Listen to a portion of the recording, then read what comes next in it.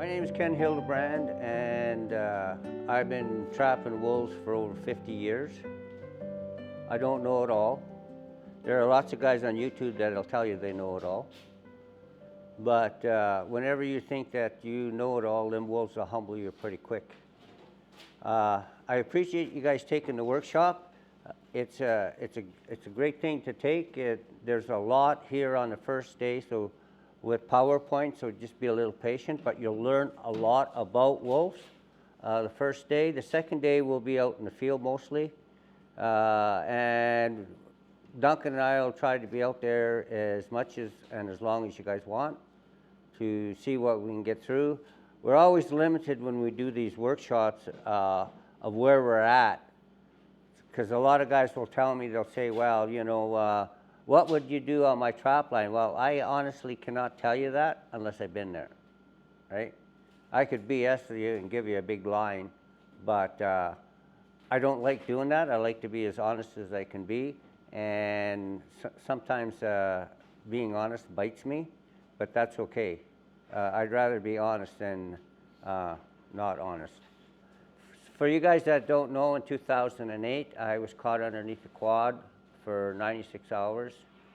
If you Google my name on YouTube and then type in "I shouldn't be alive," you can watch a video that Animal Planet made of me.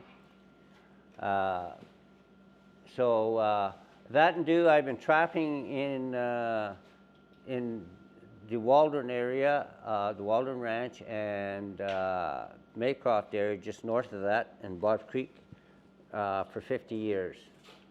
And the first 20-odd years, we never had any wolves. But the wolves were reintroduced into the highwood. Our wonderful government will say that they did not introduce them into the highwood, but they actually did. And I have letters from the lady who reintroduced the wolves into southern Alberta, because I caught some of the wolves that had her collars on, and instead of giving to Fish and Wildlife, who wanted the collars, I wrote Diane Boyd from the University of Montana, and I told her that if she would give me the information on the wolves, then I would gladly return her collars. So we traded sage grouse and prairie chickens for wolves. So that's how we got wolves back in southern Alberta. Before I lost my leg, I used to take, you know, on an average, I used to trap 2 or 3 trap lines, and I used to trap old John Sikora's trap line, 1877, to the north of me in the Livingston, and I used to trap old Stan Fisher's trap line, which was just west of Chain Lakes there. It went all the way down to Chimney Rock Road. So I used to take around 350 to 400 coyotes. And then when the wolves moved in, it took me a while to learn how to catch them. I had lots of issues trying to learn how to catch them, because there were biologists that were trying to catch these wolves and radio collar a lot of the wolves, and they educated them. One of the mistakes they were making is they were trying to trap in the spring and summer.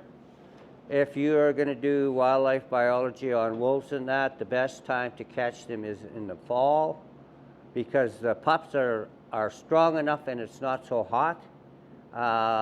You'll find if you're catching for research, if you're catching during the summer, the pups overheat and they can't get to water, and so they'll succumb to that quite quickly. So wolves, the predator. We have a lot of people that don't know how many wolves there are in the province. So the Alberta government has, for quite a few years, they've been trying to keep a population of wolves around 14,000, which is a lot of wolves. But they can't seem to get to that point.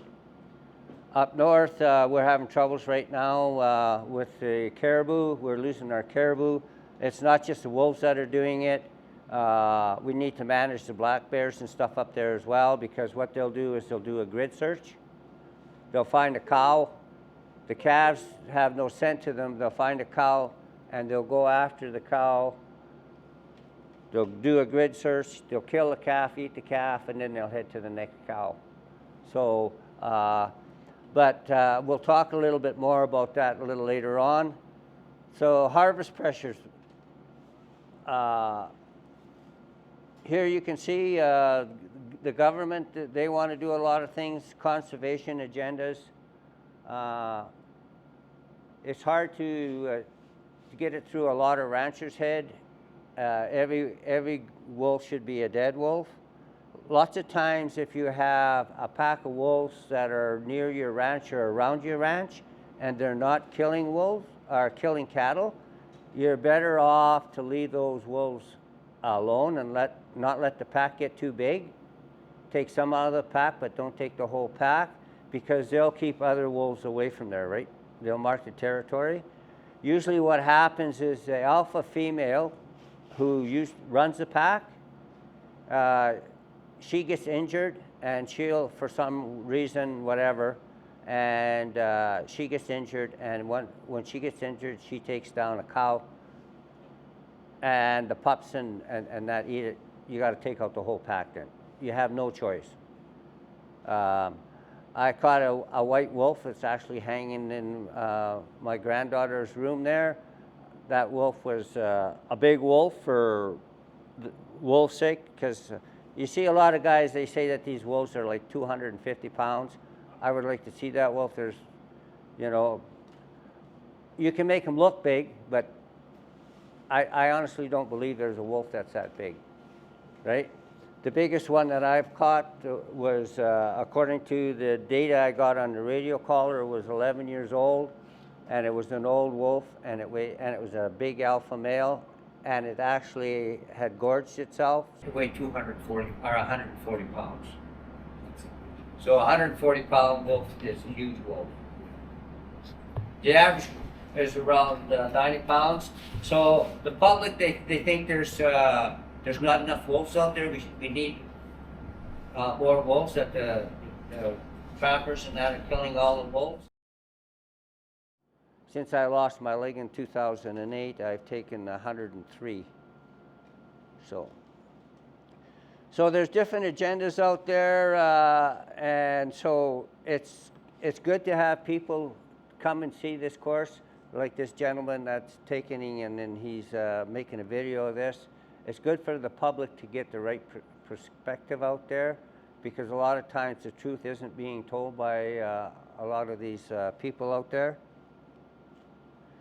So toxicants, the Alberta Trappers Association and myself, we are totally against it. The government still uses it at time. In that caribou management, there were people that were caught using helicopters and using poison. And so there's a big outcry. I think it was Friends of Wolves that found some of these carcasses that were dropped out on some lakes. And they took and they had the meat analyzed, and they had strychnine. So they raised a big stink with the government over that.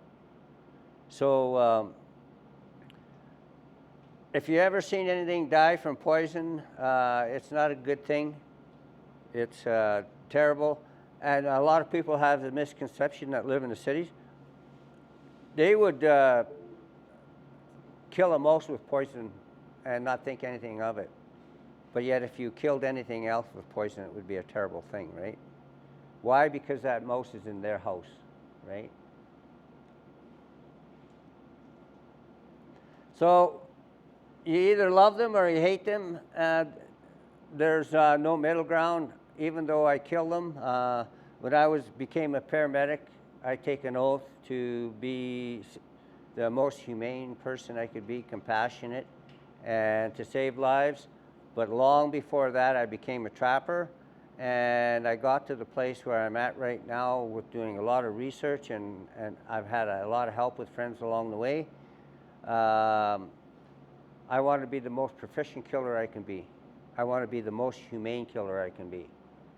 And so guys like Marty Seneker and myself, we worked on snares for a long time. It took us a long time to get snares installed in Alberta. we were the ones that tried the very first breakaways. We were trying to use electrical fence wire, 14 gauge or 16 gauge, whichever is the smallest. And we learned a lot of things about that. And we'll talk about snaring, and you guys are going to be building a snare during the course here. So you either love them or hate them. There's no middle ground.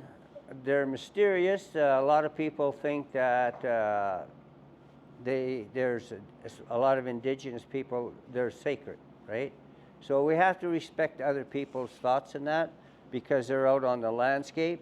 And most of the time when you do a course, like I've done quite a few courses in northern Alberta, I've been to Fort Chip and Fort Mackay and up by a few First Nations around high level and that.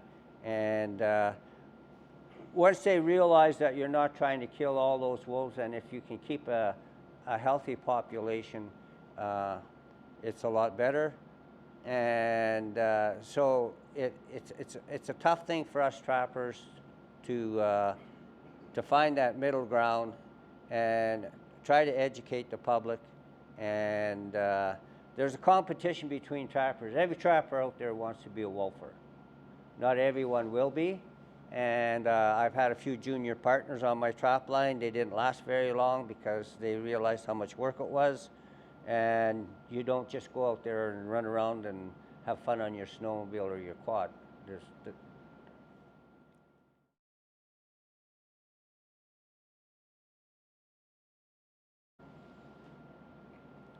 Salient features. So those are key things that you want to see out there. I don't know how well you guys can see that, but there's a beaver house there. Along the edge of that timber, there'd be a good spot to, you could hang snares. There's 2 or 3 places. Almost every wolf, every coyote will climb up on a beaver house. They can smell the beaver inside. And so you'll find places when they come through where they'll climb up on those houses. It's a good place to trap. Everything out in the bush loves to eat beaver.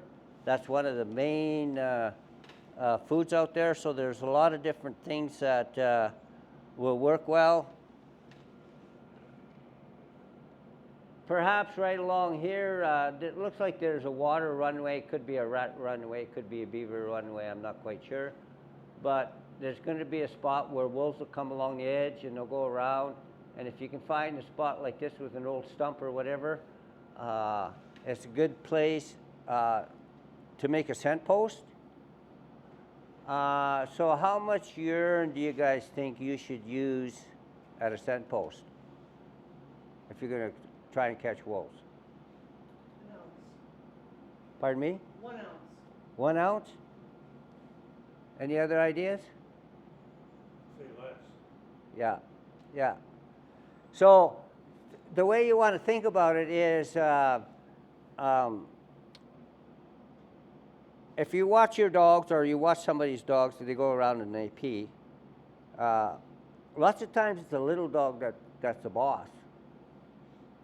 And if you go and put a lot of urine around there, lots of times it'll distract them and they won't come into that set.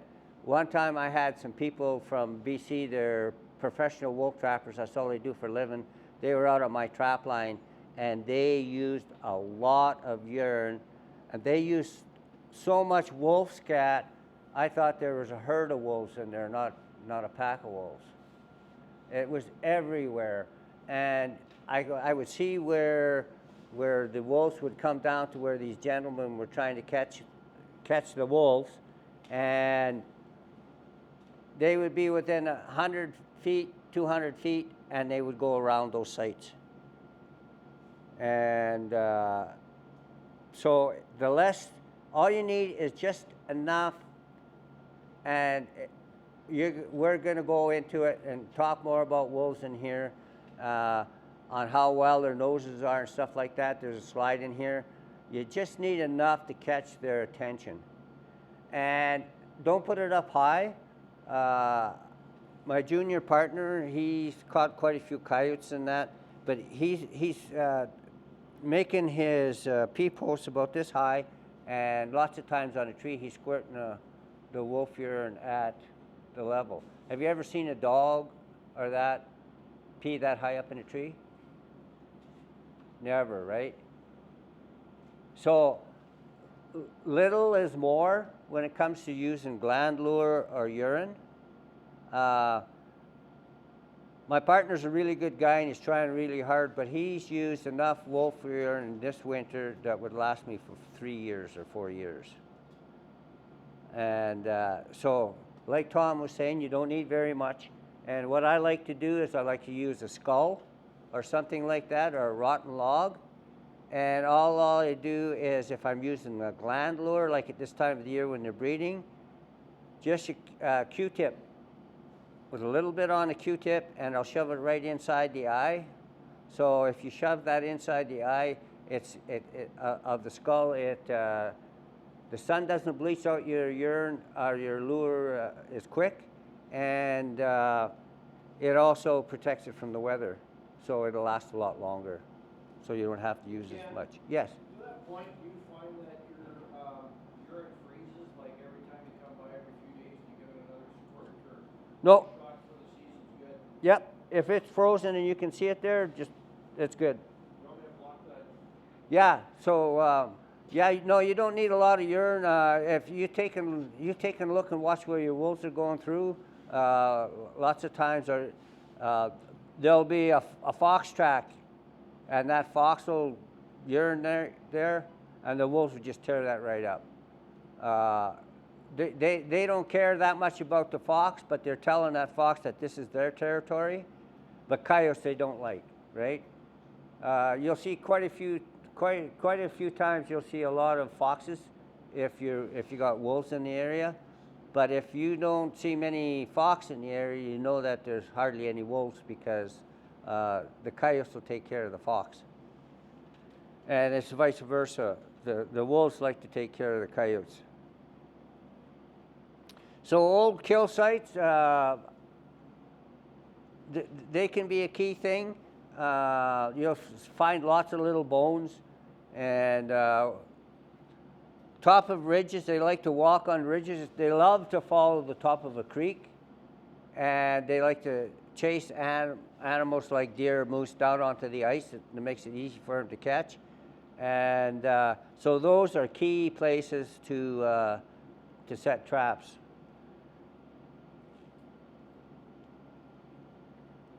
Old denning sites. So I had found a couple of denning sites, and I made the mistake of showing the rancher where those denning sites were. And during the summer, he had his grandkids out there, and they were crawling around inside the dens and den site and stuff like that. And they weren't used again for another couple of years. But I've killed. If you find a den site, normally there's another den site within half a mile. So if something happens, say a cougar or bears get after the pups, they'll move the pups to the second den site. So they'll have a major den site, then they'll have a secondary, and usually they're near water, especially if there's beavers on the creek. That's they just love killing beavers. They're very efficient at it. So old denning sites, and they'll use them. I've actually caught beavers in a couple of dams, and when we had a big flood that came through in 2005, I think it was, and took out some of the dams, the next year I couldn't believe the wolves were denning right inside the beaver house. I couldn't believe that. So there's time-honored scent posts, and usually what I'm talking about when I say that is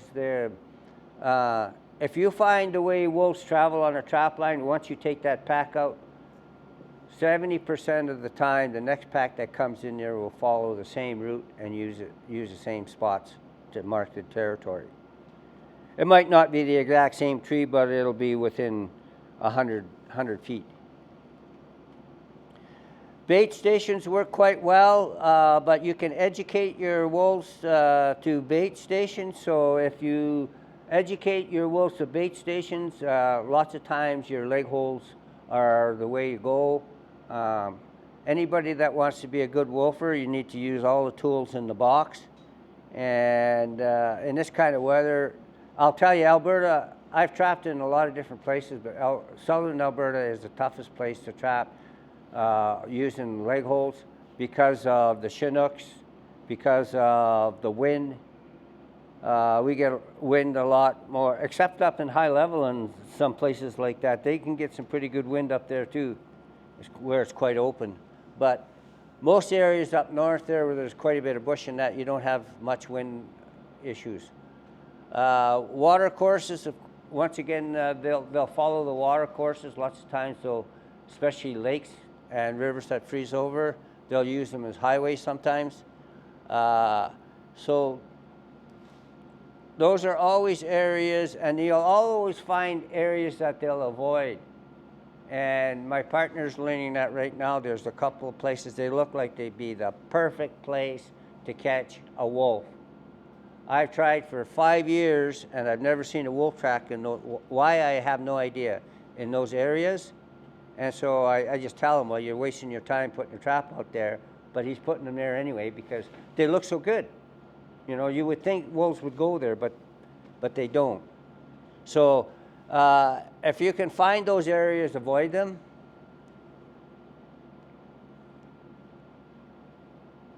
So here's a place where you can take advantage of open areas. It's a lot easier to catch a wolf out in the open than it is in the trees. So you can see a bit of a kill site here. You can see where they were going up and down on the banks. You could probably put a few snares in this point here. You can see, it's hard to see in this here, but the river's making a bend here. So even on this bank here, you could put a few snares up there as well, and a couple of traps maybe on the other side of that. But if you're trapping on water like that, make sure that you're up and you're off of where it's overflowed. The overflow don't get on your traps, right? But you can take advantage of those open areas, and most of the time, about 70% of the time, I'll catch the alpha female on a urine set first. And if you catch the alpha female, you can take the whole pack there usually pretty quick. There's advantages and disadvantages. We'll discuss about staking your traps and not staking them, drags versus stakes. So there's different things there that. And Ken, on a site like that. Yep. How long will the wolves come back to it? Well, that's a good question. They'll usually hang around till there's very little left, if they're not disturbed. But they might not come back to that site for a month. It might be 2 months. I come across kills like that. Yep. I don't know how much time to Yep. invest there. Yeah. Well, if they're still fairly fresh in that, they'll be back. And so what I tell a lot of guys is, so we'll say that Vice over there is a kill site, and they come down a valley and they have a rendezvous site. Does everybody know what a rendezvous site is? So a rendezvous site is a place where they usually play and they get themselves all revved up.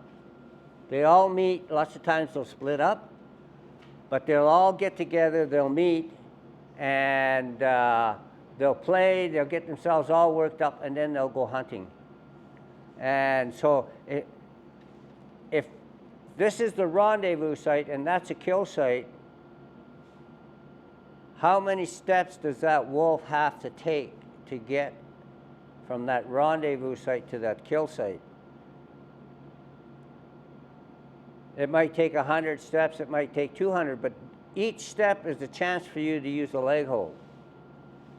You don't always have to have urine, you don't always have to have something to attract them, right? If you see that they're using that trail, and like somebody was telling me, well, they can get educated to a snowmobile trail. I had one wolf, one old timer there. It took me 3 years to catch that old bugger. I caught the whole pack except one. And how that thing knew my snowmobile track versus everybody else's snowmobile track, I have no idea. But it would go down the main power line on old Johnson Course trap line there, Tom. And when my snowmobile went down there, it would jump over it. It would not walk on my snowmobile track. How did it figure that out? But it did. I ended up catching it near an old kill site. I just set a couple of snares right near an old kill site and just kept going back and checking it. So.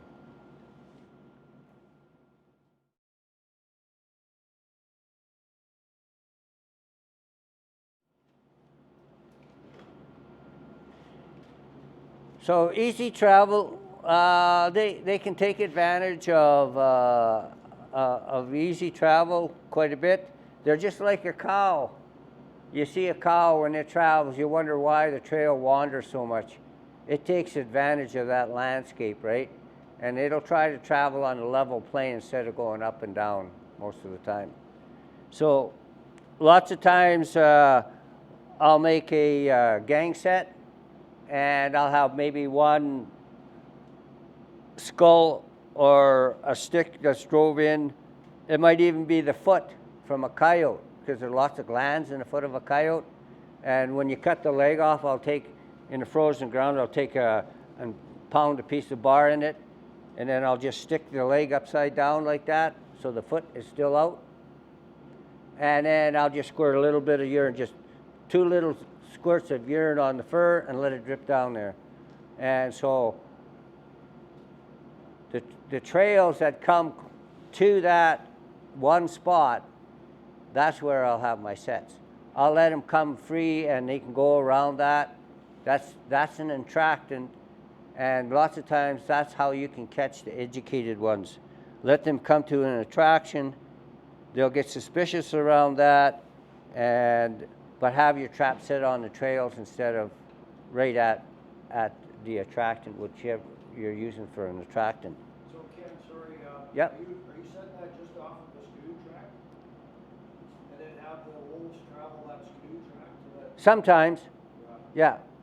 But it depends the time of the year, right? And where they're traveling. For example, I got places where I can't put stakes in, I use drags. And so they're hunting sheep. And so on those sheep trails, I'll actually have some traps on the sheep trails for the wolves. And so my snowmobile or my quad, I'll go up them. I can't use a snowmobile now with my legs the way they are, but I use a quad with tracks. So I'll go up with a quad, and then I'll set the traps on the trails right around there that the snow is blowing off of, right? But lots of times, right on a snowmobile track, you can catch 2 or 3 of them in a row right on a snowmobile track, till you educate them. Preparing your traps, we're going to be looking at some different traps here, the pros and cons. Prepare your traps early, so you can go on YouTube or you can talk to trappers till the cows come home on what's the best way to treat your traps. Some things I find work better than others. I find the old method of taking your traps, boiling them, using trap dye and waxing them is one of the best, but I don't use that much anymore because of my legs the way they are and how hard it is for me. I've got a little scooter that I use, and I've melted the fenders off of it, pulling my traps out of the wax because you get so close to the fire, right?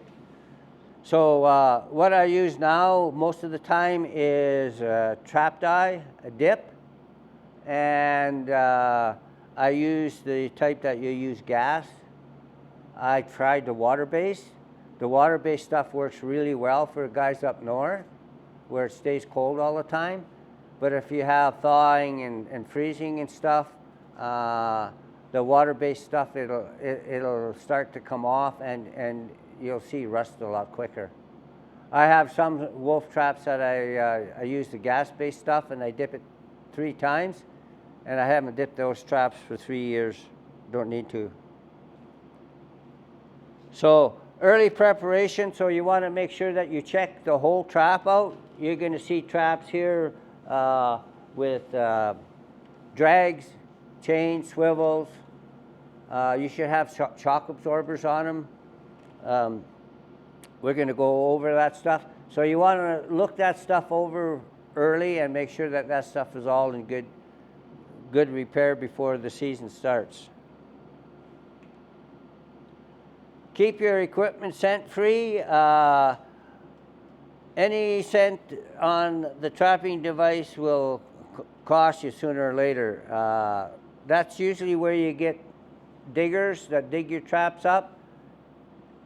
Most of the time it's that your trap isn't bedded properly and it moves, but scent as well.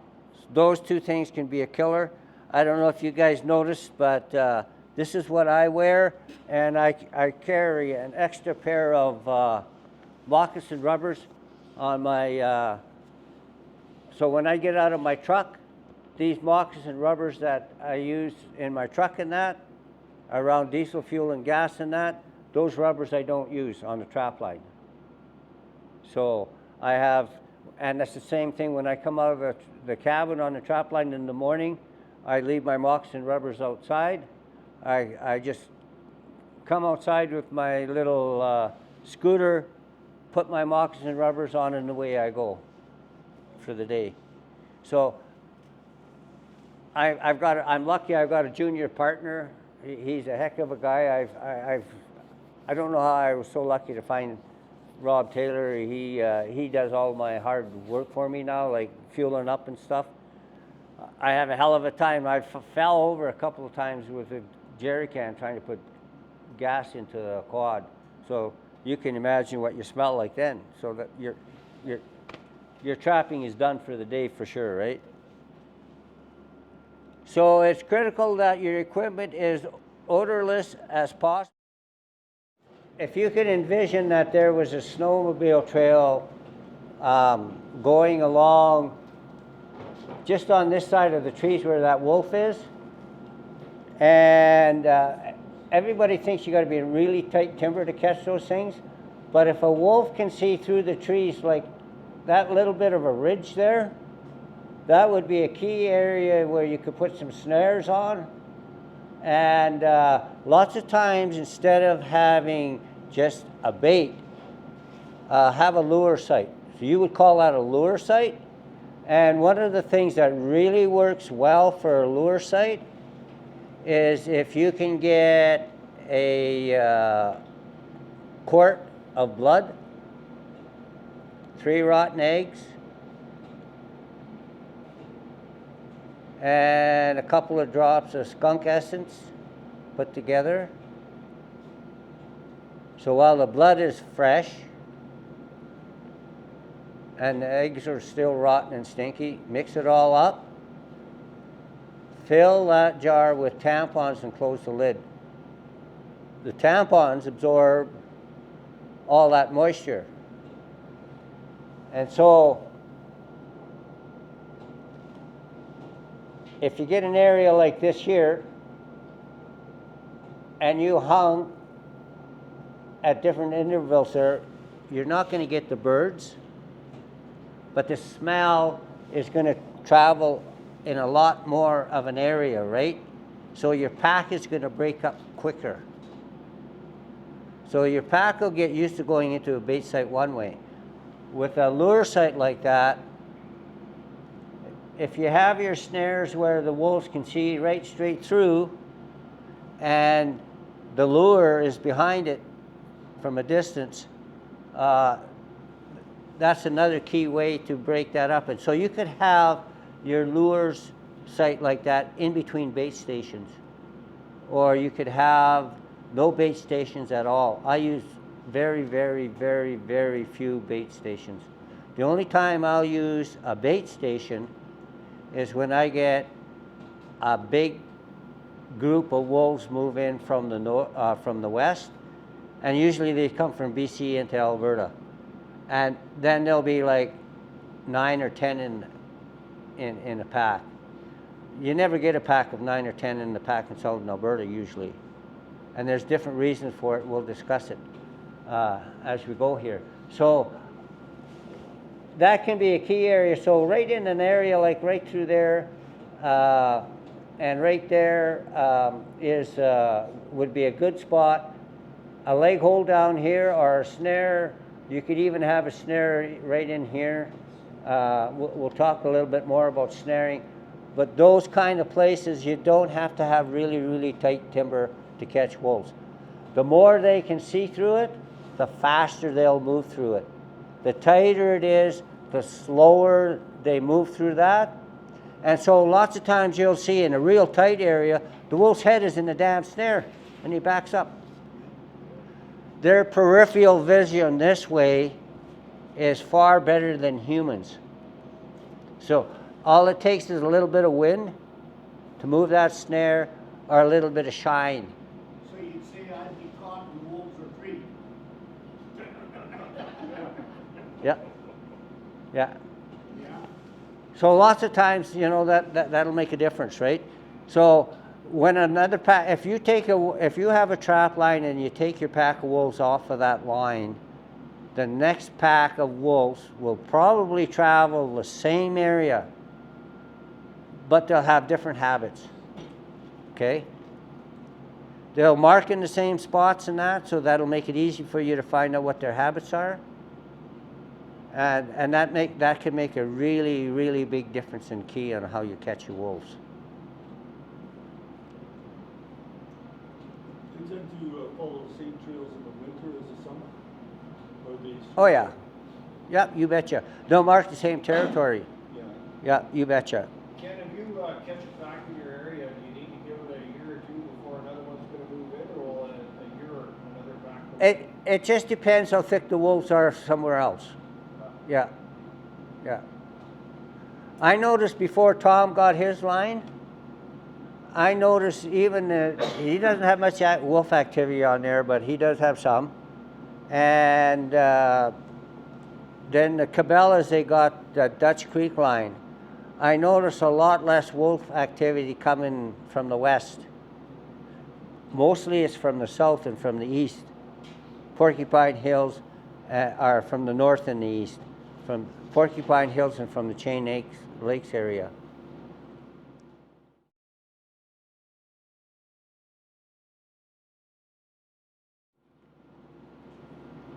So here's a lot of things. Here's your research and development. You watch these guys and they'll teach you how to catch wolves. Wolves are like the same thing as a pack of dogs, and lots of times, so these are Gordy Clausen's dogs, and believe it or not, that little one there runs the whole pack. That little female runs the whole pack. She's the boss. And so, what holds their attention? What makes them curious? They're like humans, okay? We need shelter, they need shelter, right? So we call that our territory, right? We need to have sex to reproduce, they need to have sex to reproduce, right? They need to eat, right?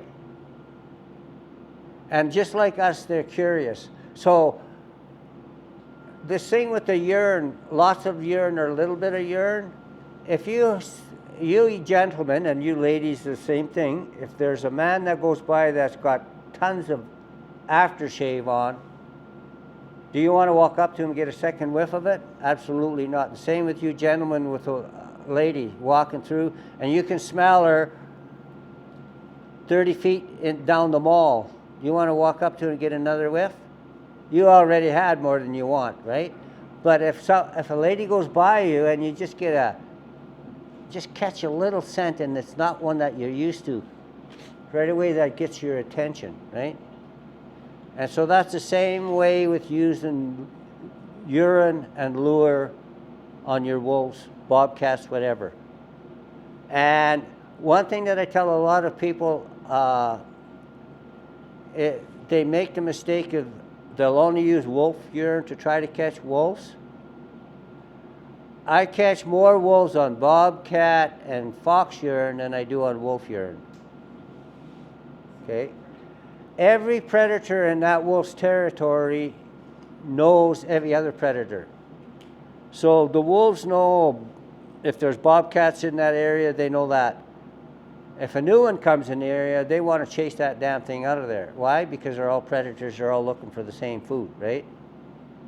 So lots of times at your bait sites and stuff like that, mix up your lures. Coyote urine would work well. Oh, absolutely, absolutely. Yep, you betcha. Yeah. Physical characteristics. So generally your wolf weighs between 100 and 120 pounds. Your pups there and that are a year old, by the time from the spring to the fall, they're usually around 85 to 90 pounds, 85 to 90 pounds, somewhere in there. So take a look at the height off of the, roughly a little over 2 feet off the ground to, for your younger ones. And then the real big ones, they're very, very few are over 32 inches. The length, 60 inches. I've got a wolf hanging in my house there that's 8 feet. Head to tail? Head to tail, yeah. Females are much smaller. Yep, yeah. And that's very few and far between that you get them. I don't know how many people I've had want to buy that wolf off of me, and it's not for sale. If you guys had gone to the rendezvous, I donated a black wolf that I probably would have got $700-800 for. I donated that for the fundraiser for our trout association. But that was a beautiful black wolf. You get very few that are furred up as well as that one was. Did you get a look at it, Tom? Yeah, That was a good wolf, eh? Where was it from? What's that? Where was that black one from? From? I caught that just south of Black Mountain. On the, yeah. So they have very dense underfur, and so we'll talk a little bit more about snaring and making snares and stuff. And so lots of times,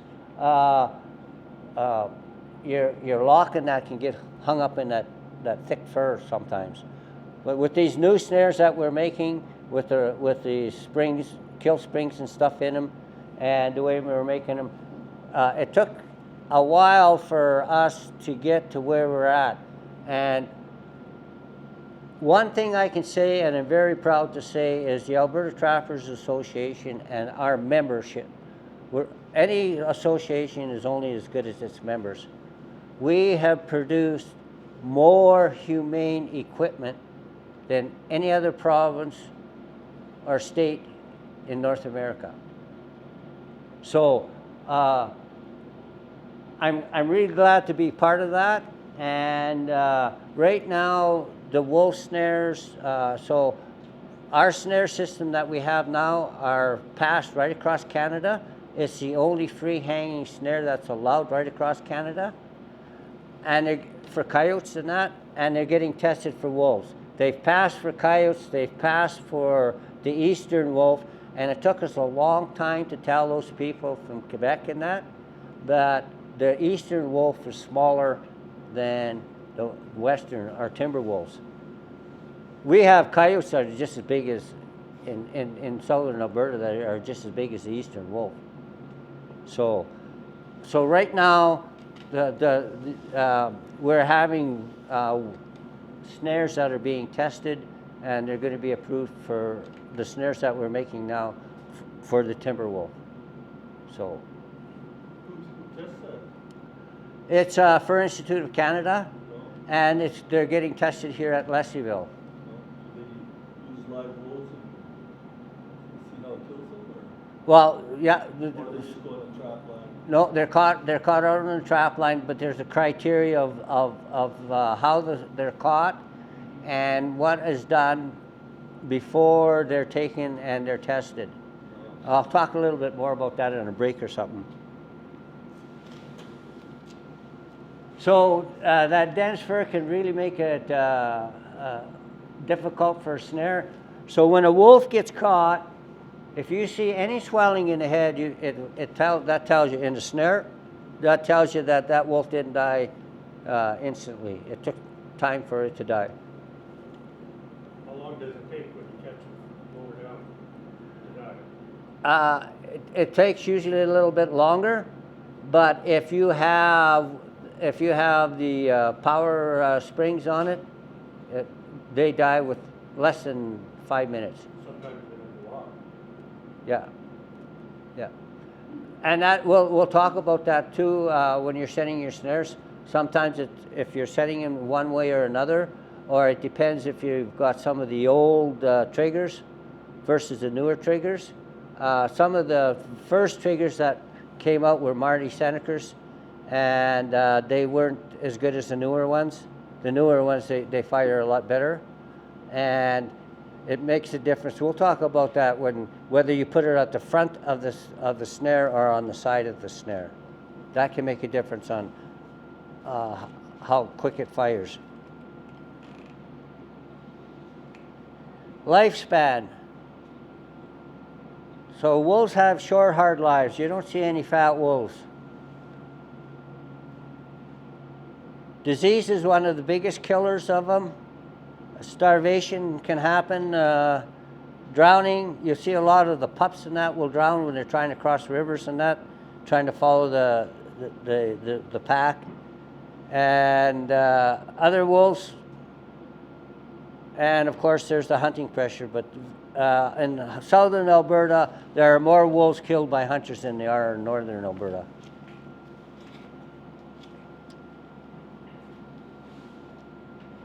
So we're going to talk about coyote versus wolves. Okay, there you see a coyote and you see a wolf laying there.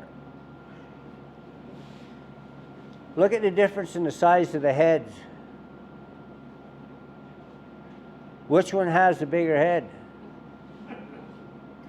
Which one has the bigger brain, right? So they say wily as a fox, smart as a coyote. I'll tell you, wolves can be real thinkers. Like I was telling you, I've seen where wolves have done some amazing things. And we have a gentleman that belongs to the Lac La Biche local. His name is Rene Schwab. When we were doing the Alberta Trappers Association was doing the Wolverine study, we had trail cameras set up and we had alligator clips set on these poles so that when the Wolverine tried to climb the pole, hair would get caught so we could get DNA from the Wolverine. On one of the sites, the camera, the wolf is coming in, and he stops in this little clearing. He backs up, he picks up a stick. He's got a stick in his mouth, and he walks into the Wolverine site, swinging his head like this, with a stick in his mouth. Why do you think he was doing that? It had got caught in a lynx snare, and the lynx snare was around its neck. It was a 1/16 inch cable, and it didn't have a lock on it, it just had a loop. So it was hanging there loosely, but it was still on that wolf's neck. So that wolf knew enough. It put this stick in its mouth. It went through into the clearing, and it dropped the stick, and it jumped 4 feet in the air and grabbed a hold of this beaver, pulled it down. It ate part of the beaver. It dropped that beaver, it picked up the stick, and it went through on the same trail, shaking its head. That's all on camera. So that tells you how smart. And so if you educate your wolves to snares, lots of times you'll never catch that wolf again in a snare. But there are other ways you can catch him in a snare. And we'll talk about some of that.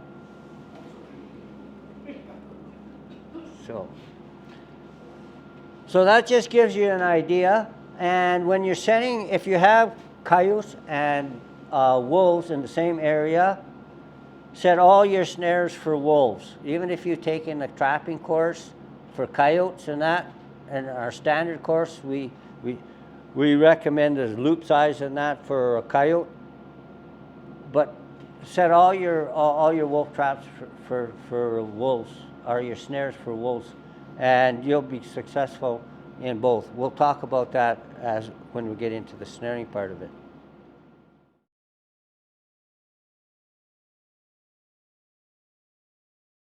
There's been the odd wolf that have gone over some of those there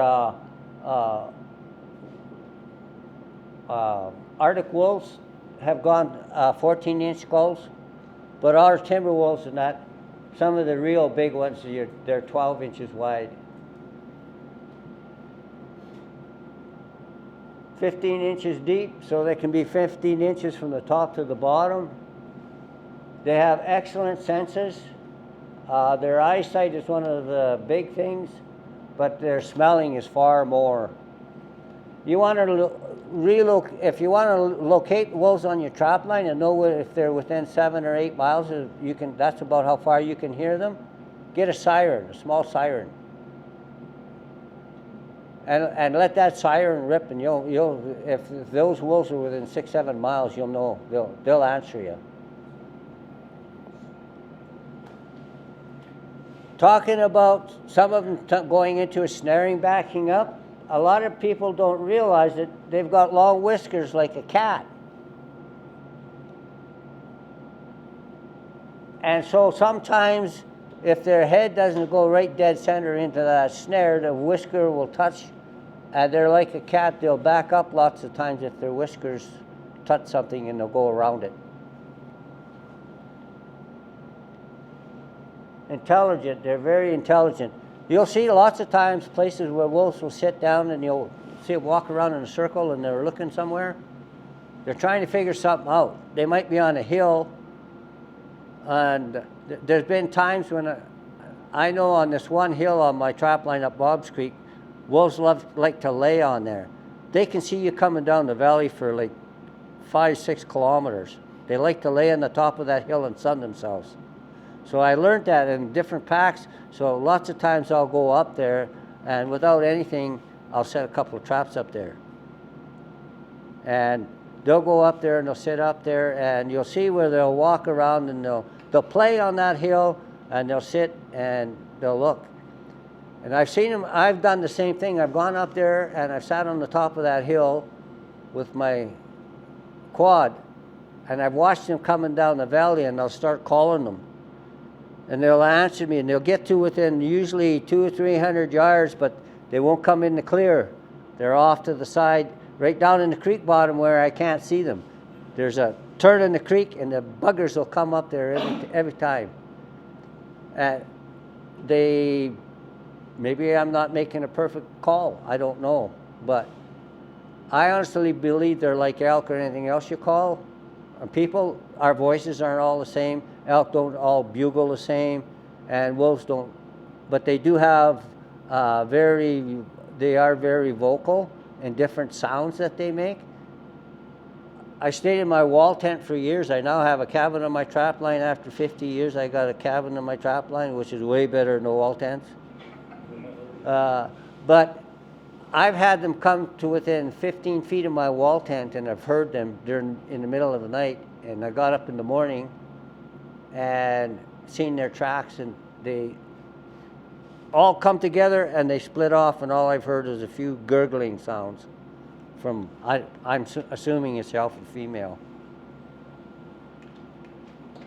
So that goes with their intelligence. They can adapt.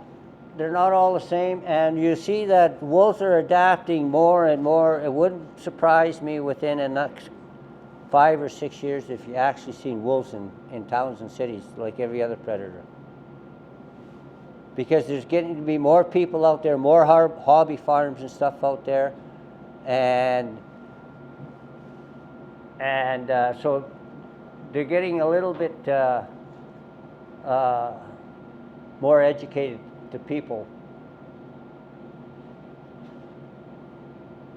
So once they start using your trails, let them use your trails, and lots of times just off of those trails is a good place to catch them. Tie in your trails with their trails, and never rely on a single or fixed set of tricks to catch them. That's one thing my partner hasn't quite learned yet. He's got a lot of sets that are exactly the same in the same area for like 2 miles. He's got the exact same set, one right after the other. And I keep trying to tell him to mix it up. But so when you do that, when they're traveling through, watch what they're doing, how they're adapting, how are they changing, and that'll make a huge difference on your success. Don't get hung up on one piece of equipment. I put that in there, and constantly educate yourself and improve your methods. I've been trapping for 50 years, and somebody that hasn't trapped can do something and teach me something. My wife, I used to look like a druggie when I was a paramedic, because I used to have students, and instead of starting an IV in a rubber arm, before I would sign them off on the starting an IV, they had to start 4 IVs on me and not miss one in 4 IVs before I'd sign them off. And so it's the same thing with equipment. I've had students that have showed me something, and I thought, I've been a paramedic for 16 years. Why didn't I think of that? Right? The student taught me something. So we can all learn from each other. Hearing. That's the wolf's second most developed sense. They can fold their ears back against their heads, move them side to side, forward, independent from one another, so they can have one ear listening this way and one ear listening behind them.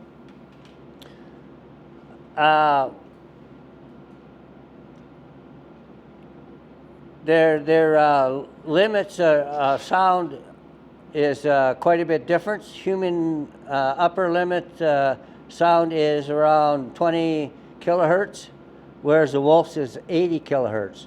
That's why if I had a little small siren going 7-8 miles away, I wouldn't hear that at all, but that's nothing for a wolf to hear that.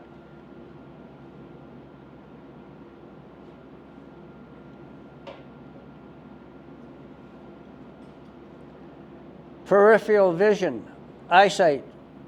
So like I was telling you, they can see to the sides a lot better than we can. And so when you're making your snares, that's the key thing about having your snares so that the loop is big enough and that it's not a shiny brand new snare.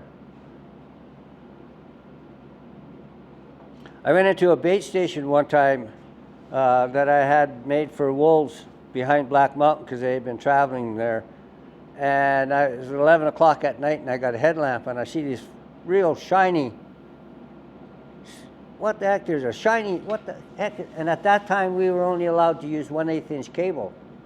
We couldn't use a smaller cable. Smaller cable kills quicker, very, a lot quicker, right?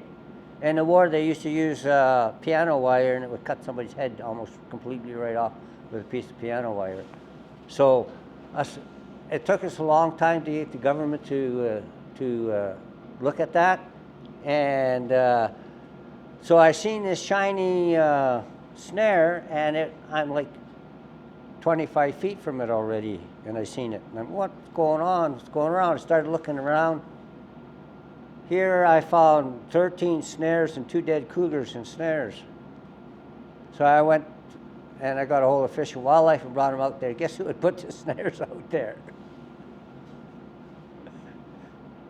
I can't see how they'd never seen my tracks going in there. And there's ravens flying around a dead moose. Well, it was a roadkill moose that I had put in there. Fish and Wildlife were in there? Yeah. yeah, yeah, yeah. They put all these brand new, fancy, shiny, new snares in there, and ended up catching cougars with them.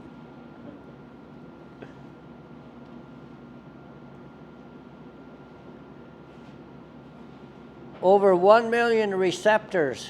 Can you imagine that? So that's one of his greatest assets. That's why they can locate with their nose like you wouldn't believe, eh? And that's why less is more when it comes to scent and stuff.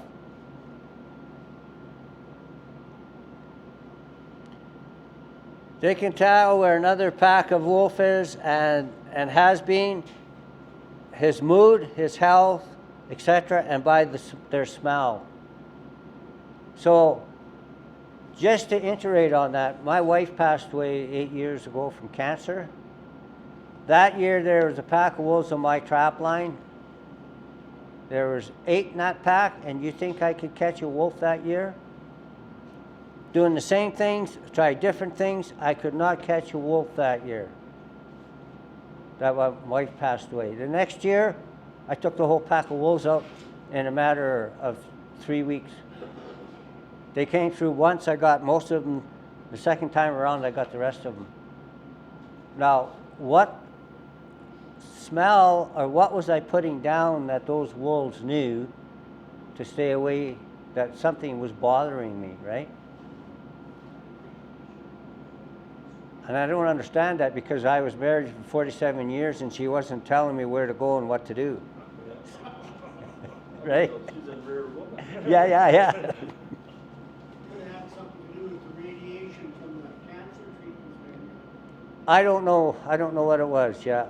There was something there, but they knew, and for the life of me, I wasn't doing anything different for the first while. And when I missed them the first couple of times they went through, I thought, well, I got to do something different. And I don't understand why I'm not picking anything up, right? Maybe you didn't read your instruction book good enough that year. Could be, yeah. My trapping regulations. Yeah.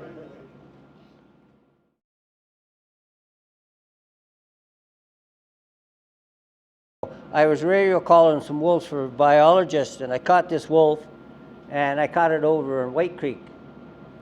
So the biologist, we went and we put the radio collar on it, we let it go, and I was BSing him, just joking around, right? I said, well, you know, in a week I'm going to catch him by your left back foot. I'm going to catch him in Bob's Creek. And I'm going to catch him right near where you first come into the forestry there in Bob's Creek. Well, be damned if we come back. Here I got this wolf caught. I caught that wolf 3 times. Same wolf 3 times in a leg hold. And I told him by which foot I was going to catch him each time. It was a total fluke. Well, they thought I was a wolf expert for sure because I caught him exactly how I told them. But it was all luck, right? I would rather be lucky than good any time. So this gives you a little bit of idea of the size of their feet. The hair on their foot really makes a difference. They can be agile on ice and stuff. That's why they like to chase ungulates onto the ice.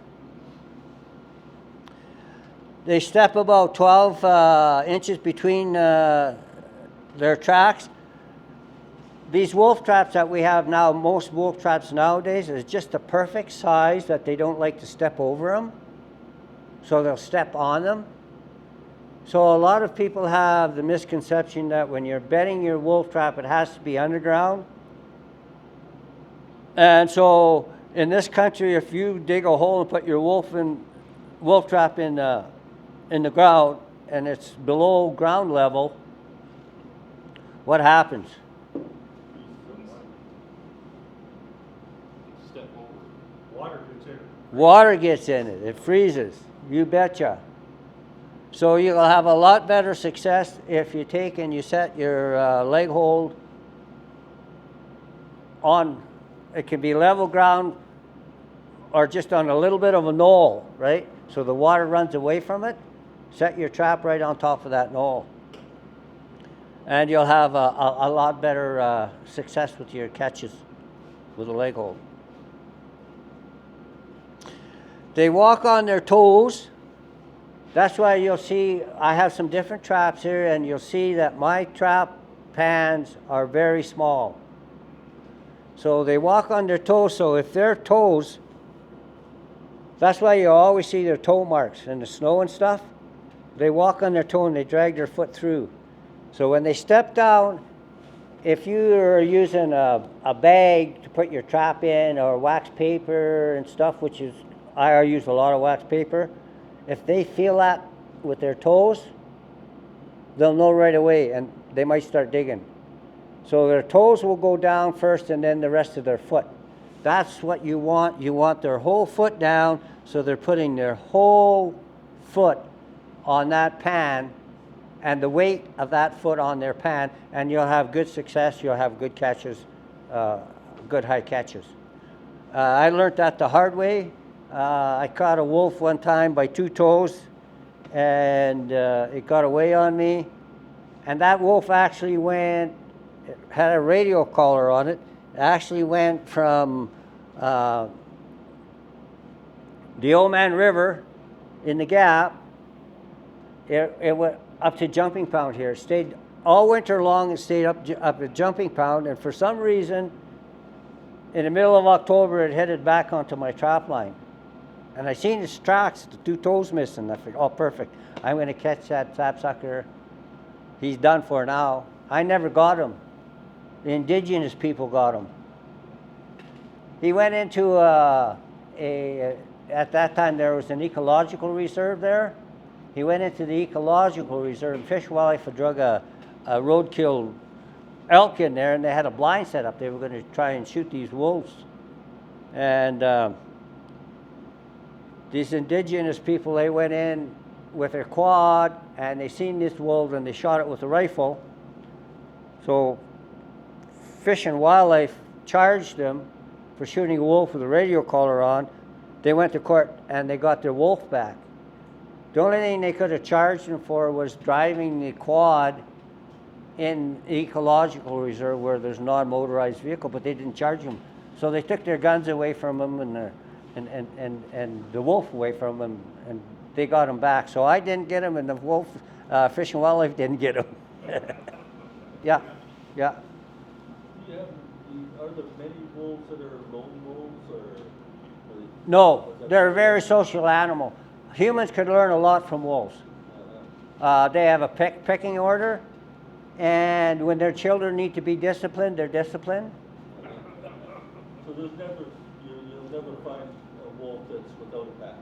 Well, yeah, oh, absolutely. There are times you will. So sometimes an old wolf will get kicked out of a pack, and so he's a loner. Other times when the alpha male and female are breeding, the pups will break away, and they'll try to find somebody and get another mate and get bred so they can start a pack of their own. So this time of the year, you'll see a lot more lone tracks than you will at any other time of the year. And most of the time, when you see a lone wolf, I've had a wolf in Bob's Creek. For 6 years, that old wolf, he hung around in a big track, and he hung around on my trap line, and he would follow any pack that came in there. And when I took the pack out, he would be gone, and I would never see his tracks again. But when another pack came in, I would see his tracks following that one. And so what I think he was, his teeth were bad and stuff, and I think what he was doing is when they made a kill and they'd move away from a kill, he'd move on to it. Yeah.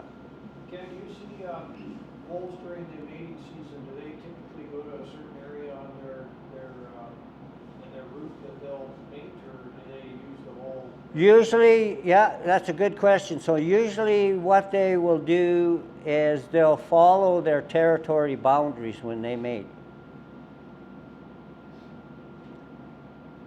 Yeah. So they'll put a lot of miles on during mating season? Yes, yes they will. I had somebody tell me that they will sometimes go back to the area where they get. Yep. Yep.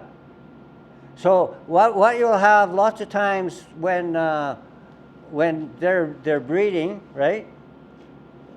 The alpha male and female will chase the pups away, and the pups will go to the den site.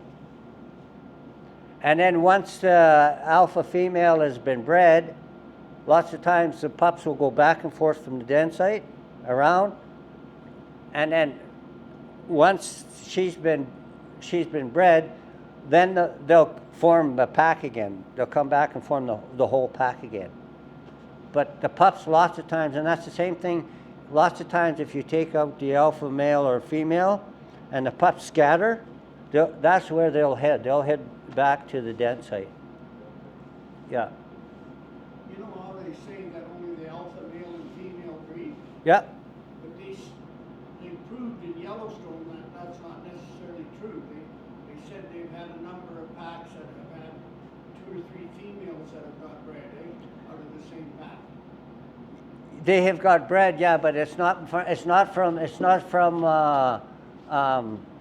same male? the same male. Yeah. Okay, I just know that Yeah. Yeah. Yeah. Did you send some of those wolves to Yellowstone? What's that? Did you send some of those wolves to Yellowstone? I'm not answering that. I did. So I don't tell anybody from Montana that. George Kelly sent a bunch Yeah. to him. Yeah, you betcha. Yeah.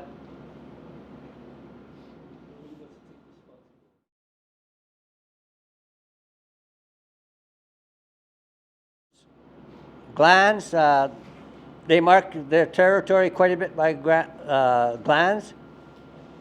That's why at this time of the year, gland lure is a really good lure to use because the males are looking for females, right? This is a really, really good time to be using your gland lure. Territorial marking. Now, you'll hear a lot of people tell you that other wolves won't go into other wolves' territory. That is malarkey. Anybody that's trapped wolves and followed wolves for a long time will see where they'll cross over. So one pack will lots of times cross over right into the center of another pack. And I honestly believe if they know that the wolves, say for example, are on the east side of my line, the wolves from the porcupines, lots of times they'll come right into the center of my trap line. And then they'll turn and they'll go back out. It seems like the wolves that are on my trap line will come back and check out their east boundary, and the wolves will move back towards the Porcupine Hills. So they'll move back and forth and they'll test each other. They'll test to see how big the pack is. They'll test to see what kind of game is there, right? So if they feel that they can take over another territory, they will. They'll come in and check it out, but won't stay. That's right. Yeah, yeah. So you can really use that to your advantage as well, right?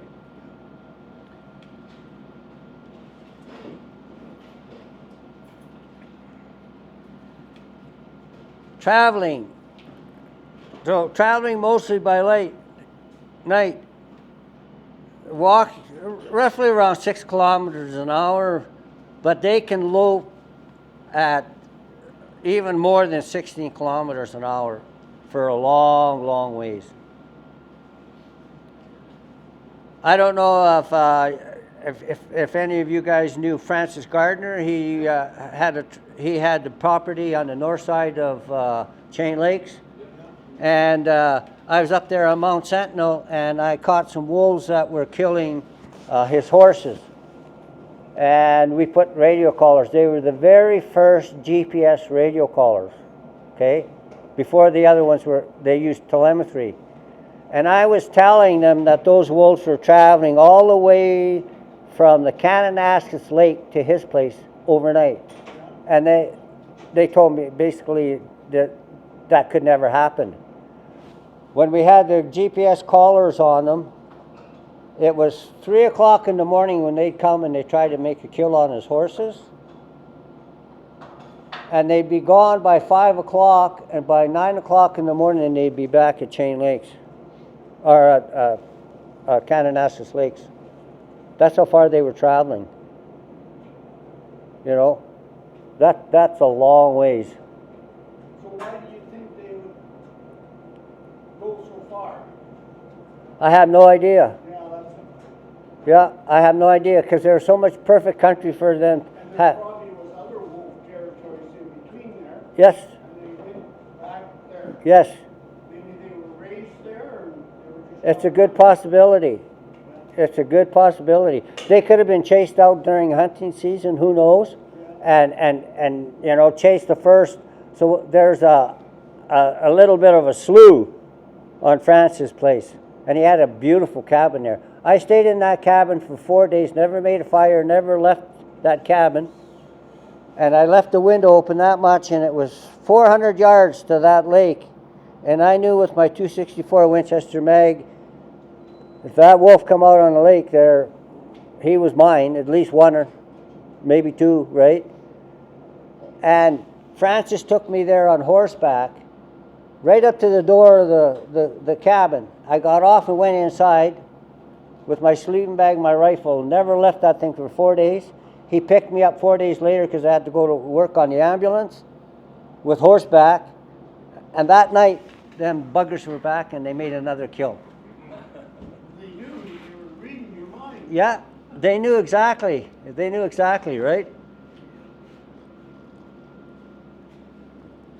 So they can travel a lot further than 100 kilometers in a night if they want to. So, because they have such wide feet and stuff like that, and their front feet are bigger, they can travel through snow quite a bit better than what a coyote can. And like I say, they can travel a long ways.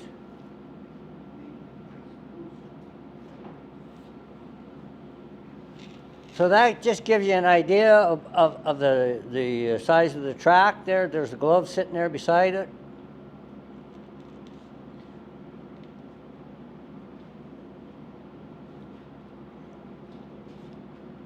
One of the key things we want to know is when they're breeding. So the alpha male and female, they breed in March. 2-month gestation. They're like coyotes. They'll have around 4 or 5 pups, but the harder you trap them, the more pups they'll have. Yeah.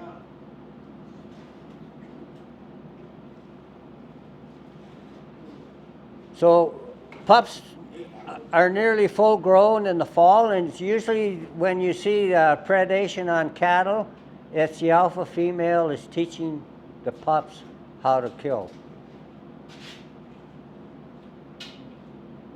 Is it just the alpha female that comes into heat, or do the other ones? No, the other ones will come into heat too. But so, like I was telling you, humans could learn a lot about how to live by wolves.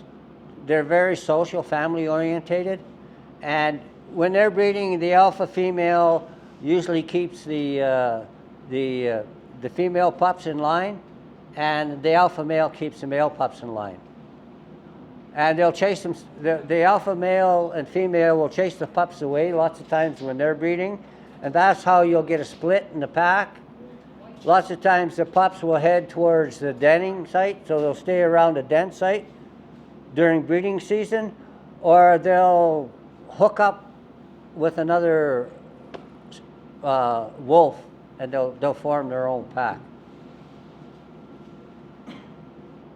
What about with these, like these helicopters kills and stuff? I thought I heard something about how it's counterproductive if they shoot the alpha or don't shoot the alpha, and you get a bigger back, that it can actually make things worse.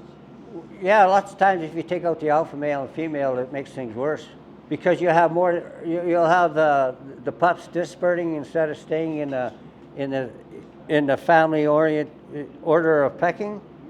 They'll disperse, right? And now you got 2 packs. So Then now you can have 2 or 3 packs, right? wind up with more wolves in that area. Yeah. instead. Yeah. So actually, if they were smart, they would try to avoid killing the alphas? Well, Or not? lots of times, if you can get the alpha male and female, if you're trapping really hard, it's easier to get the pups. But from a helicopter, if you shoot the alpha male or female, the pups disperse. And lots of times they don't come back to and form the same pack, right? So I found that 70% of the time it's the alpha female that I'll catch in a leg hold. And it holds the rest of the pack in that area. And they'll come back to her quite often to where she's at, right? You get the rest of them. Yeah, so you can clean up the rest of the pack. Wolf den.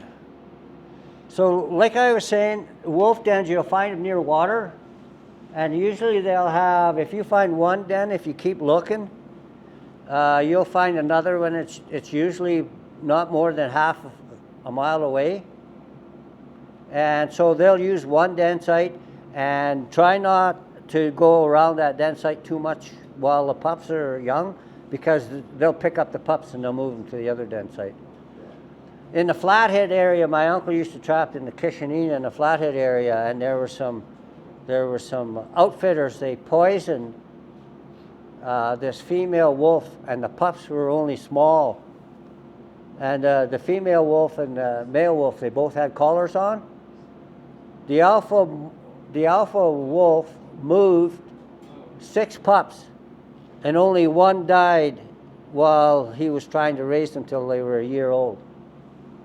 So that's quite amazing, because usually once the female is gone, if the pups are pretty small, they don't survive at all. So things can change, right? Does the den have only one opening or two? One opening usually. And how deep? Oh, it depends. It depends. Depends on the dirt. Yeah. Maybe 10 feet deep, that might be deep enough for it? Oh yeah. Oh yeah. Lots of times they won't even go down, they'll just go straight in, or they'll go up and then they'll level off a little bit. It depends on water level lots of times. But they'll be close to water. I got a picture. Yeah, so den sites are quite interesting, and I've had them come to the same site. I've taken wolves right off the trap line, not had wolves for 2 years. And then another pack moved in, and I was surprised that they were using the same den site as the wolves that were there before them.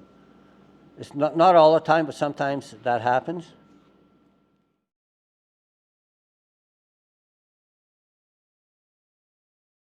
The valley floor. I guarantee you, if there's a good body of water, you may have a wolf working on one side of that creek, and they've crossed a dam, a beaver dam or whatever, and another wolf will work on the other side. And then up on the 2 ridges, like say between Porcupine Hills and Black Mountain. And if that wolf howls, if they find something that they decide they want to kill, it only takes them 5-10 minutes for them to get together. And they'll have certain trails that they'll use to get together, and of course then they'll hunt to try to make that kill. So lots of times they're split up, and you can really take advantage of that lots of times when they split up. So they're together the most and the strongest in the winter. So that's when they're defending their territory. That's when their fur is the densest, of course, and so we were talking a little bit, and we'll talk more about it in snaring. You can get trouble with the locks hanging up in the hair a bit. They wait out cold spells. Usually you'll find spots where they'll go when it gets really cold. So you can take advantage of that as well. And storms. Like I've got some of those great big Douglas firs on my trap line, and usually that's where they go. They go into those, and you don't have as much blowdown in there and stuff. The wind doesn't go through there. There's spots where actually you'll have a bunch of squirrel nesting and stuff, and they'll actually, you can see where they'll make their beds in that. They're driven by hunger, and like I was saying, they always play before they hunt. That's a rendezvous site like I was talking about. So you could see tracks here. There's the main trail. But some of these wolves may not have been in that main trail. There could have only been 3 or 4 here, and these other ones could have been dispersed somewhere else. Just like scouts, right? What is your opinion of the danger of wolves presenting to people? Ever? Very little. Pretty well little. Very little. There's only 3 or 4 recorded times in history where wolves have actually killed people. And one of them was in Saskatchewan at Uranium City. They had a great big camp there, and they were working in the oil patch. And there's the dump. And this guy, there's 23 wolves in this pack. And this guy decided he was going to go out by himself alone and take a picture of these wolves feeding at this dump. And they killed him. Yeah. But, in answer to your question, you can talk to some of the Fish and Wildlife officers and the biologists. When I had my good legs and I used to radio collar wolves for them, I used to walk up to that wolf with my jacket in front of me. I'd have them in a leg hold from here to the coffee pot, and I would sit there and talk to them. Low voice. How you doing, buddy? I've got some video I can show you some. How you doing, buddy? You okay? Right? Talking to him. Then I stand up and and they won't look at you. If they look at you and the hair stands up, don't do what I'm telling you I was doing. Because they'll chew your butt off. But I would talk to them, slowly walk towards them, and then they go like this. I would walk right up to them, throw my coat over and push them over. And I'd have my knee on their chest, and I moved my coat so that their nose was inside my sleeve. And the biologist would go over there, and the vet checked their teeth. They put the collar on them and everything. And then the last thing I do is I grab I start talking to them some more. I get off of them and I grab my coat by the sleeve, pull it off their head, and they'd lay there for around 20 minutes, anywhere between 15 to 20 minutes before they'd stand up, and they would run for 5 miles straight before they'd stop. And then the vet would say, well, I wonder why they're stopped. I said, well, you know that gauze you put, they had that tiny little cut and that gauze you put on their foot? He's taking that gauze off of his foot. That's not natural for him, right? Just like that trap on his foot wasn't natural, right?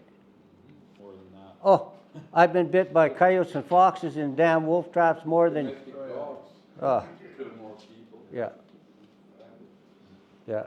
I was trapping next to Standoff, and Blood Tribe there, and I'll tell you, the res dogs there, you didn't dare try to let one of them suckers out of the trap. They'd eat you alive, them things.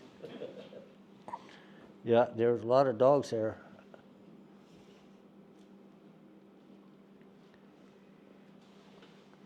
Pack bond. Catching the alpha male and the female means likely to catch more or even all of the wolves in they circle quite a bit. They do not like to abandon the highest ranking ones, like I was telling you. You see where this one here is caught there? The bush isn't that thick, so you really don't need to have really, really thick bush in order to have success. Like I say, the more they can see through it, the quicker they'll travel through it, and it'll make it easier. You'll get a better catch, and they'll set that if you're using a power snare, they'll set that trigger off a lot quicker, a lot easier. So requirements. Eat anything. There you go. People included, I guess. So they can eat 9 to 11 pounds per day. I was talking to a guy at the Calgary Zoo, this is quite a few years back, and he was telling me that some of them would eat up to 15 pounds. Oh, yeah. And he was saying they would eat up to 15 pounds, and sometimes they wouldn't eat for 2 days, but if they didn't eat for 2 days, it would be the 15-pound range. Preferences. They like to specialize lots of times. Some packs you'll see they'll go after deer more so than elk. Some will moose is a big thing, but they all love beaver. They'll all hunt and kill beaver. That's for sure.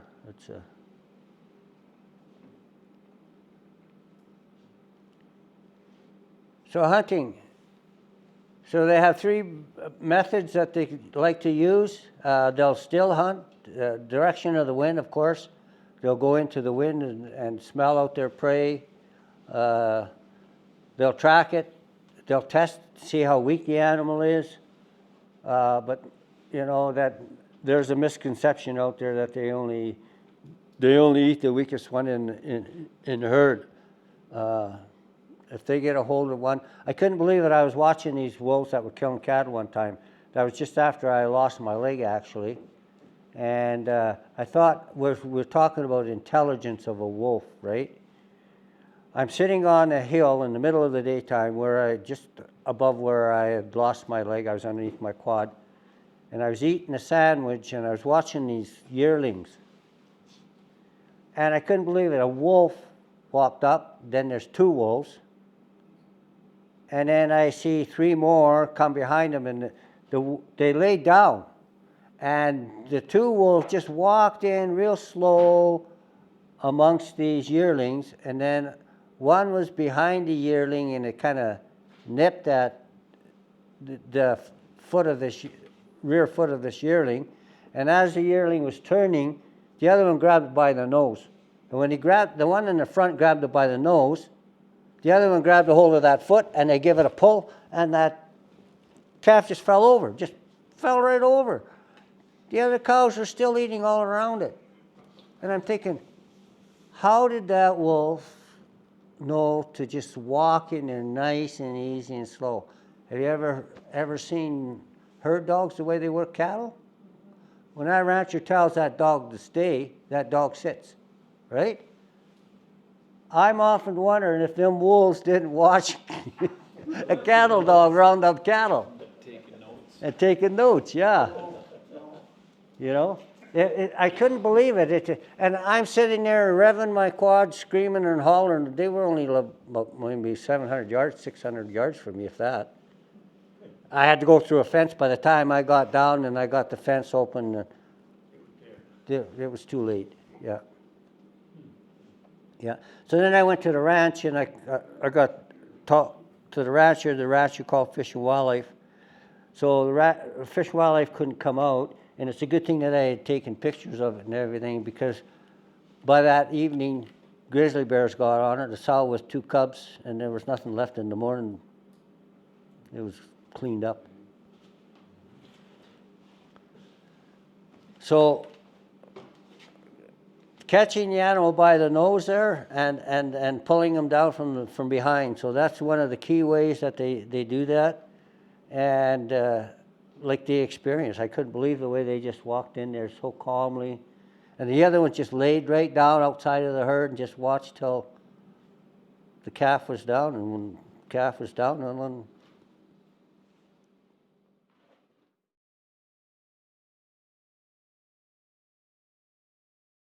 stuff, we kind of pick it up in bags and try to use it. And I had a gentleman tell me he would buy wolf feces off of my trap line so he could use it on his. I said, I got to find some wolves first. I can't find the damn things. This year has been terrible. It's been awful. So the scent glands, the animal glands, always leaves an identity behind there. And that's why I try to tell my partner that when you're making your urine sets or your gland lure sets, make them on something small, lots of times you'll see where the alpha female, she'll walk right over it, and she'll scratch on both sides of it, right? And then she'll mark. So that really can make a difference. And so they can tell, it gets the wolf on his territorial instinct is right away as soon as you get some scat from a different area or different pack. But you don't want to overdo it. Okay, scat. It tells the tale. It tells what the wolves are eating. Really good for scent locations. We always pick that stuff up and stuff, but it can also, you can put too much of that stuff out, right? And of course the anal glands, they work really good. So usually when I skin a wolf, I usually take about a foot of the intestine, and that makes a good lure. Here's a bit more into that, what I'm talking about, relationships between bears and cougars and coyotes. The wolves are pretty adaptive, and they know, and they can figure that out. And here you can see some wolves hazing this grizzly. Of course, because of the cubs there, those three wolves would never come in there and actually try to grab a hold of that bear, because they know that would be too deadly for them, right? Once they get injured, then that's it, they're out of the hunt. But they all know, and so ravens, wolves, what I was saying before there, if you lose a wolf somewhere with a drag or whatever, and he's stuck somewhere in the trees, guarantee you there'll be a raven around there squawking. You'll be able to find them.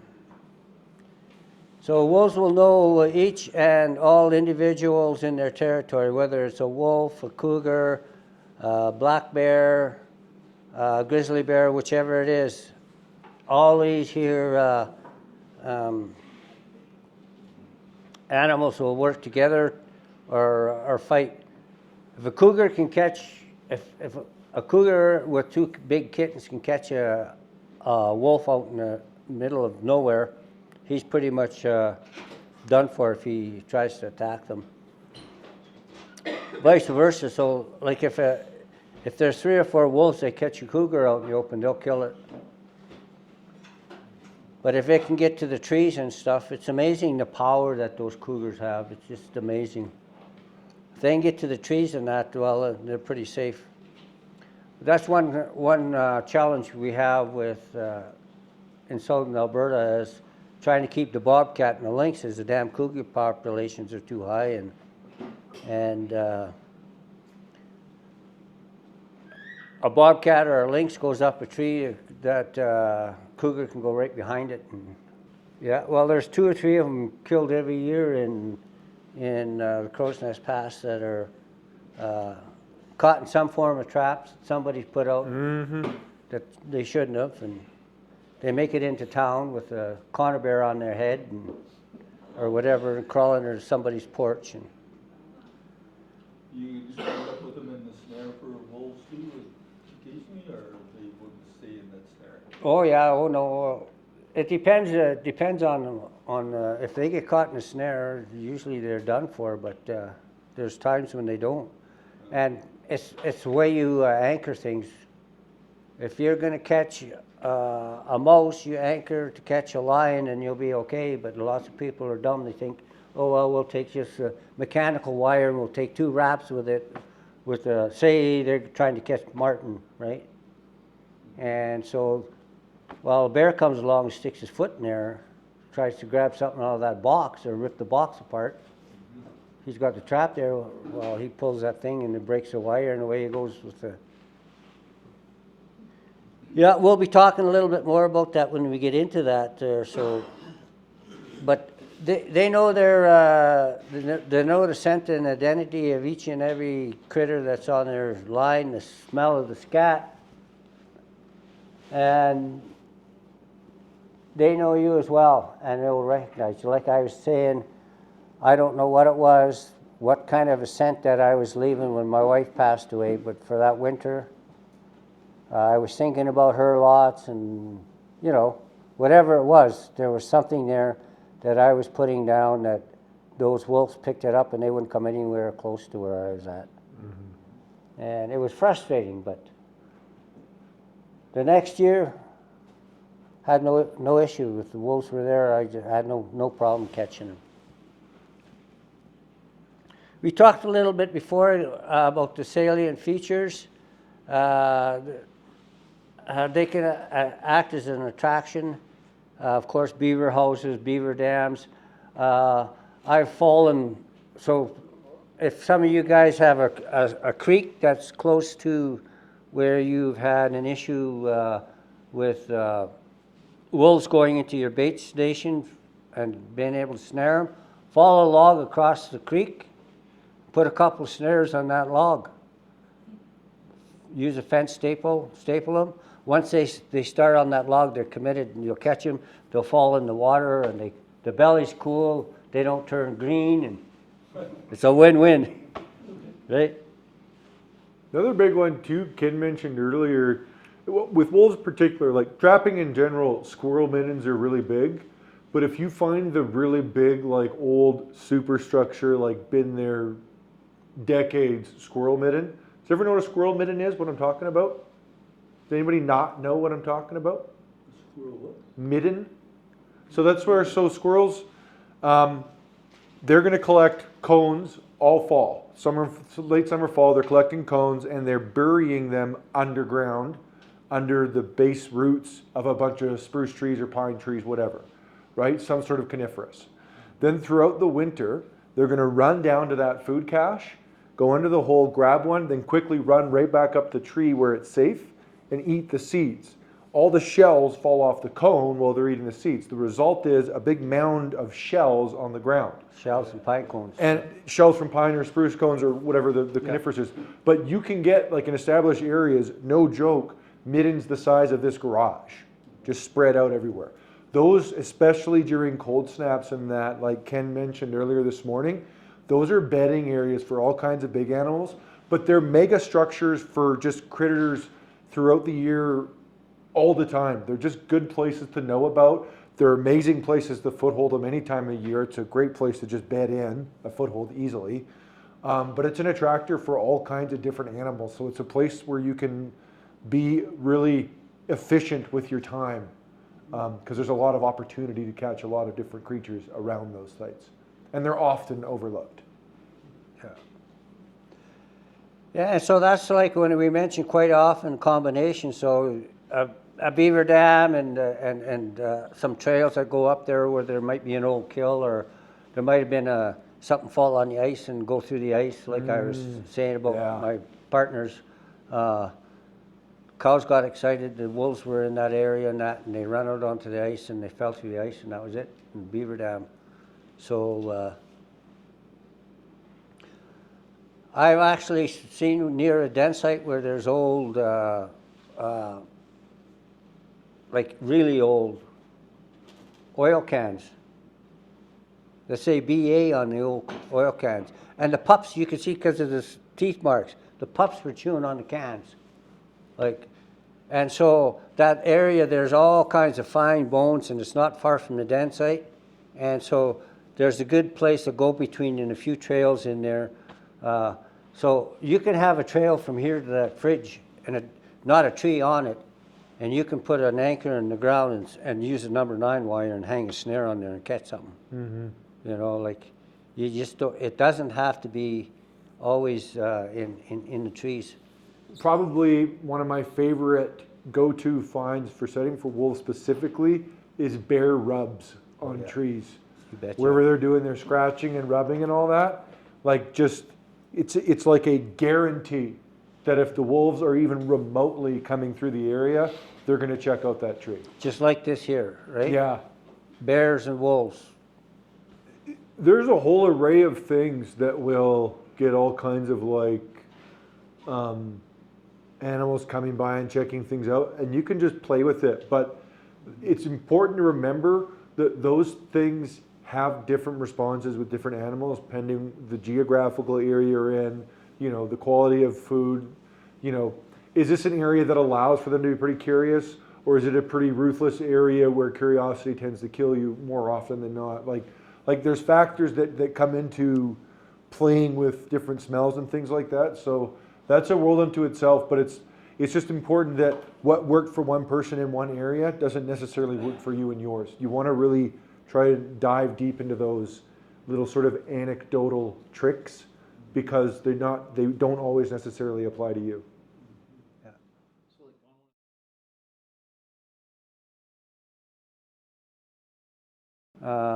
He puts up these trail cameras, and if there's activity there, then he sets his wolf traps there, and as soon as he gets a wolf caught in a trap, bing, it's right on his phone. Oh, yeah. So then he goes out there and he Yeah. checks it, right?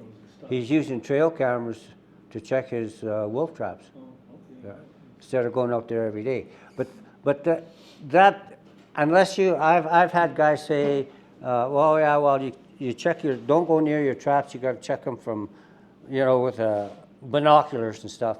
You can't tell whether that trap's froze down or not unless you go right up to it, right?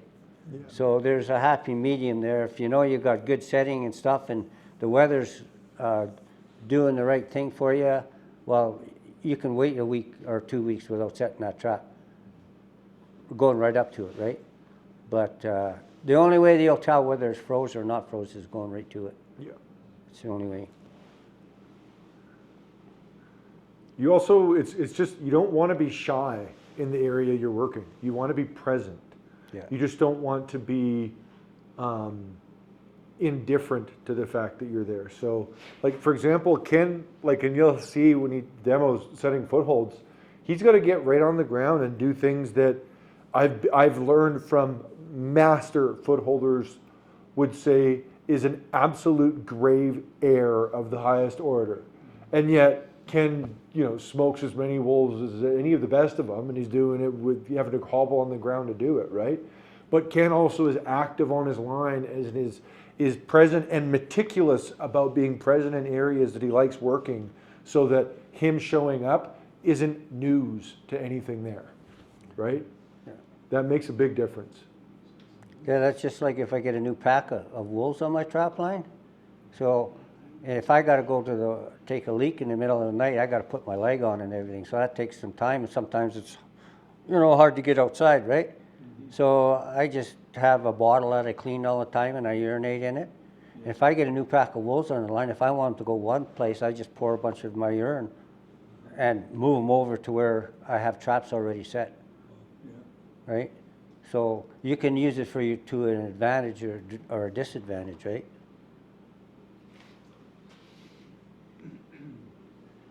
Water courses are a real big thing. I accidentally caught a wolf one time, and it was on a beaver dam, similar to something like this here, walking across. And I had set one of those NB750s to catch a beaver, and it was on a drown. And my trap line is a park, and these people come along with a bus, and they got out, and they decided that they want. None of them noticed that the wolf's tail was sticking out of the water, and I'm talking to these Japanese people, right? I couldn't understand half of the words that they were saying and everything else, but I just kept looking over at that tail, eh?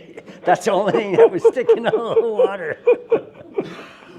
And I never ever thought of catching the wolf there. It was just October 1st, and I'm going to nail this beaver, right?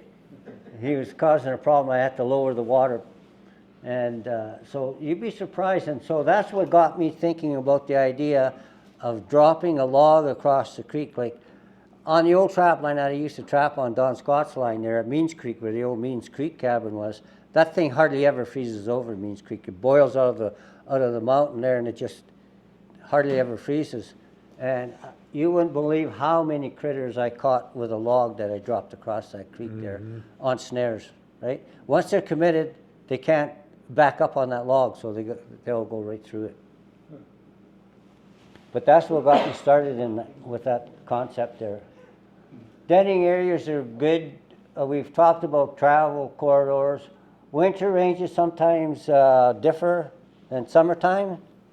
Especially So- if you're in ranch country, Yeah, calving season and that. yeah. So when your elk all move out into the Porcupine Hills and onto Tom Molson's, chase them my way so the wolves follow them.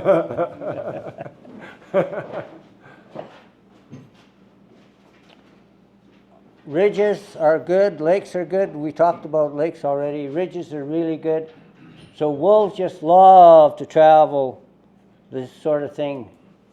And they'll run just right along the timber line. If there's a bit of a trail, a cow trail or sheep trail or whatever, they like to look down and see what's near the creek. They like to chase wildlife onto the ice. And that really works well for them. So I couldn't believe it. Yeah? Go ahead. Were you going to say something? Yeah, Vickery Creek Yes. used to run sheep up in the gap Mm-hmm. in the forestry. So there's a trail that runs from Daisy Creek over to Vickery Creek, and the sheep used to use it for, I don't know how many Yeah, yeah. years. That's a wolf border. It is. Now they've logged out my side of Vickery Creek, and I don't know where the wolves go anymore. But I would like to, because of the logging, make a trail through riparian habitat along Vickery Creek. Yeah, Am I allowed to do that? sure. And then the loggers can't log it because they have to be sending Yeah. back from the creek. Yeah, So this summer, if I make a trail. absolutely. Yeah, do that, no you problem. betcha. Once you make that trail, GPS it. And I think the wolves will follow my Yeah, trail. you bet. Absolutely. Yeah. Because the loggings are waking up my trap line. Oh, I know. Yeah, yeah. They're going everywhere. Yeah. I was just in a discussion with them. I actually even just heard not too long ago, well, maybe it was from you. I just heard that Spray Lakes was bought out by somebody in BC. Yeah. Is that correct? Yep, yep. What was it? West Fraser? No. BC. Yeah. But it's a BC company at the bottom. They're actually pretty good to get along with. Better than how Spray was, the newer Oh, company. Spray Lake was terrible. Yeah. I know we tried to fight with them for Dawn's Line. There's Oh, yeah. trails there that the ranchers wanted to keep, the trapper wanted to keep, everybody wanted to keep it, the hunters wanted to keep it, but no, they reclaimed it. Is that mostly because of caribou? Nope. No, No, it has to do with the South Saskatchewan regional plan. Yeah, It's all about the this recovery plan. The SSRP, I think, South Saskatchewan Recovery Plan. And so everything in the E1 and E2 and E3 watersheds all has classifications, which is like your whole southern slopes basically. And for our area, any like non-formally recognized trails are meant to be reclaimed once forestry's done in them, so they don't want them continuing to exist. And it's a part of this erosion control plan and blah, blah, blah. Yeah, there's an art trap line by Wabasca there too. Everything has to be reclaimed. Yep, that'll be a different recovery plan. They have them for all the areas. They've got all these plans. It's this whole big thing to. but they, Control all the traditional trails and Yeah. everything. Yeah. Because we got the old Hudson Bay Trail. Yeah. running across our trap line, so they protect that.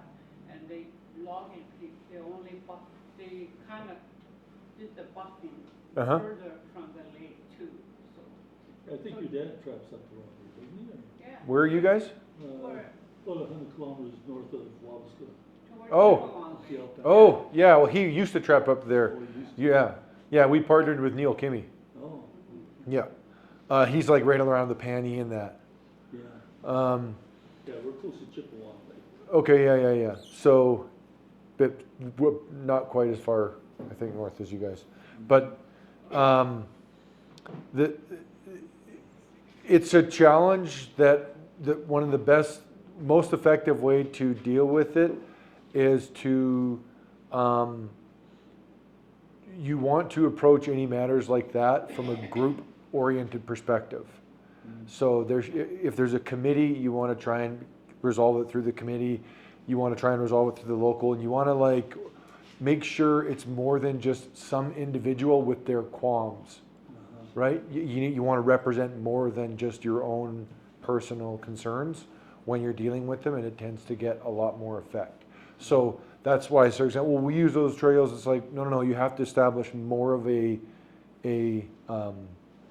recognized use of those trails by more than just yourselves, and then, you know, display it to the right people as well. So trying to, and that's why I say if you are really vocal in your trapper local about that stuff, you stay involved or inform your director, even put something forth to see if that's something that the, you know, if this something requires additional investigating by the regulatory committee or what have you. There are sort of groups and people and ways we can deal with that stuff, but it requires involvement on your part as well with the association and making sure you're informing the right people. It's good to know. But you can go to them and explain to them that trapping is an industry, it's not recreation. Yeah. You need access to manage your trap line properly. Yeah, because they're gonna make things really hard to get into a trap line. Yeah. Yeah, well, you have to tell You them have they're to have not doing access, that, yeah. right? And there's a form, like, I don't want to take over this course now with that conversation, but there's actually a ministerial order we have I read that. asking them to sort of get along with the trappers and that more that you can use. But it's a bit of verbal judo, I'll be honest, getting it done. It's not cut and dry. It's kind of a gray area Oh, still. maybe I'll talk to you later on. Yeah, sure, yeah. Yeah, but a lot of that is due to, is the caribou attempt to seriously? Up there probably will be. Yeah. I mean, they'll basically find some sort of recognized blank at risk in your region and then use that to justify the reforesting of all those I areas. kind of mentioned that because it's related to wolves. Yeah, I think they're afraid that those roads get used by the wolves too much. it's all speculative, to be honest. They're just saying it, and then Yeah. people are going along with it because it fits the narrative, Yeah. truthfully. And there's some research here and there that kind of indicates, but none of it's proper, and it's not done well enough to definitively state that or the latter, right? And the reality is there's been trails existing for a long, long, long time. That they're more used to real overgrown activity. So, yeah. Okay, thanks.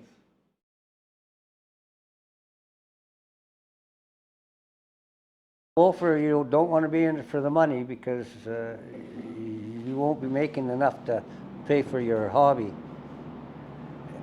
You got to have a keen interest so that you study them, you follow them, try to think how they're thinking. And you got to appreciate them. Like one of the gentlemen said there, you'd be the first one to fight for wolves if there was no wolves. And I'd be right alongside them, right?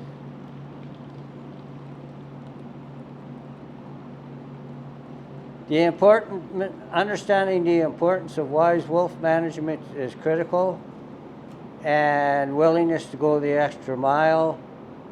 So you got to work a little harder to get wolves than you do at coyotes and that. They don't travel through the area as much. It takes a lot of equipment if you're going to do it right. And you can't be lazy, that's for sure.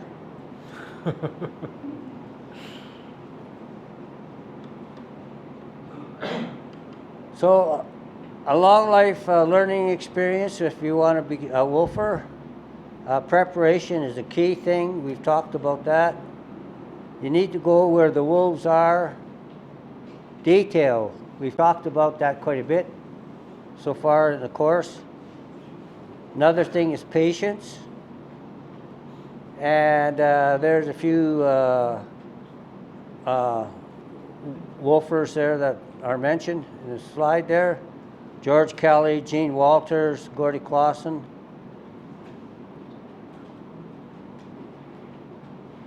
Tolerations of humans. They're aware of your scent, your boots and your gloves. Animal damage control, are you a stranger? So if you get onto a place where somebody's killing, wolves are killing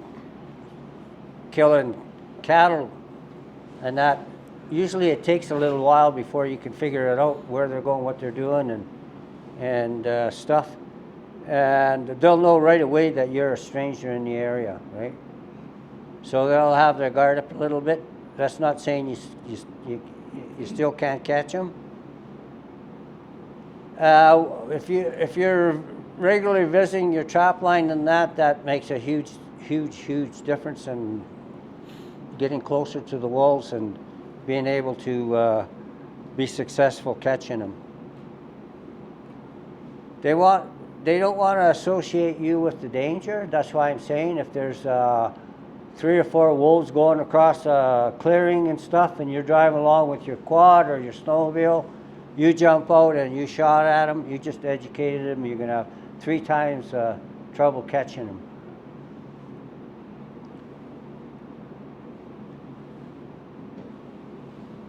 Equipment and preparation. I talked about that a bit. Boots.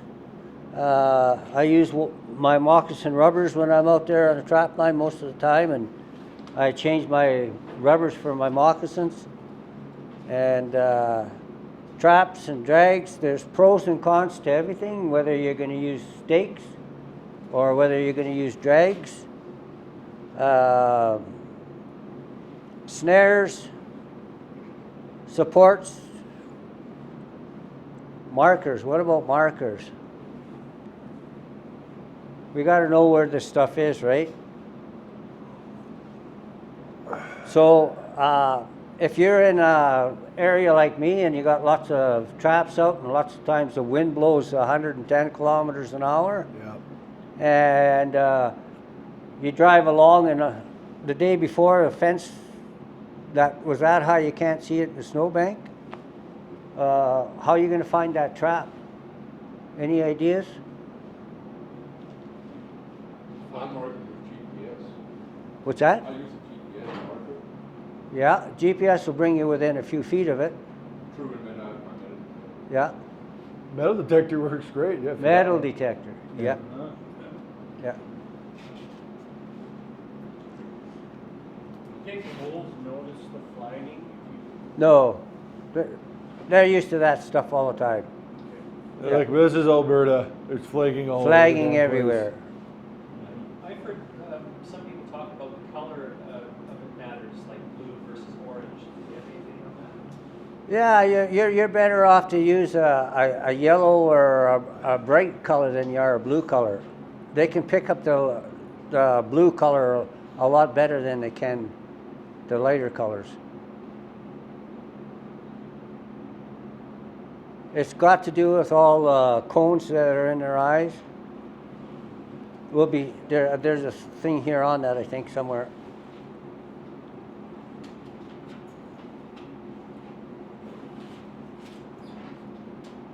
Get your stuff early. Get it all set up so you can see pots for boiling your traps and.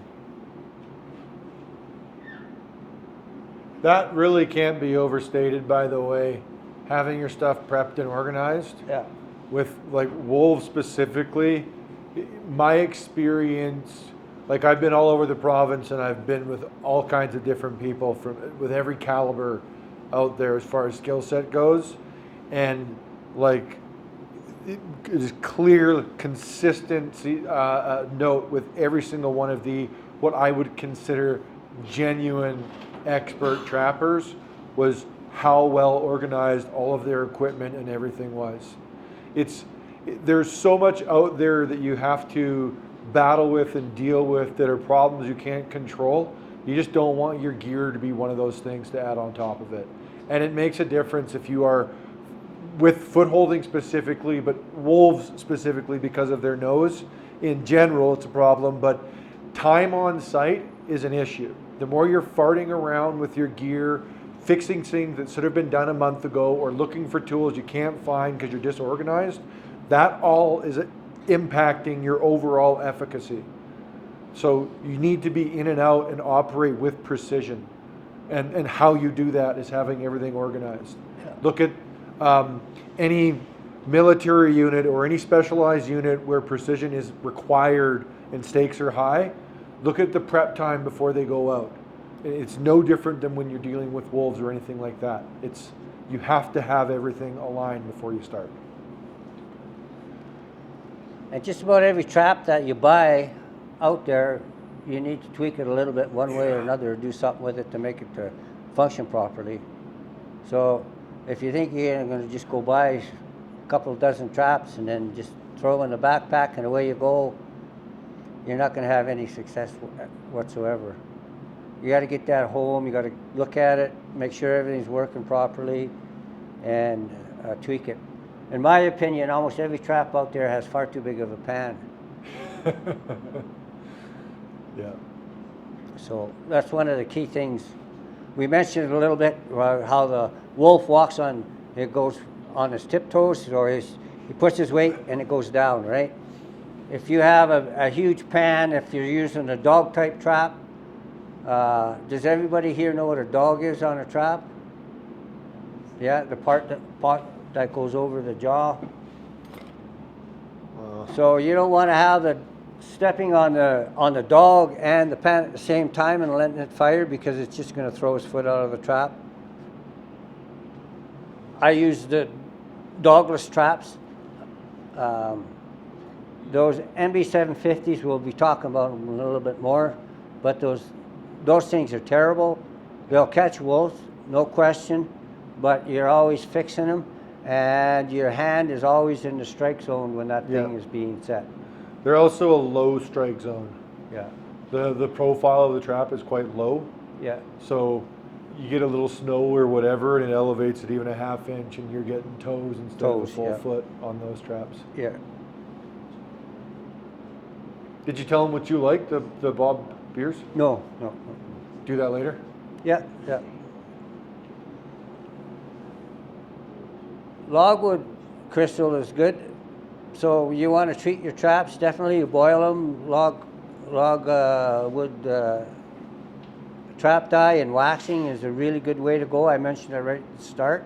It's one of the better ones, I think, but it's easy to contaminate your wax and everything. So I use, now I have such a hard time boiling traps and stuff, melted the side off of my little scooter. So I use speed dip. There's different types of speed dip. Lots of guys had success with water-based, but I haven't. I have too much fluctuation in temperatures and stuff, so.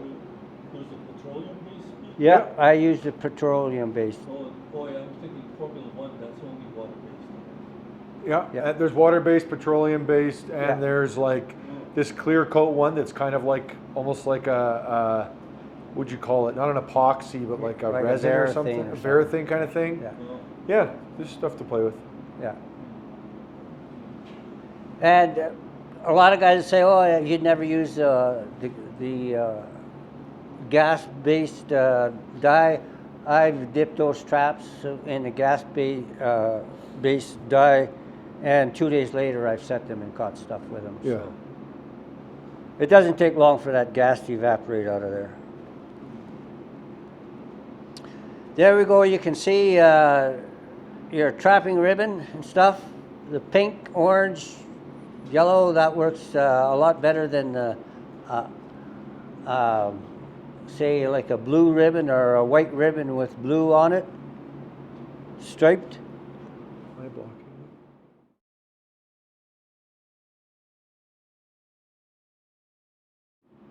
it? That way you get most bobcats, most coyotes, and that'll walk right over it.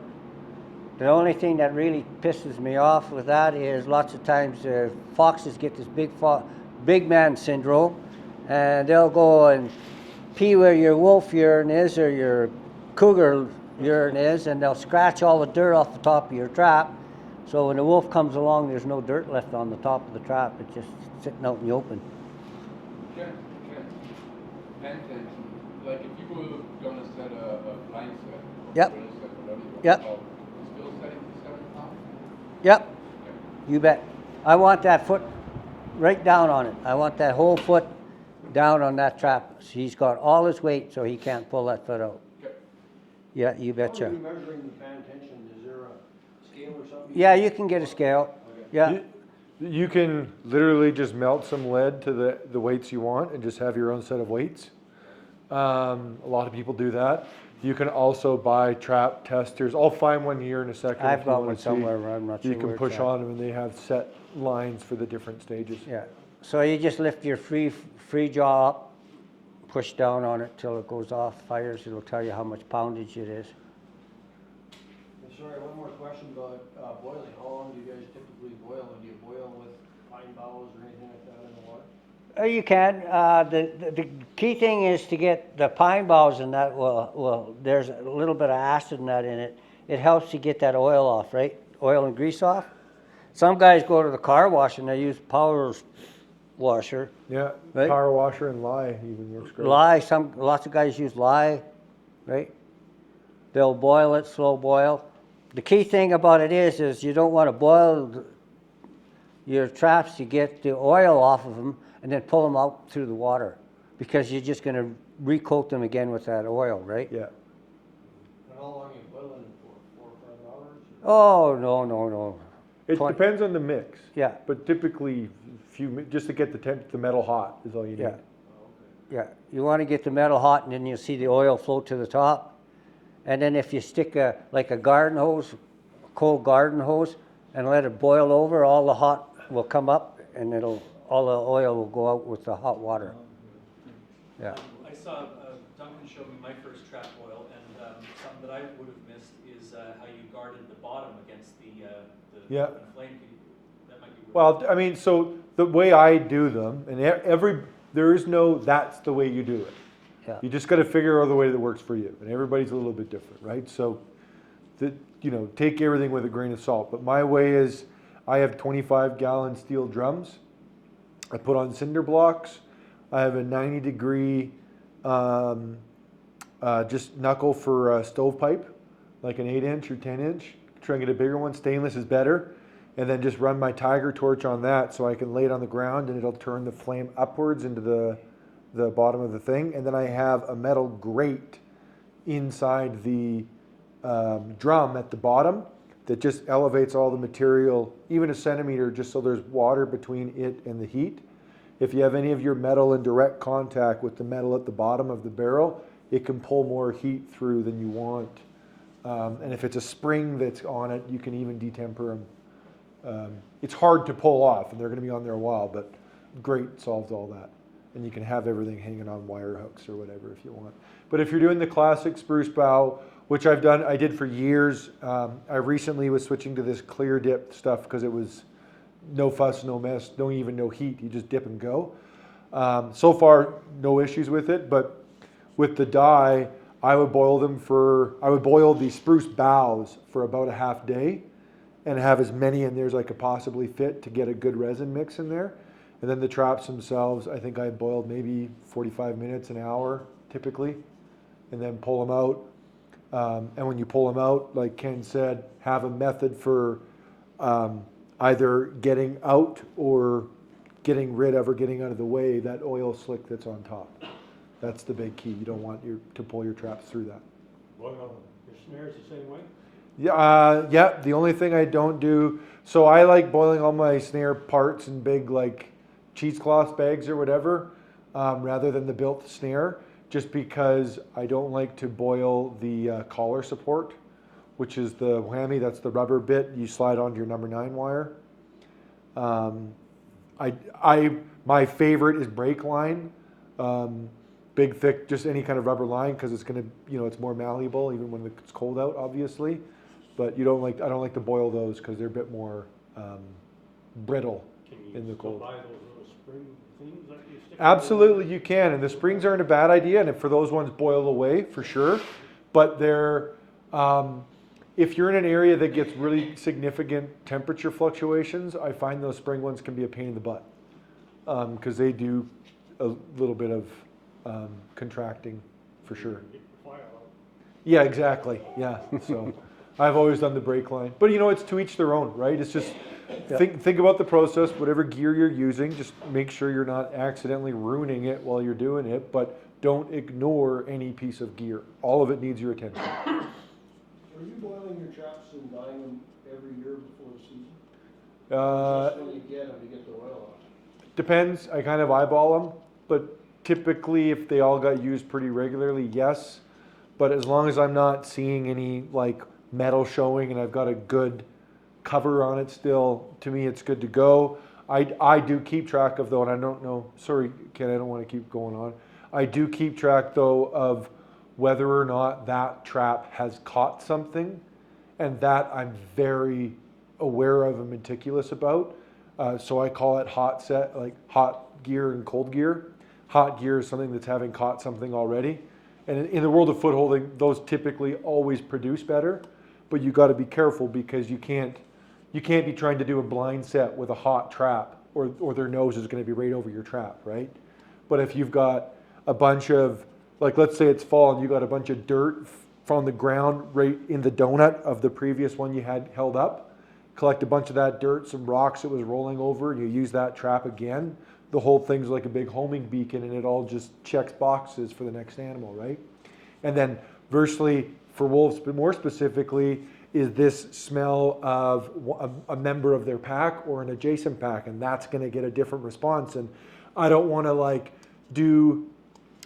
mix the wrong type of pee with that particular smell with hot sets with wolves, right? So that's where you just got to be paying attention to, what do I have going on here, and make stuff match, whatever the case is.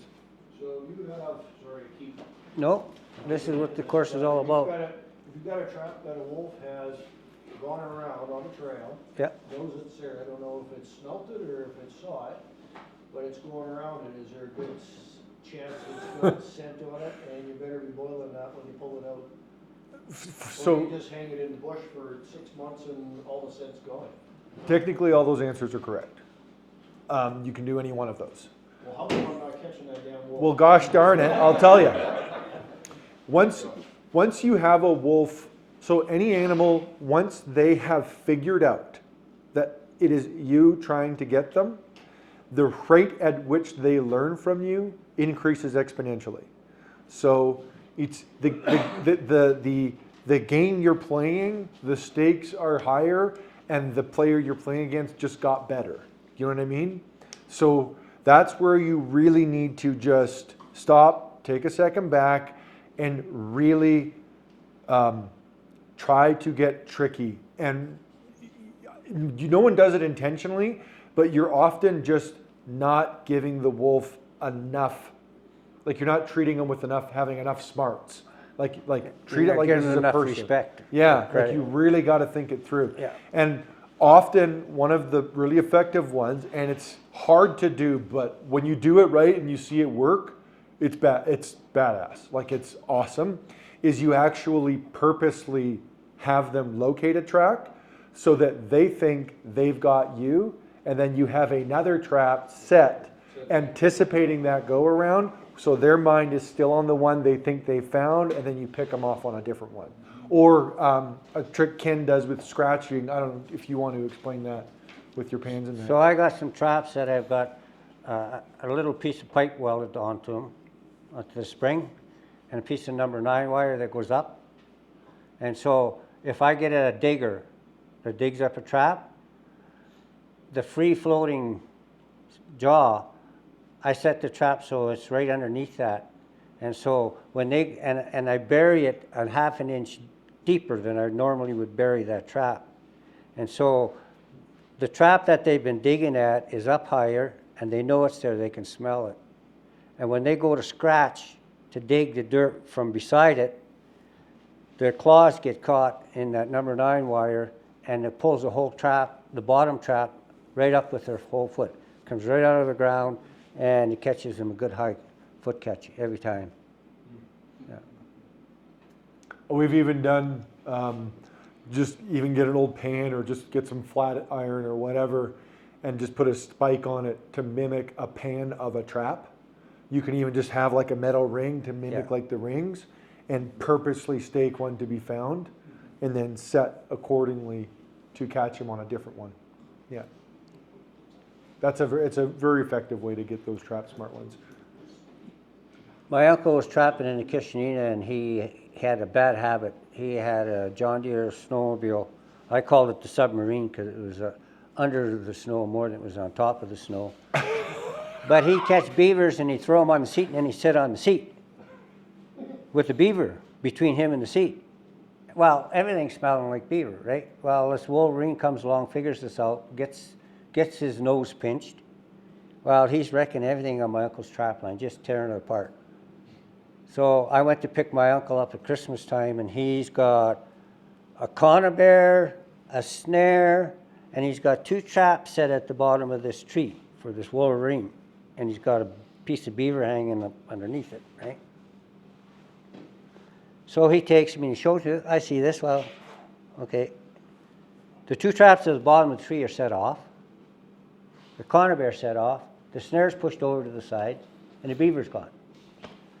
So I said to my uncle, set everything up the way you set it up. So that night when we were at the cabin there, made a little fire, and at that time we just waxed the traps and that.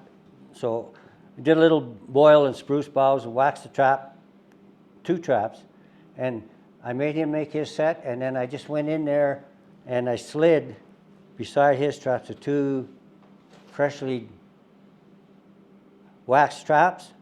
That Wolverine, he went and he set those traps off and he went up the tree. But see, I'd been paying attention to what he was doing, which my uncle wasn't. When he come back down the tree, he would put his feet on both sides of the traps that were set off so he wouldn't get caught in them. And we picked that Wolverine up that way. But Yeah. for 2 months, that Wolverine caused him nothing but grief, Yeah. just tearing everything apart. Yeah, so.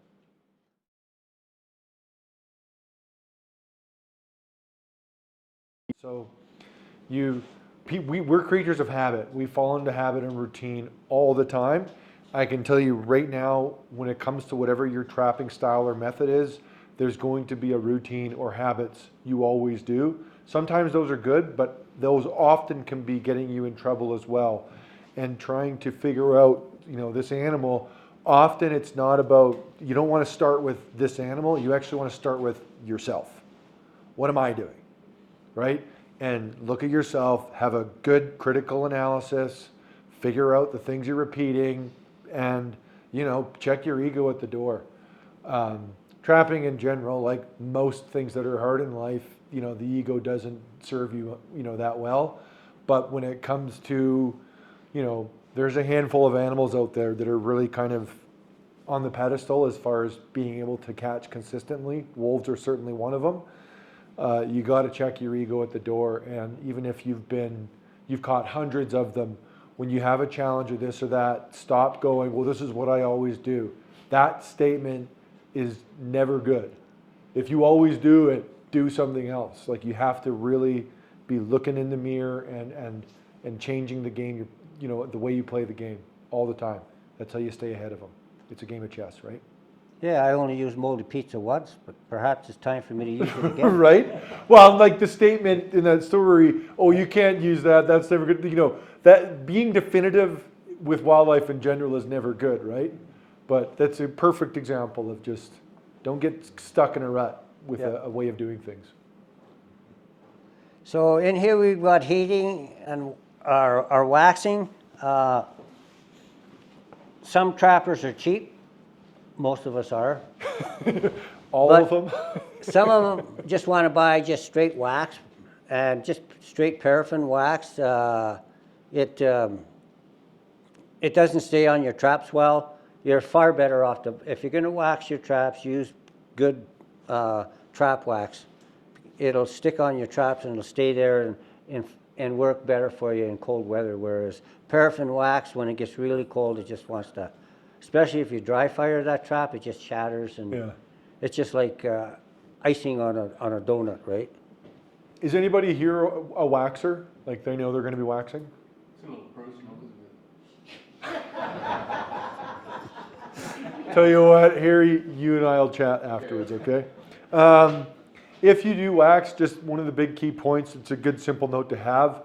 You have to let it sit in the wax long enough for the metal to match temperature with the wax. The indicator that it has done so is that it should come out clear. If it's cloudy, it hasn't bonded yet because the metal is still cool. Yeah. So it should be a clear finish to your wax. if you're doing the wax rub. Yeah. Yeah, so. Wax on top of some water? Yes, that'll work. So if you're going to do it that way, you got to pull your traps through slow. Your traps got to sit underneath long enough to get to the same temperature as the wax. And then you don't want to have any more than just little bloops, like little bubbles, like if you were porridge sort of thing. Very, very little. But it has to be hot enough. You have to have those tiny little bit of bubbles so that it'll tell you that your wax is hot enough. Yeah. And then when you pull it through nice and slow. Don't make a double dip because you get gobs of wax all over the place. So then when you pull it through, just let it hang above the wax and let whatever is extra drip off of the trap. Yeah. Okay? But the best way to wax, if you're going to wax, is fill your tub right full of wax. Get a Buy lots. container. Just do it. And buy a big pile and go from the hot water, your traps from the hot water into the wax. Yeah. Mm-hmm. When did this wax method change? Because I don't remember my dad. You don't need to, and you could just do metal. He never waxed as a child. Yep. He tried most of it. He never Mm-hmm. remember waxing, preparing stuff. You Yeah. technically don't need to, but one of the big things wax does is it just gives your trap more longevity. But I guess he finished it. Yeah. Yeah. So if that's a non-issue, or certainly if you're at a time where the cost of a trap versus the payout for per pelt is a thing where that might be negligible, that's all fine. And, as long as your scent control is taken care of, Yeah. it doesn't need to be done. And you have the wax or whatever you're doing might help it stop from freezing. And these are all things we've learned along the way to make the process easier. But it can be done with bare bones. It's just you're working with everything against you essentially. It's just one less factor you have to deal with. Yeah. Big one being rust. Yeah, waxing your traps eliminates the rust issue. It eliminates the freezing issue quite a bit. Yeah. Yeah. You'll have higher success ratio by waxing for sure. Yeah. Or by dipping. And yet he come home with 2 dogs sled with just filled with Yeah. milk. Yeah. Yeah. Yeah. That was So, that and- was in the 50s. Yeah, and then it depends too what you're trapping, right? Because lynx and that, it don't matter. You can stick anything on the ground and catch a lynx, Yeah. right? But you won't a wolf, right? So, yeah, that makes a difference. Yeah, so allowing time for the trap to heat to the same temperature is the key thing if you're going to do the waxing thing when you're dipping, and removing wax from jaw contact areas and from the trigger and notch area. So if you got dogless traps, you go in and make sure that you clean out that notch where it holds onto the jaw. Don't wax your underwater beaver traps and try to set them. That can be really deadly. Yep. So, but your dogs and your triggers and that, the wax has to be cleaned off. And you want to do that all before you go out and set the trap if you're going to use wax. The next one is a real key thing, and I notice a lot of guys, they miss this one step, transporting clean traps. So they'll go and they'll throw some beaver meat or whatever in a skimmer, and they'll throw their traps in the same skimmer as they got their meat. Instead of taking, if you're going to do in your bait, use one toboggan or skimmer for your bait and one skimmer for your traps. Yeah. And label those toboggans as such. Yeah. Don't Otherwise mix you'd that be like next my to uncle. Everything smells like a beaver. Right. Yeah.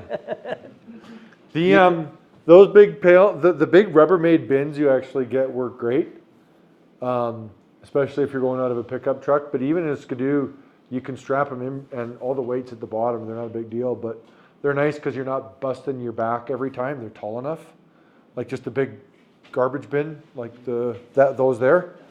Yeah, they work fantastic. Fill them with some peat moss, and Bob's your uncle. Yeah, that's another thing. makes good trap cover too. If you take peat moss and you take in, like if you've got like a couple of old windows around, take your peat moss and spread it out during the summer and put a window over top of it. It'll draw all moisture out of your peat moss, and then bag it up in dry bags. And I know guys that keep them in their granaries and stuff, and they have bags of that stuff which they use for their lake holding during the winter. That and like badger or gopher dirt too. Yeah. Just go out all summer and just Oh, fill badger pails dirt. of Oh. it. Works amazing. Yeah, that dry badger dirt, if you can keep that in a plastic bag or in a pail, keep that smell of that badger, I guarantee you, you're going to attract your wolves. Yeah, big time. There's a lot of stuff out there that you can use that's not mentioned. Another thing is, so we'll say that I use my lake hole trap and I catch a wolf in it and there's some blood on it. What should I do with that? Any ideas? Just leave it there. Yeah. If there's a lot of blood, I'll take and I'll wipe a little bit off, but I'll leave it there. Wolves are used to fighting. They're used to blood. They're used to, right? Lots of times that will attract that wolf back, or other wolves that are in that pack, back to that same spot. And you'll get some guys that'll say, well, you know, you never do that, or like never sit on the ground to set a trap. I don't know how many guys laughed at me. That'll never work. The same thing with my drags.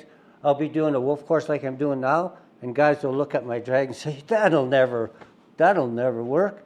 I use that stuff in the bald-headed prairie and catch wolves on it, and they don't go very far, right? It gives them something to occupy their time. They're dragging this thing along.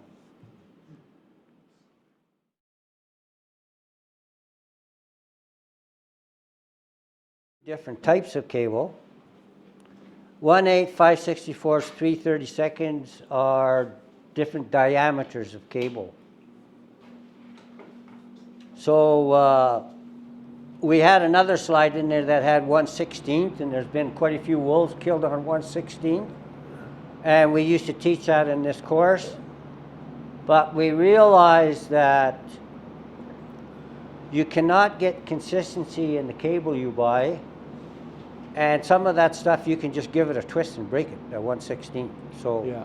we do not recommend you making any more wolf snares with 1/16 inch cable.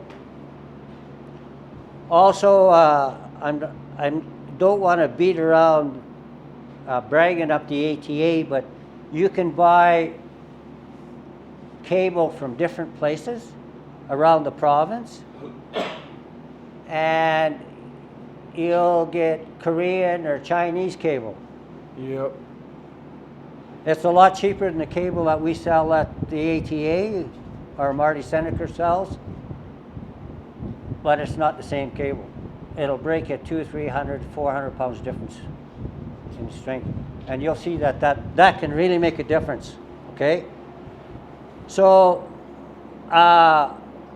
we're going to look at these cables a little bit different, but in the past, when we very first started trapping, the government made us use 1/8 inch cable, and we had lots of wrecks. We had lots of animals that didn't die very well. And it took us quite a while to convince people in high places that a smaller cable kills quicker. That being said, the 1/16 is not good enough for wolves. Can anybody give me an idea how much a 100-pound wolf can pull?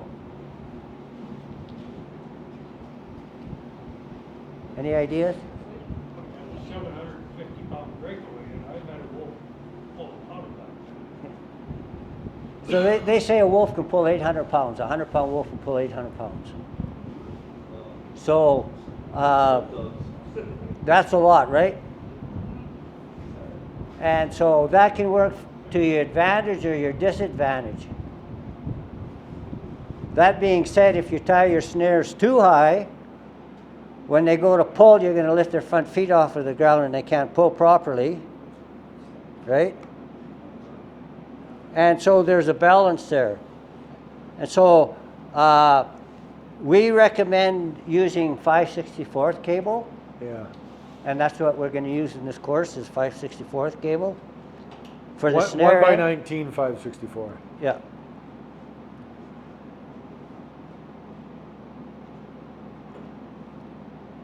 I know that I've done some courses and some old timers and that, they tell me they use that 1/8 inch cable and they won't use anything else. That's their prerogative, right? But when you see the difference, how quick they kill and how much less work you have to do when you're skinning the animal, that makes a difference to me. So here we have the two different types of cable. 1 by 19, you can see that there's one strand in the center, right here, and then you got all these other strands going around it. So 7 by 7, it has 7 strands, and then it has 7 bundles going around it. The 1 by 19 holds a better loop. It's a stiffer cable, but it doesn't choke down as tight as a 7 by 7. I know some trappers that won't do anything but 7 by 7, and that's fine. Both of them will kill. The only thing is, if you're starting out and you're just learning how to snare, and that, the 1 by 19 is by far a lot easier to hang.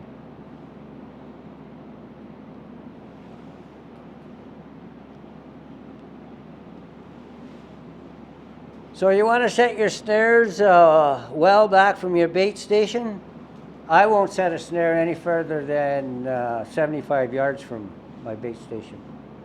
Anything closer than that, I don't even want to look at it.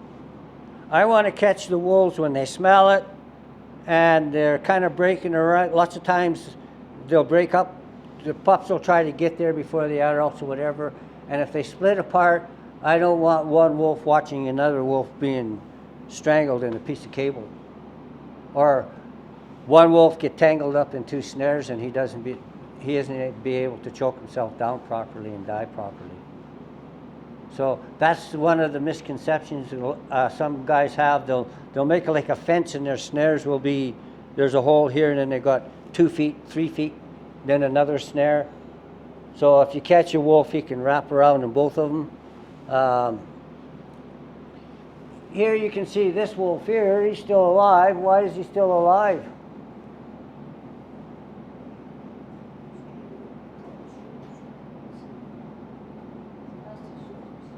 Caught by 2 snares? I think so. There's one there. And I think there's one around his belly, but I'm not sure. But when they come in, you want to really watch how they come in to your bait stations and where you're setting, and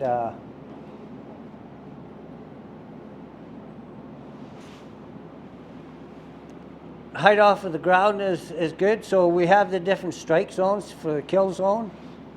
Anybody that's taken the standard course, you know all of this is just all double. So having a humane catch is critical. Of course, if you have one that's caught, and you know, back in the day when we had just the 1/8 inch cable, if I hadn't have known because of the fresh snow on the ground that wolf just went underneath the tree and got caught, he hit the end of the snare, he fell over, got up, and he walked right up to the tree and he bit that wire off, that 1/8 inch cable off, right at the tree, just like as if you would have taken a cable cutter. I couldn't believe how smooth that was. And it took me 3 weeks to catch that wolf. I finally caught him in a leg hole. And it was a good thing because I didn't want him running around like that. And it was a good catch right around the neck and everything else, but at that time we didn't have grooves in our locks, and they backed off a little easier at that point in time. So here you can see on this snare here, there's one of those whammies. They call it a whammy. I hate that name, but that's an American name. One of those metal to hold a number 9 wire up. How is it that an escape wolf can educate the pack they never say. How can it educate them? So it'll interfere with them going into the bait station. Oh. I've actually seen, Yeah. I've actually seen where wolves have gone up to a snare, backed up to a snare, backed up, and the wolves were spreading out, and they all come together in one, and they walked on a log, and they jumped through, and they took off, and they never did come back. Never come back at all. Never come back onto my trap line.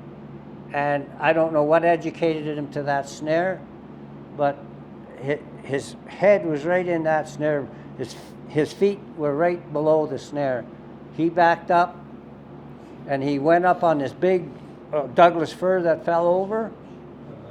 And so I had basically like a big star. This is before I knew to set your snares back quite a ways.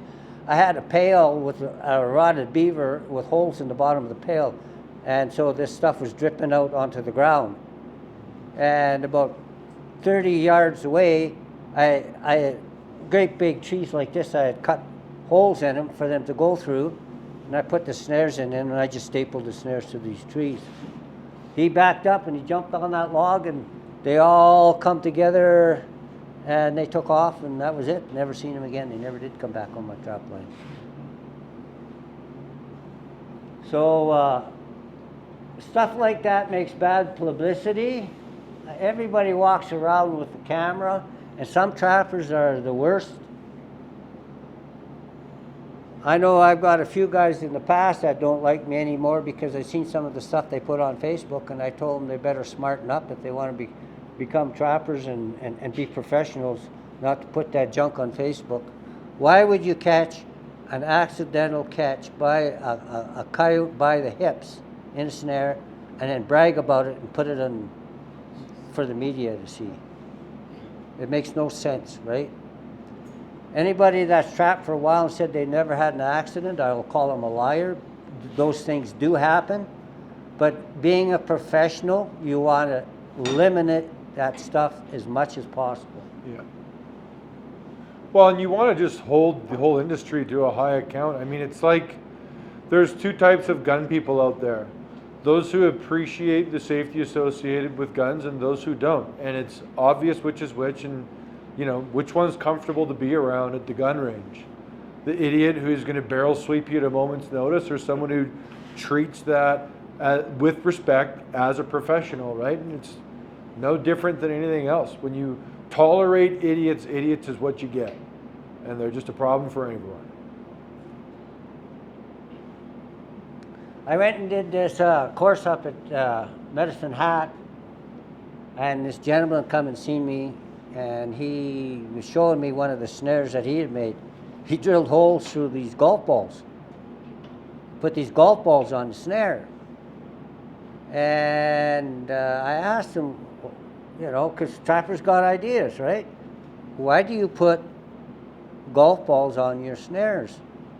Well, so when I catch them, they got something to chew on. They don't chew on the wire. And I said to him, well, don't you want to catch them around the neck properly and kill them so they can't chew on the wire? Well, they always do, he said. So I asked him to show me. And so what he was doing, he was going down along the river in this buckbrush, and he'd find a beaver chewed log or something. He'd put it across the trail like that, and he'd hang the snare right above it. So the coyotes were jumping through the snare, and he had the loops too big. They were jumping through the snares, and he was making hip catches all the time. Yeah. So if they're a dead wolf, they can't chew out. And that's what we want to see.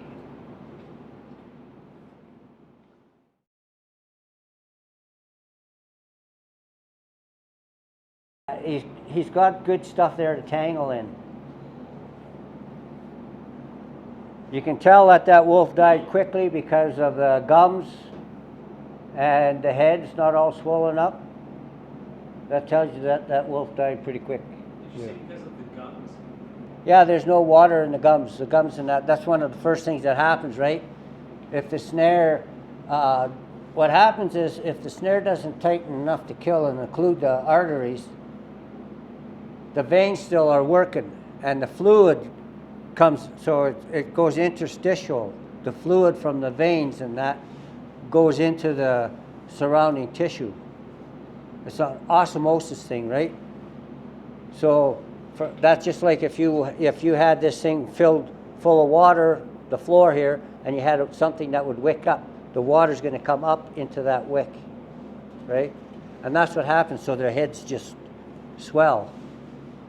It's one of the clearest indications when you're skinning anything you snared. When you get past the snare mark, do you suddenly start having a lot more moisture in the tissues inside the skin, or is it the same material on both sides? Yeah.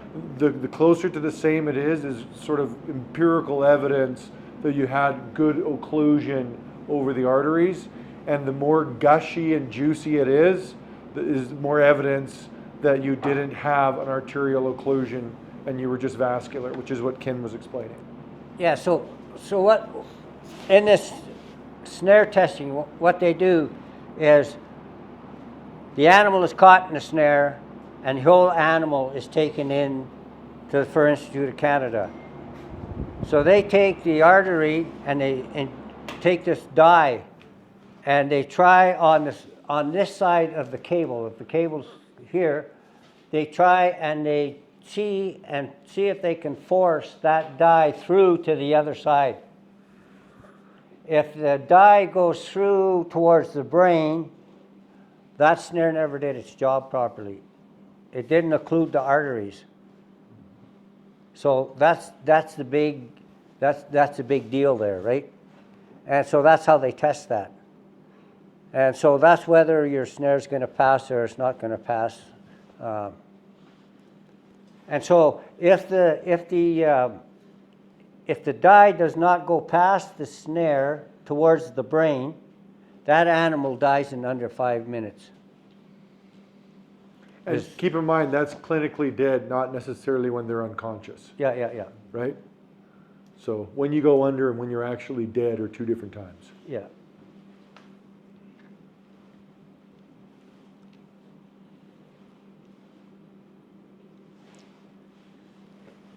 So here you can see entanglement, different types of entanglement.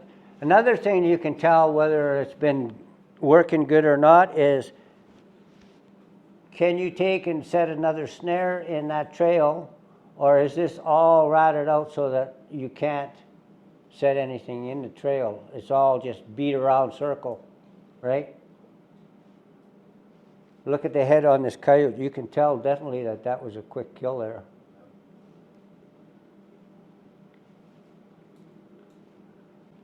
So entanglement, there's an argument. You can go anywhere. There's an argument whether you tie high, you tie low, or whatever. The main thing, and especially with these new, that's my stupid phone. People are texting me. So it's not you today. For once. Yeah. So anyway, it's a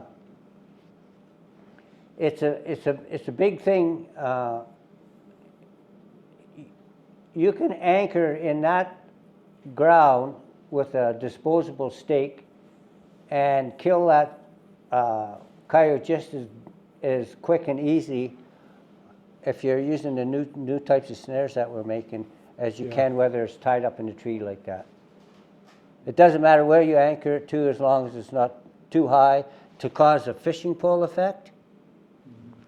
Right?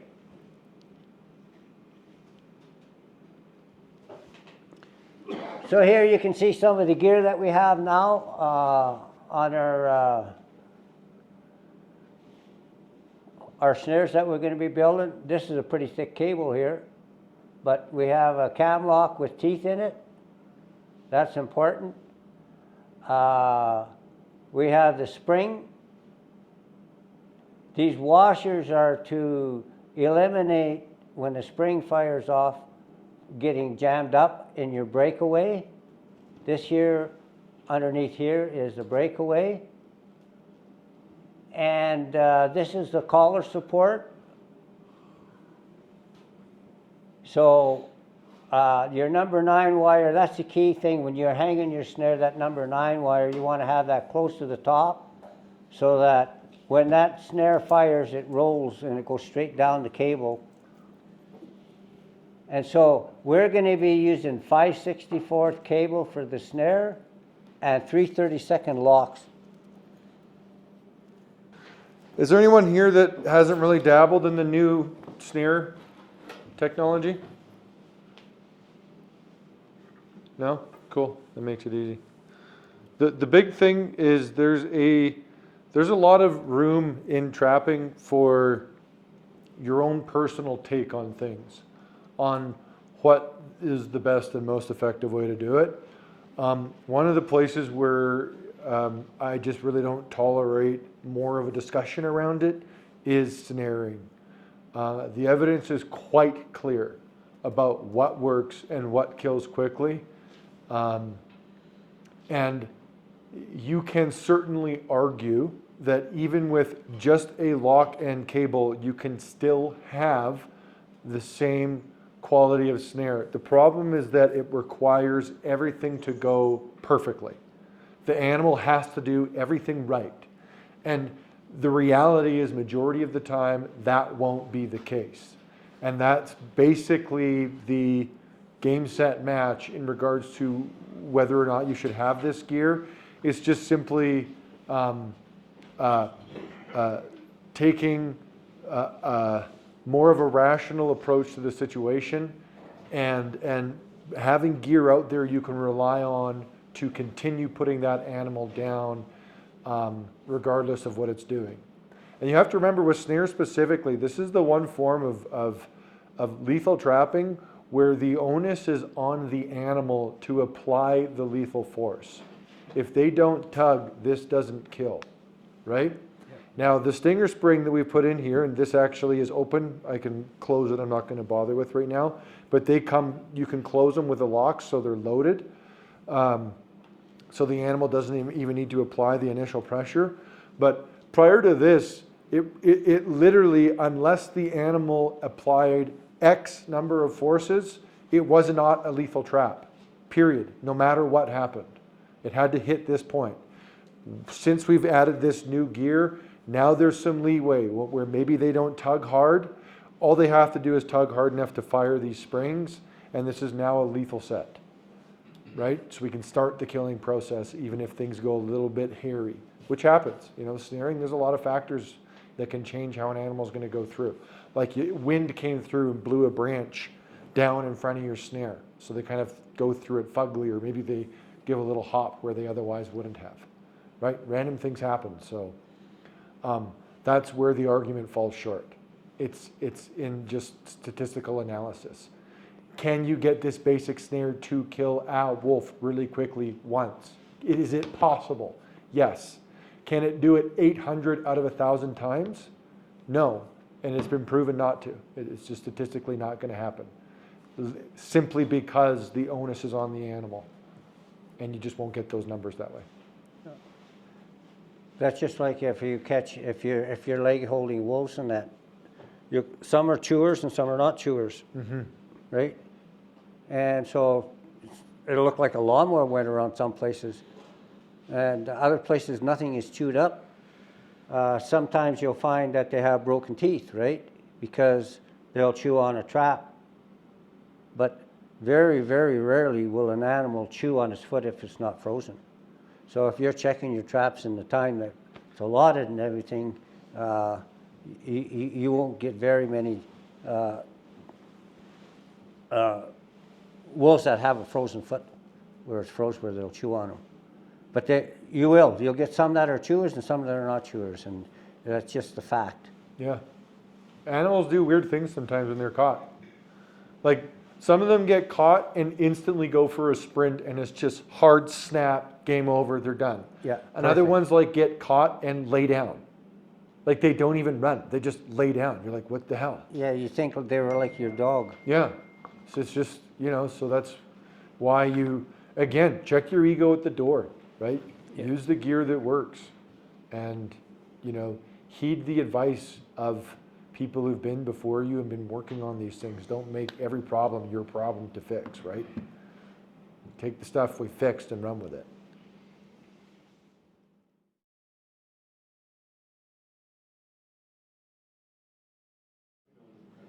So, I'm sure it's quite like this. yeah, but you can overcrimp your breakaways.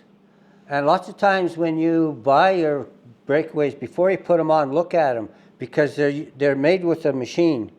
And sometimes there's metal sheared off on one side. So your 750-pound breakaway actually isn't a 750-pound breakaway. Yeah, Yeah. yeah. I think we actually are going to build snares. Is that Yeah. today or tomorrow? Yeah, we'll probably make it, well, we might make it today. Okay, See. if we have time today, but there is a lot of wrong ways to build a snare and very few right ways. The majority of the time, it's not to say it wasn't necessarily the case, but the majority of the time, it's an error in how the snare was built if a 750 lets go. Yeah. Vast majority of the time. Yeah. Yeah, and when we first started out with these things, like I said, me and Marty, we started out with number 9 wire, or electrical wire, not number 9 wire, that 16 or 14 gauge, the thinnest stuff, electrical wire. And first we tried taking and making a piece that long and making 2 eyes in it, so seeing if that would, well, that didn't work very well. So we started making them in a figure 8. So that's where the S hook come into. And so they would work a lot better, but they still didn't work. But we couldn't get the consistency in the material. And that's a key factor when you're making your snares and your breakaways, is the consistency in your material, right? And we test some of this stuff. We test our wire. We test some of the breakaways that we have. And if we have breakaways that are not working at the proper thing, we go to the manufacturers that we're getting them from and say, hey, look, you know, your breakaways aren't working at the specs that they're supposed to work at, right? And there's guys that are using 1,000-pound breakaways. Well, you're almost defeating the purpose of your breakaway if you're using a 1,000-pound breakaway. You could catch a calf with that and it would still choke a calf out, right? Mm-hmm. So. Those snares off of an animal, make sure that you cover your eyes in that to make sure that when the spring fires off, one of those washers doesn't come back and hit you in the face. That's one of them thing to kind of notice. So the killing end and the tail end of the snare. So there's 2 parts to the snare. Personally, myself, I don't like these barrel swivels. I rather use the other type of swivel. But each to his own, and that's the way we're making them. Swivels are an important part of the capture. It helps the cable not to unravel too much. Here you can see some cable that's unraveled on this one here a bit. But it really makes a difference. When you're using leg hole traps, restraining traps there, that's the same thing. You got to have swivels and shock absorbers and stuff in your equipment to make it work properly.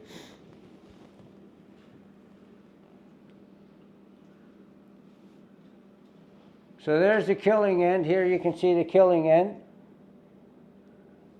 You can see that it's a thinner cable. And there's the anchoring end, the tail end.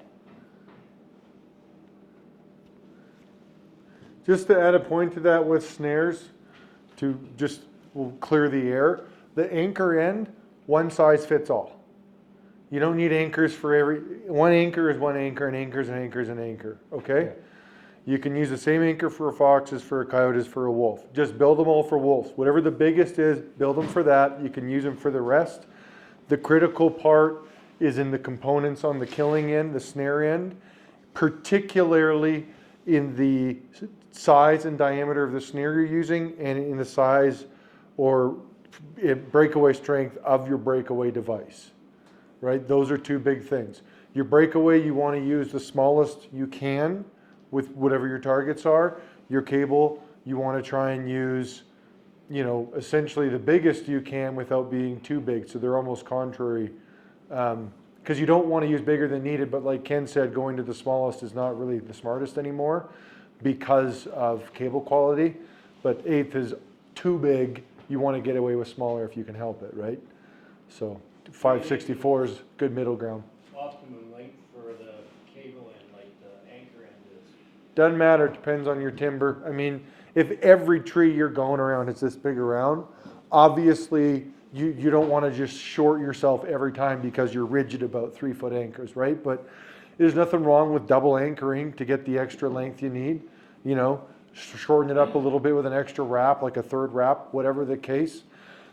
You'll note there is a real sweet spot for length of anchor. You don't want it so short that they can't get any kind of a run and tug or you get wrapped around other trees, but you also don't want it so long that it's so loose that they can almost get snagged in it and like wrapped in it because there's like loose cable that's not taut. There's so much. So there's this sweet middle ground. Yeah. We had a couple of guys that had breakaways let loose, and we asked them to send in a couple of their snares so we could see what was the reasoning. They were using 20-foot cable. Well, can you imagine how long a wolf can take a run at that? Like he can take 2 jumps before he hits the end of that. Like, can you imagine the power he's got in on that the second jump? Well, and you got to remember when you increase speed, that's an exponential increase to kinetic energy applied to the force, right? Speed, mass is linear in progression when you talk about momentum in that. Speed is not linear. Speed is exponential. It's squared, right? So,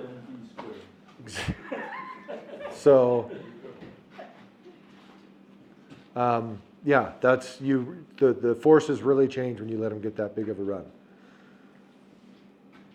Yeah, and so the tail wire could be used for quite a few times as long as your swivels are good. Like I say, I like the other type of swivel because here you need to take that there anchor home to put another snare on it. Yeah. Whereas with the other type of swivel, you can just take and slide your new snare in it and away you go. I'll be fairly blunt. The ATA promotes the barrel swivel because it's technically the best swivel. But like the reality is most people like the other swivel because you can do it in the field. You need that swivel for all of a few seconds, the majority of the time. It doesn't, like, it should be dead before that swivel is swiveling so long that the difference in quality of swivel between, I have one here, some here. I'll find it if you don't know what I'm talking about when we have a break and I'll show you. But it's basically the spun wire as a swivel, but it's got a big ring that you can fit your snares on so you can replace on the fly. And it's not more tools, more stuff. It's simple and it works. What we find teaching is that with snaring specifically, there's so much that unless you're right up close with them talking, it doesn't matter if we're holding it in the air or in the field doing it, unless every person is right there at the specific piece we're talking about, like almost half the room is not actually getting what we're talking about. And they'll even think they are. They're like just literally focusing on the wrong thing and don't know it, which is why we have all these slides. We show you the literal piece we're trying to talk about. It's just so we can all be on the same page because with snare specifically, you know, we promote you building your own. Unlike all the other types of trapping, we say, no, build them, do it. It's cheaper, right? But the onus is on you and you got to get it right. Otherwise,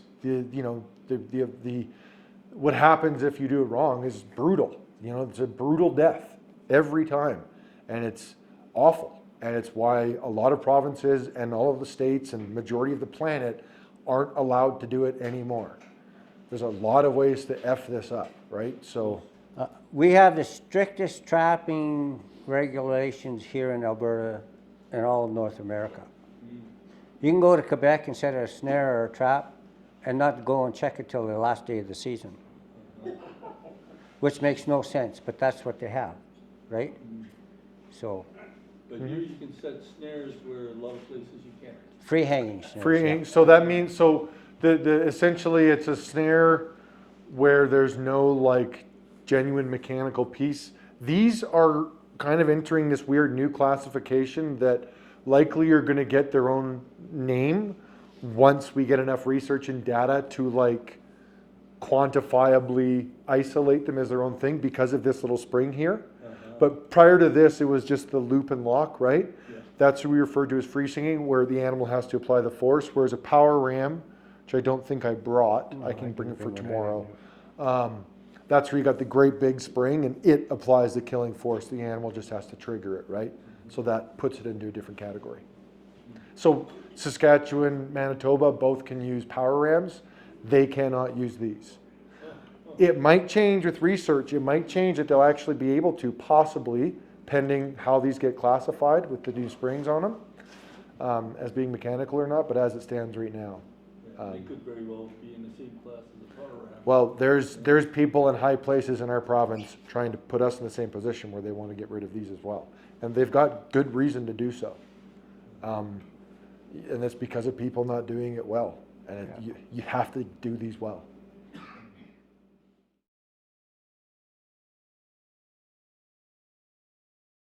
That you've done wrong or whatever, so you can phone me and say, oh, well, you know, I did this wrong or that wrong. Well, really, unless I'm right there or unless Duncan's right there, we really don't know what you did, right?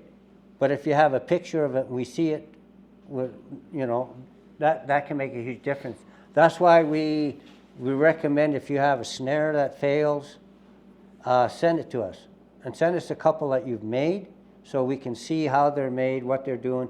Is it the manufacturer's fault or is it other reasons, right? Marty Seneker went and bought, I can't remember how many, 20,000 I think it was, of these cam locks off of Korea. And I was at his place taking some fur in there and I was looking at these things and I said, they're no good, Marty. The rivets were not riveted properly. So he paid me $10 an hour. And I was so glad when I was done those rivets, I'll tell you. It was just absolutely stupid. Yep. You'll get to with pre-built snares. We'll talk about it when we build the snares, but ferrules, aluminum ferrules are like high-end hockey sticks. They're either 100% or they're zero. They're not like kind of broken. It's either snapped in half or it's perfect. And a lot of them aren't crimped perfectly.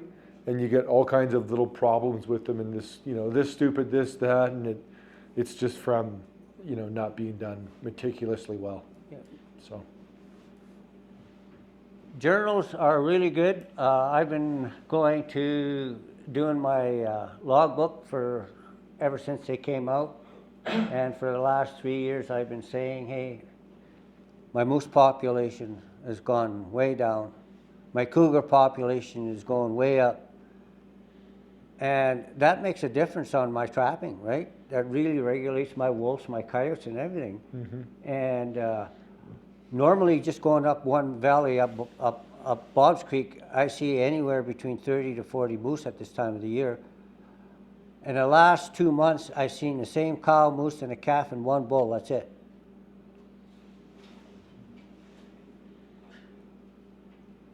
That's probably due to wolves, eh? Oh, over hunting pressure. Yeah. So what happens in my WMU, a lot of land is posted, no hunting, no hunting, no hunting. So I have 4 times the hunters that I had coming into my trap line is what I did because of posted land. Land that's posted, they can't hunt on them, right? So they get a draw for that WMU and they're all flocking over there. When you see the parking lot there, leaving the parking lot, you see 75 vehicles in a parking lot. You know, that's half the size of this yard. That's a lot of vehicles. Mm-hmm. So here are some of the things that we were talking about. Bait. So that works on their hunger. It can work on their curiosity. Things that we want to attract them is lure, like urine and that. That's can be, and gland lure can be sexual, a communication thing, right? Notice this here wolf, how high he's urinating. So why would you put your urine up here? Right? So he's going to be shooting at an angle, so at a maximum he's probably going to hit there somewhere. Females the same? Male lift the leg too. Females, they squat. Always? Yeah. They'll like get there right onto a tree. Yeah. But it's pretty much, I mean, maybe a baby lift, but virtually always 2 feet down. While they're Yeah, doing you'll it. see the 2 feet down. Yeah. As you approach the tree, if you see urine on a tree and that, watch the way the track's going. That'll tell you whether it's a male or a female. Yeah. Lures. There's a lot of different lures out there, so a long distance lure is good if you want to bring them into a bait station or a lure station, like skunk essence, that sort of thing. If you don't want to have so much issues with bears and stuff during the early parts of the season, you want you use a bait that's not smelling, like a dirt hole or whatever works quite well.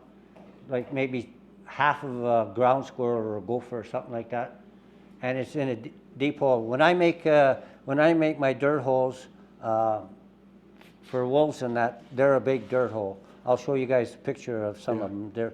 I use a track shovel, and it's almost the whole length of that track shovel, and that big around. Yeah.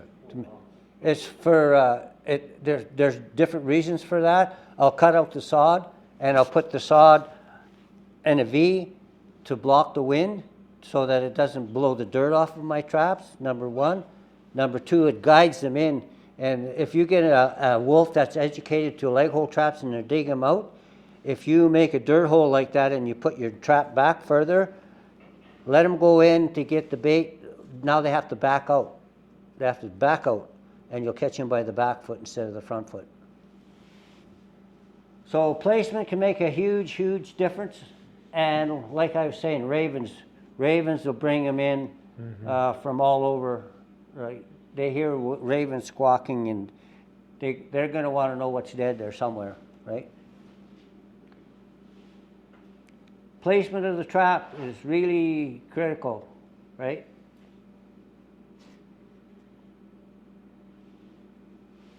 Do you mind if I take like a minute on that? Go ahead. Placement? We have time for that? Yeah, we are. So I just want to talk about placement quickly, especially if you do coyotes, fox, and wolf as far as foot holding. This is really important because you'll get away with it with coyotes and fox, whereas you won't with wolf. Let's or depending on which way you do it. Whatever the feature may be, let's just do let's say there's an ant hill just off to the side on the trail, and it's just, things are peeing on it. It's a classic, an old one. It's kind of old grown in, got a little bluff of grass coming off it or something like that. So here's our little tuff here. Our trail's along like this. We're coming along here, we see that, we want to set on that. It's a great groovy spot. So a lot of the time, I notice trappers tend to set more or less 90 degrees right off of whatever the feature is with their trap. With coyotes and fox, you're going to get away with this no problem because their steps are so close together that it's almost arbitrary. But when an animal is going to hit this, they're either going to be picking it up,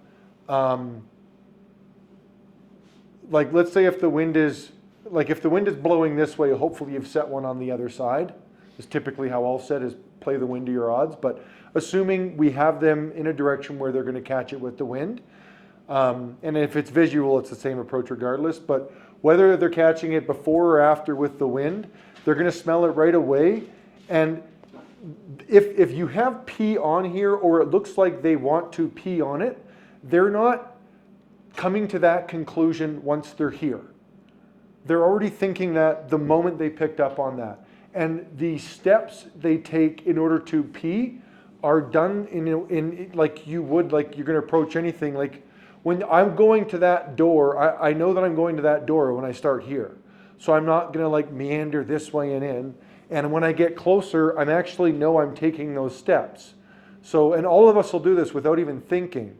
You will line up your steps, and your last couple before you're there, you'll actually either short step or long step to get your timing right, so that you're stepping right before when you reach the handle so that you can step up, because you know that's going to happen and you do it without even thinking about it. Now, if you're going to pee and you're a four-legged animal like that one there, you know that you've got to lift this leg up. And when you're a bigger animal like a wolf, they actually have to kind of do like a stretch and expose their bottom or their wiener, like male or female. There's a bit of a maneuver, and it actually requires a step over. And when you're a big animal, that step, whether they're coming to it this way or they've smelt it and turned back, the approach isn't come up and look. It's more of a horseshoe approach, okay? And those steps, they know that if they're coming up to it here, if they're approaching this way, their nose is right here, this is their head. As they step up here, they're smelling, they know they want to pee on this. Their next step isn't going in the middle because then they're back here peeing. They have to step over here to set up to pee. So where you want to set specifically with wolves, this is more exasperated, but it's technically the same with all three species, is you want to set a little bit offset, either that step before or step after the pee, because that's their natural foot placement. So that's, and even if you've got 2 feet of snow, you'll find, like you'll see that they didn't step where your trap was. It may just, it not even be you did anything wrong, it's just you aren't in the natural place to pee given the feature. That's what I was kind of alluding to earlier with that log over the trail as well, but even literally into the foot placement. Do you want to add to that, Ken? No. Does that make sense to everybody? So when you're talking about placement and all that, it's not just distance to trap, it's literally, think about this animal, and I always say this because you see it a lot in these courses because students tend to really sit close and think about their set before we go talk about it because they want to do a really good job, so you tend to get the blinders on really easily. But in general with trapping, it's really good, and when you're talking about bait piles and setting up snares, you know, there's 100 different places you could put snares, so what's the right ones? Just take a step back, look at it, try to imagine yourself hunting through it, be a predator, fall into that, and just look at it and feel it out.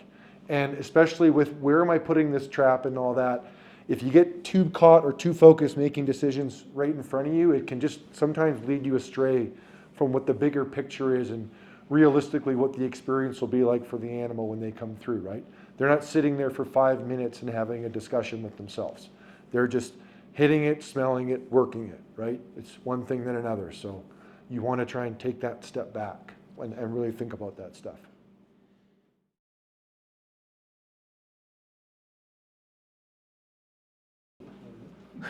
Yeah.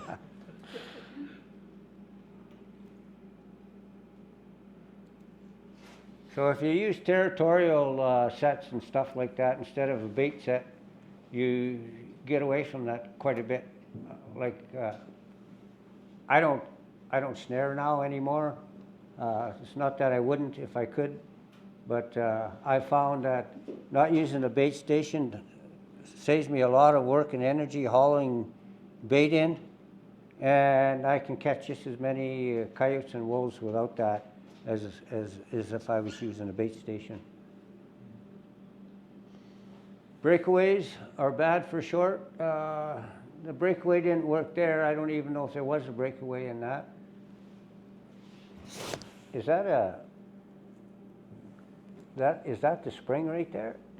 I think so, yeah. I think that's a spring in there. So Looks like it's on there tight. Yeah, at least it had the spring in there. Breakaways really are amazing though. They just keep a trail still working. Like you get a moose in this one here that's like a 300-pound breakaway. It literally doesn't even break stride. It's just great because, you know, if nothing else, I can just reset it right away easily. It's just nice, you know, and it takes all the memory. If you don't have a breakaway device and you've ever tried making your own snares, you learn how important it is to crimp it perfectly to the memory of the because they all have a natural curl. When you use a breakaway device, you don't have to worry about that because it allows it to naturally just sit how it wants. So it's faster setting, better. Use extreme caution when you've got bait stations out. Watch for mounds or dark spots ahead of your approach. Of course, that can indicate either a bear or a cougar, one or the other. Never go in unarmed. Once you have located a kill site, you have only 24 hours to use it before you risk accidental catches. Mounds or dark spots mean, how There's something buried. They'll take your bait and they'll bury your bait. Lots of times they'll drag it off, especially a bear. They'll drag it off. If it's just a deer, like you have a deer, a cougar will grab a deer and drag it, no problem, right? Anytime there's a dark spot in the snow, it's always just good to double look at that as you're approaching a bait, because that if something's lying down, often all you'll pick up is a bit of the shoulder or the head. So until they stand up, it's often just a dark spot from a distance. So, Are cougars very protective of the kill? well, they don't leave is the problem. So bears typically will grab whatever's there and just take it away to where they want to have it. Yeah. Cats will sit right on it where it is Yeah. until they're done. Yeah. So you'll just happen on them more that they're overly aggressive, and now it's just Yeah, they You could know. be up in a tree or whatever, right? Who knows where they're at. I know I've tried calling wolves with a predator call. Injured deer, right, fawn, and hair stand up in the back of my neck and turn around and there's a cat's tail. yeah. They're right behind me. Yeah. Plan to use some research on all those different kinds of things. There's some really good stuff out there. Can't get it anymore, but Gorman made this here lure. He called it "Kiss My Ass." That used to be. Oh, I'll tell you, that stuff was deadly for wolves and coyotes. It was just deadly. Yeah, But, there's there's an entire word out there when it comes to bait. Yeah, There's some very cool stuff and things you can play with. yeah. So there you see that Limburg cheese. That would probably be used as a curiosity set more so than a, than a, In the pizza setting. yeah, exactly. Yeah, you betcha. Yeah. Different kind of bottles out there you can use for squirting your lures out there. Make sure that you get good ones. That urine is good, not past a year, eh? Oh yeah, if you don't open the bottle and stuff like that, I've used that stuff that's 5 years old. If you Oh, ask yeah. any of the makers of any of that stuff, though, I'll tell you it's bad after a year. Yeah. It's amazing how that works. But What do you think about that? as long as it's kept cool, it's good for quite a while. Yeah, Yeah, but the key is it's like wine. It likes to sit at a certain temperature, so it needs to be in a fridge. Yeah. So if it's up on a shelf for a summer, like it's no good anymore. Yeah. So that's the key is just keep it cool. Oh, good. Yeah. What do you mean by fat fish? I've had gland lure that I got there from Forsyth. 7 years I had that gland lure for coyotes and it worked right from start to finish till I was done that. Mm-hmm. No, you kept that refrigerated. No, I didn't. No, the gland lure you don't No. need to really. No, I just kept it in a cool spot. Yeah. And I lost it when I lost my leg when I was underneath the quad. Somebody Yeah. broke into my trailer and took all my gear. Yeah. Spearfish suckers, put them up in the tail. Oh, yeah. Oh yeah. Heck yeah. Oh, absolutely. Heck yeah. I used to have a treehouse. I live in Coleman, Yeah. right along the river there. Well, I think you know where I live. Yeah. I used to have a treehouse up in that old poplar tree. It was 40 feet off the ground. Everybody thought it was a treehouse. I had over 150 jars of bait up there. And your neighbors didn't notice? No, didn't smell at all. Till one day, damn Halloween, these kids crawled up there and busted all those jars. And guess what? Their dog rolled in it. Oh, yeah, they love that. It didn't take me long to find out who it was that broke the jars. Even just blood, like just pails and blood works amazing too. You and moose blood? Oh, yeah, Oh, heck yeah. absolutely. Heck yeah. Okay. Absolutely. Oh, yeah. Lots of that when you get a moose. Oh yeah. Yeah, that's what I was telling you. Put it in a quart sealer and then bring it home. 3 rotten eggs, 2 or 3 drops of skunk essence in there. Yeah. Yeah. Drop some tampons in there, close the lid, put it in a cool spot, open it up, and there's your lure. Instead of using a bait station, just use that for a lure station. Yeah.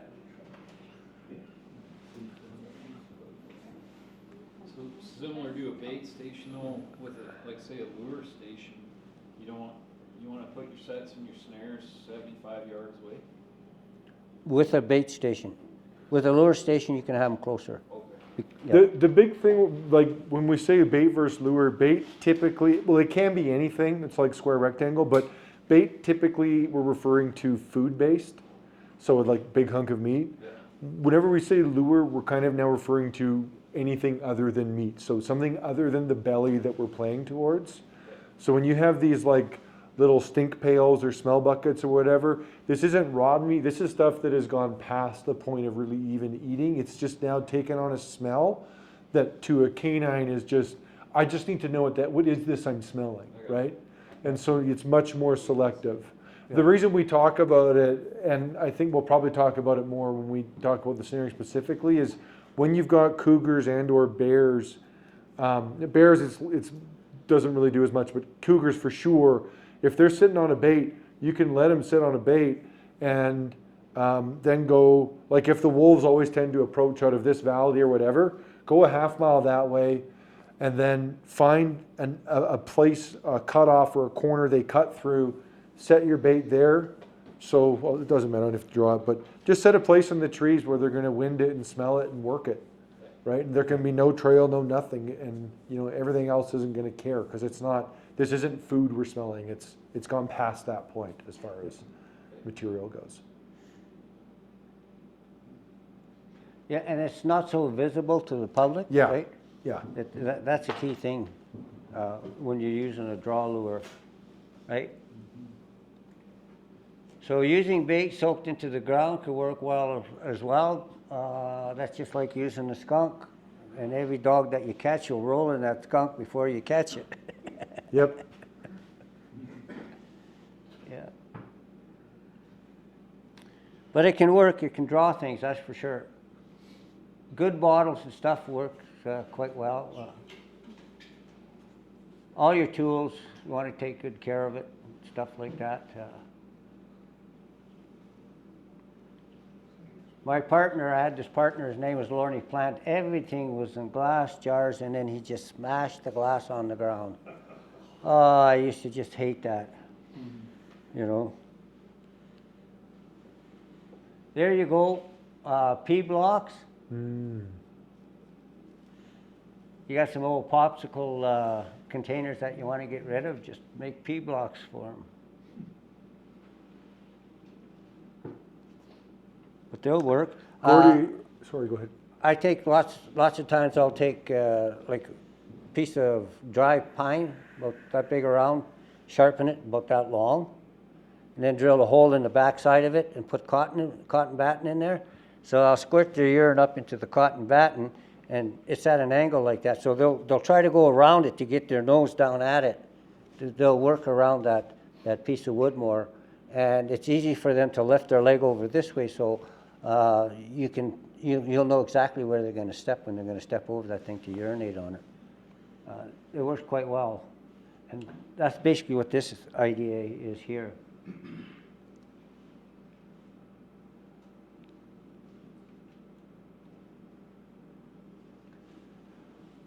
Draw baits versus snare sites. You can catch a lot of coyotes on a bait site. A small area with the lure site works a lot better. Here again, once again, you can see where you could set and animals can travel through that. They can travel through it quickly. There's not a big attraction for bears and other predators right near. I couldn't believe it, right near my place, in the back of my place. They were doing DNA for wolverine studies, and they were hanging beaver in the spring right along the cross-country ski trails. Like, they were like 10 feet off of the cross-country ski trails. They're just lucky that somebody never got hurt by a Yeah. bear coming out of the den. Does the size of the bait pile matter? Like bigger, better, or just? There's, I think if you asked everybody, you got a different answer on that, Yeah. to be honest. The key is to just, don't ever let them show up and you're out of bait. Cause they're just like, wow, this place is done, they may not come back again, so you just make sure if it's a bait and you're still working it, it's gotta have bait. If it runs out, a lot of things don't always come back right away.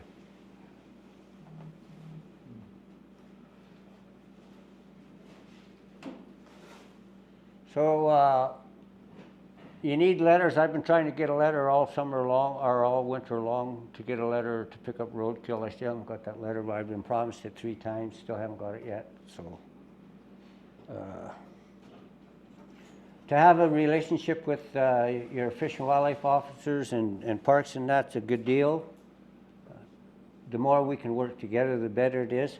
I really like it now that Duncan, I've done it, helped him a couple of times. We go to the college in Lethbridge College where the fish cops do their last month of training and that, and we actually put on a course.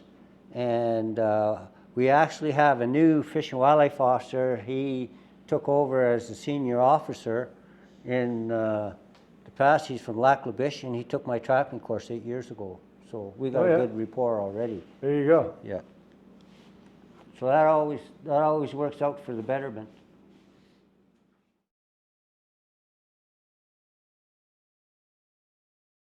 It's on what you're catching, right?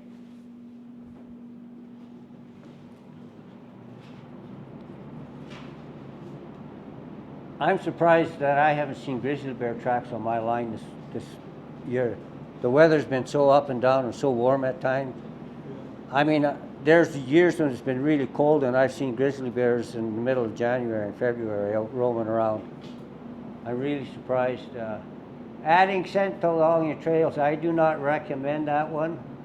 I recommend it to Ross to take that out because every cotton picking deer will follow that trail into your bait station. I don't know what it is.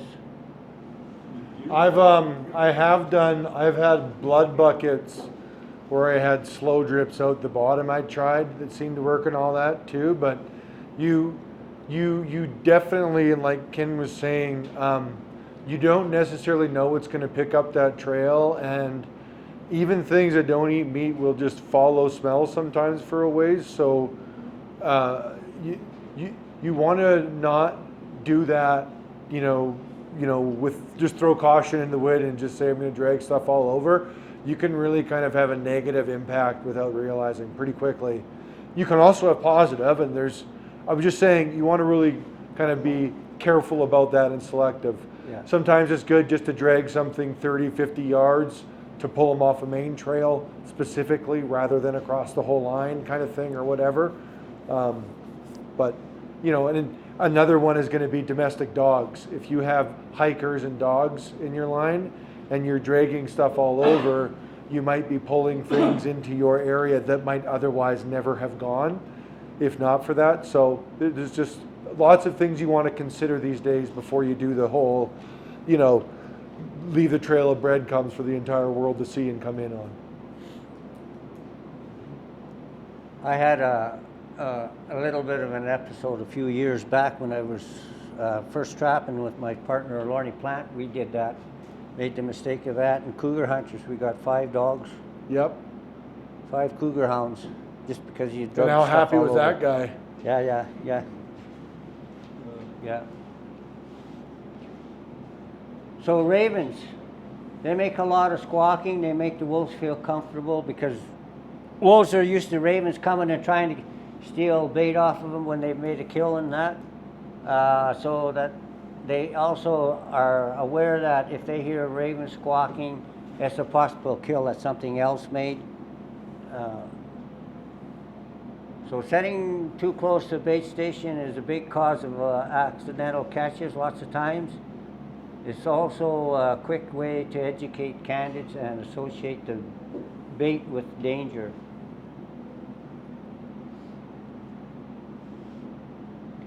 Visual attractions work very good. Old bones are really good. Cow skulls work excellent on ranch land. Vertebrae. Vertebrae.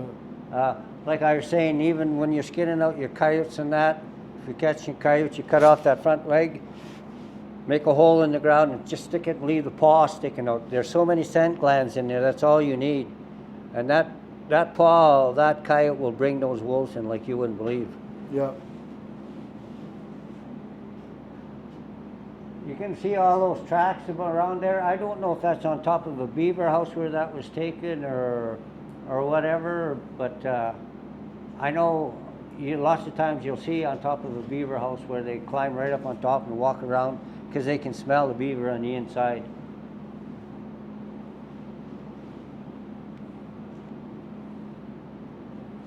Of course, we know what this is.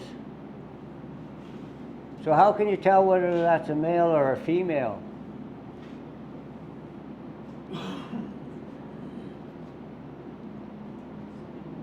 Any ideas?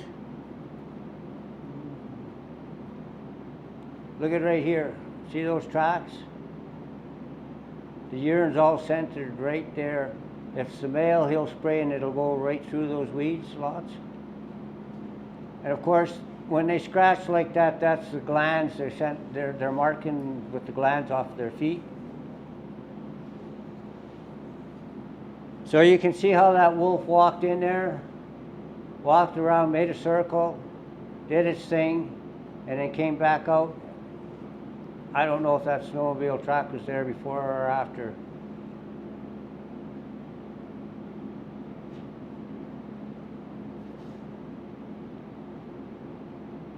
Multiple catches is great. Getting good at this will take a bit of time. And as you get better at it, if you're anything like me, once it gets into your blood, you just don't want to stop.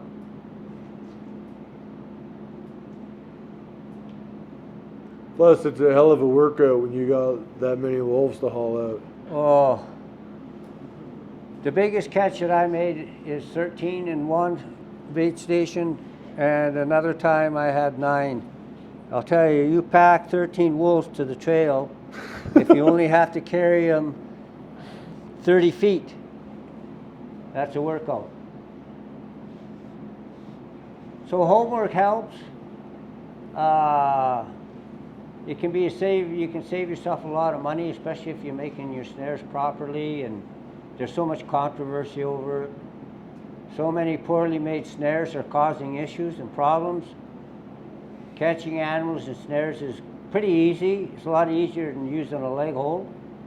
And killing it quickly and humanely is the big thing. We want to try to avoid non-target species. There you can see a good catch. Perfect kill zone is just behind the ears. Back further, the rough hair maybe 5 inches or longer, and the fur a little denser. So, but with these new power, especially the Magnum springs, that makes no difference whatsoever. But when at the time that we made these videos and that, we didn't have those power springs and that, and it really made the difference. And we were using like 3/32 cable with a 3/32 lock on it. Using just that little bit bigger lock helps with freeze-ups, and it helps that lock to drop a lot faster on that cable. That you use 5/64ths. Yeah, a 3/32 lock on 5/64 cable. Look at this one here. Can you tell whether that was a quick kill? Doesn't look very good, eh? Look at all the chewing that went on there, and as it ran around and around and around. That's what we do not want.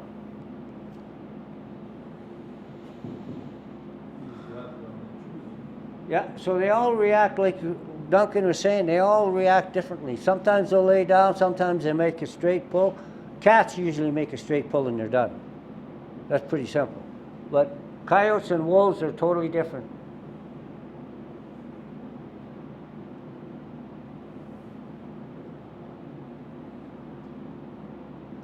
So here you can see, you can tell once again that that was a quick kill. There's not much fluid and stuff in the lips, and look at, there's no swelling in that head on that wolf at all. So that wolf died fast.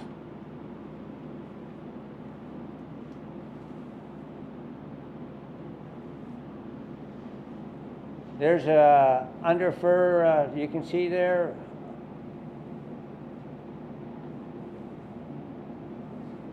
That's not a really good catch either. I don't know what the deal, I never took that picture. I think Gordy Clausen took that picture.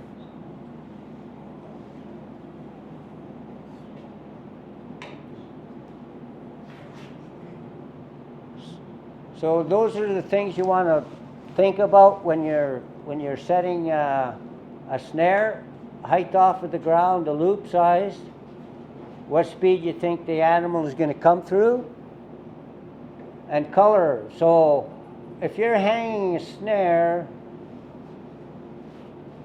what does it look like? Get down at the height of your snare and look through it. What do you see, right? It's pretty easy to set a snare and look down at it. Oh yeah, that's pretty good. But get down and look through it at the height of that snare. So,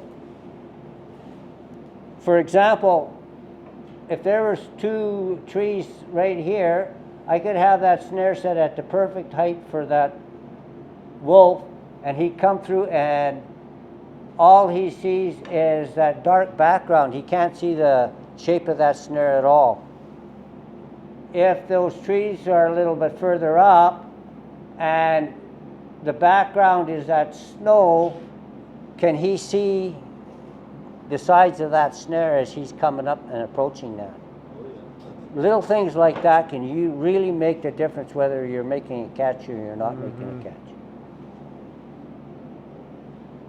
Cable size, of course, smaller the cable, it makes the animal dies quicker. We don't recommend 1/16 for wolves anymore. The anchor, that makes a key difference as well. Whether you're using a disposable anchor or you're using a tree, you want to make sure that that's not giving you a fishing pole effect, right? When he hits into that snare, you want that spring, the trigger on that spring to pop. Marty and I, we tried that for a while. What we did was we made, they were called kill poles. So 5/8" rebar, we drove in the ground, tied a snare to them. And you catch a coyote and you could see where, and he'd pull around, and it took him a long time to die. We even tried taking in willows, taking in 2 willow trees and then tying together with wire and then hanging a snare on it. And if you can anchor low or high and have a solid hit so that when they hit the end of that snare, you don't have that spring effect, it really makes a huge difference on how fast that animal dies.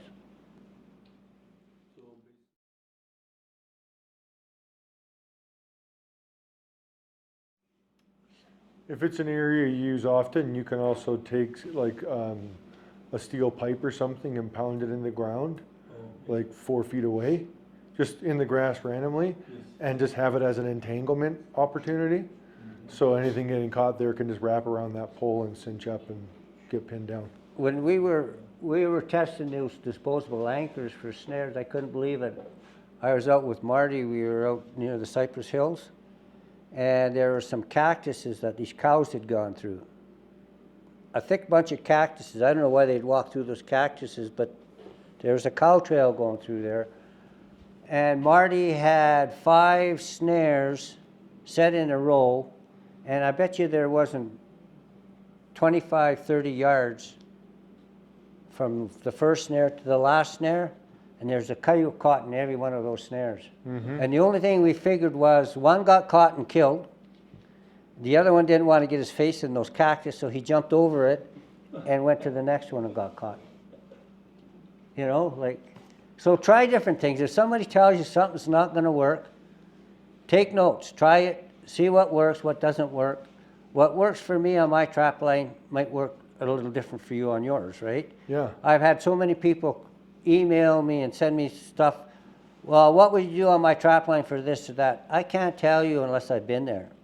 And what I might do on that trap line might be totally something that different than what Duncan's gonna work, but you might have the same results, so. I want to just elaborate on the Yep. snare stuff real quickly, because it's probably not a slide. Do you mind flicking the light there? So this is my kind of technique, but it's,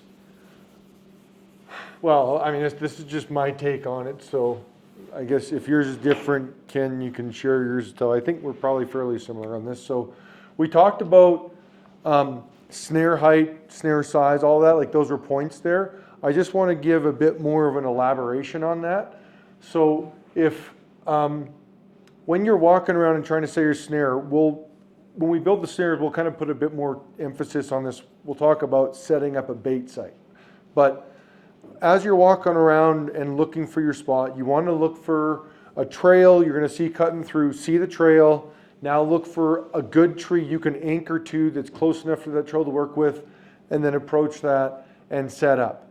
But when you're now kind of over your spot and setting up, we've got our big tree here we're going to anchor to, and our trail, let's say, is right here. Kind of just cutting in like that, okay? Actually, let's do this. We're in the snow, and here's our trail, more snow like that. Everyone keeping up with that? Okay. I'm just going to grab another felt to make this easy. I have a black one. So your snare, this is really important if you understand, Ken was kind of mentioning their eyes in that, silhouettes and colors and things. In the middle part of their any real predator's eye, let's call it, because not all eyes are the same. You've got your central vision, and then you've got your peripheral vision, right? The peripheral is more reactive. You can't focus on any one thing specifically, but you can catch glimpses of things quicker in your peripheral than you can your direct vision in the central vision, okay? Wolves have very, very acute central vision that's meant for looking a bit further away, okay? So they don't necessarily notice your trap or the snare or anything close up. Like they're really meant for, because they're hunting things, they're going to notice them from further out, right? Like everything is oriented for dealing with things from further away. So when you are setting up your snare, it is really critical. One, you're not silhouetting, which is what Ken was talking about, where you have, you're set in a tree line and then it's wide open field behind you. You got clear white snow and then snare, so you can just see the whole perfect line perfectly. Those things just don't exist in the bush, and they're very obvious when you have very clean, smooth, perfect shapes, right? The geometric shapes stand up all the time in the bush. Like 90 degrees, you don't find it, right?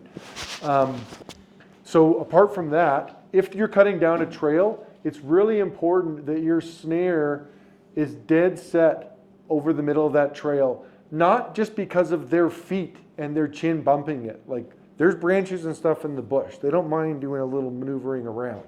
But the bigger deal is actually their peripheral vision, kind of like, think of it as like draw a little cone off the trail like that. And if your snare breaks that peripheral vision, they haven't even looked at it. They're not even thinking twice. It's just a reactionary movement of the head, because it's a branch, and these are things they come into all the time. So if you are offset on a trail, it's really common that they'll just pass through quickly and duck or kick under, and not even because they even recognize it's a snare. It's just literally that you ended up breaking that peripheral plane, and it's just an instant movement for them. It's a reactionary thing, okay? So that's really important you get on that point. And that, to what Ken was kind of talking about, doesn't necessarily mean being right dead set over this point over top of the snare, because you actually want to take a step back and look at what are they overall seeing as they're passing through here. For example, let's say you've got a trail that's going along, and then there's kind of like a tree that's broken off that kind of like juts around, and so the trail kind of does that. We've all kind of run into that before. The overall way the animal is looking is straight through like that. So when they're cutting this corner, they're not hitting 90 degrees solid, 90 degrees solid and making a turn. They're almost going to be cutting these corners because directionally it makes sense. So your snare, you kind of want to play to that effect as well. Does everyone get what I'm saying there?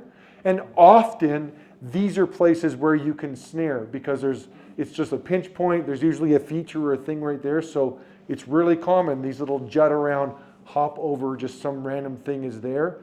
You just have to understand what that's doing with the head as well. Lastly, I just wanted to mention height of the snare off the ground. So this height,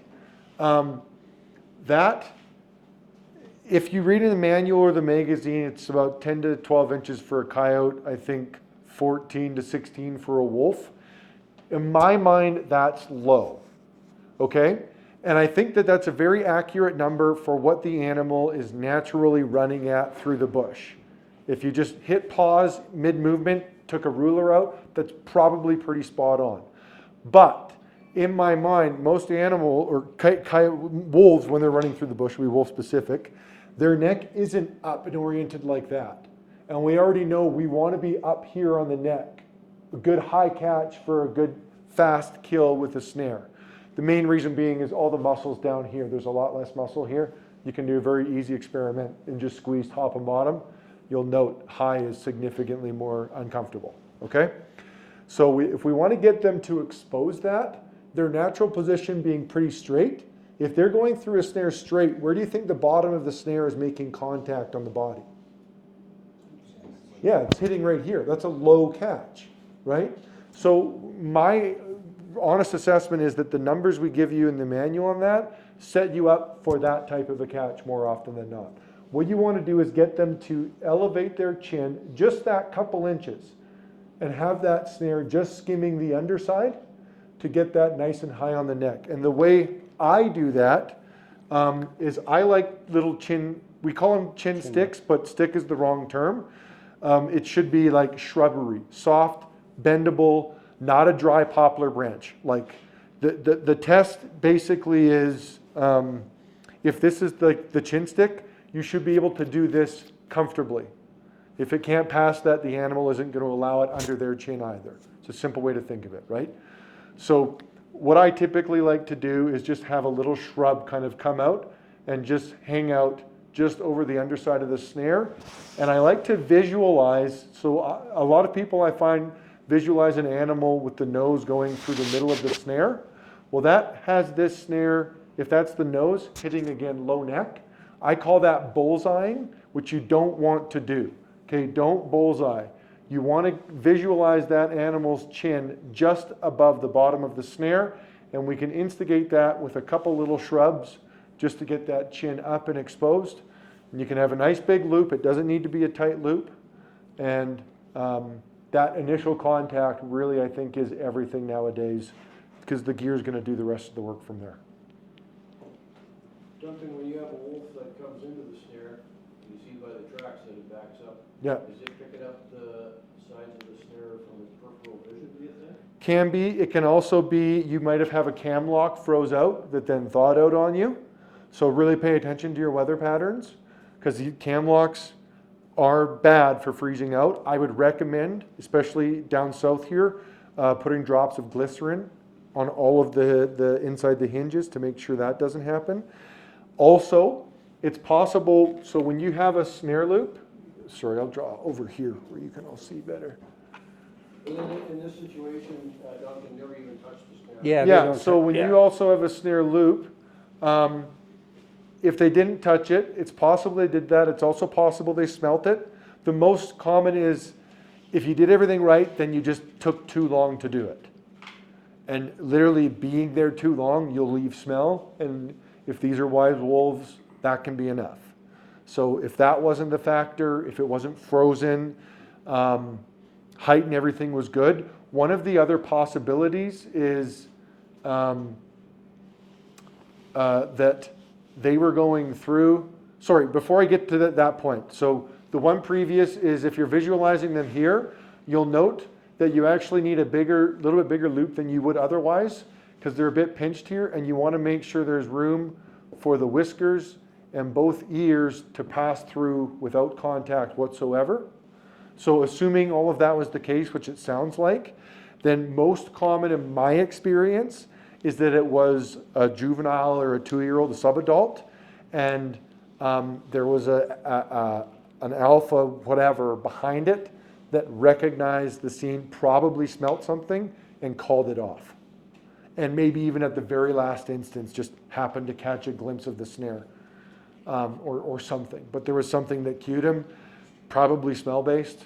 It's probably it, and just got unlucky with a swirl of wind. But otherwise, if it wasn't frozen. And it got called off by not it, but the one behind it. Yeah. Because I've had that happen a couple of times too. And you could see, I was lucky enough, I had really good clean tracks of the one behind. And based on like their distance where they went through, you could see it stopped before the one in front of it did. And it seemed, that's where I kind of made the assumption, I'm pretty confident of it, that it stopped, it chirped the other one before it continued, and that's where the distance suddenly kind of expanded. Then it stopped and they both backed out. So that was where I've had that kind of exact situation, so that may have been it. In this situation, it was a single wolf. Just a single, yeah. Stopped, backed up, Yeah. actually walked around it. I think it saw it at the last. Yeah. The other possibility is you just go hard with smells and some stink containers and really pull some curiosity that's going to get their mind somewhere else. But that's where it's like you got to hit the right mix. They got to, everyone's like got their own jam, right? So.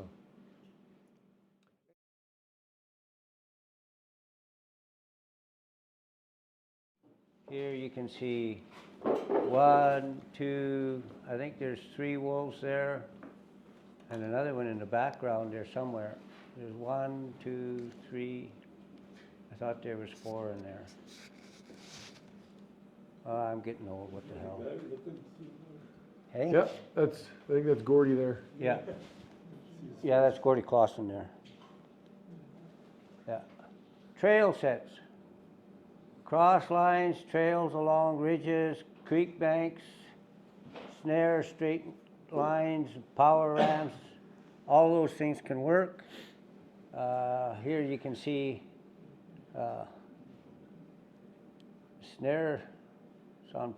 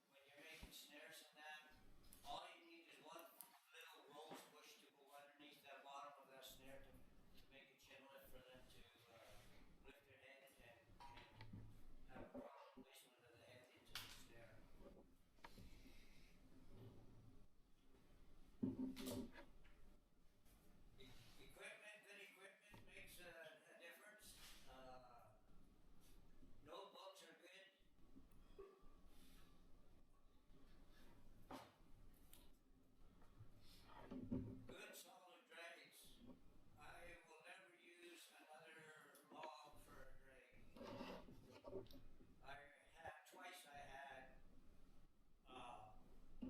a wolf caught and he chewed right off, right near the center of the log, and so all his pieces, his drags right behind him. And then you try to catch the damn thing. So all my drags are metal drags now, I don't do that sort of thing anymore. Even too with these, sometimes these logs will catch a tree and do like a weird jump, and then they get a rapid and bind and they stop working properly. So I just avoid them entirely. If you're investing in trapping, you're already kind of into it, you might as well invest in drag too. It's just worth it and it saves you all the headache. Just a piece of steel pipe. I would not do a pipe, no, I'd do a proper drag.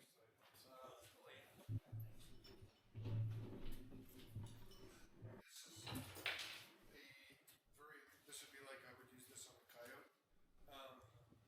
But the key with it is you want them offset, those tips. So if it's sliding on the ground, it's catching in. If they're flat, they'll skim along the ground. And if they're skimming, they can go for a long ways. So, Probably a boat anchor would work too. pending the type of anchor in that, it could. But I think your overall weight to number of anchors ratio is going to be not good if you're doing boat. Yeah, that's heavy. Yeah, it's just because you're using like cast metals there. Yeah. This is just them setting up different anchors. Again, I'm not a fan of the log one. I'm thinking king. What I do like is that they're setting up the drag. They're throwing it away, so they're setting off of their sleigh. They're going to be setting on their own trail here, but they're getting the anchor away. You don't need to have the anchor close to the trap. The more distance you have, I think actually the better, because it's just set up to start operating as expected. If they have to pull it all out of a ball, I mean, you risk that ball freezing or skipping or, short stroking for a few. Just leave it out, extend it, stick it in the ground. Start the drag process if you want. There's no rule that says you have to have it all packed away. Just the only thing that's got to be stable and in the right place is the trap.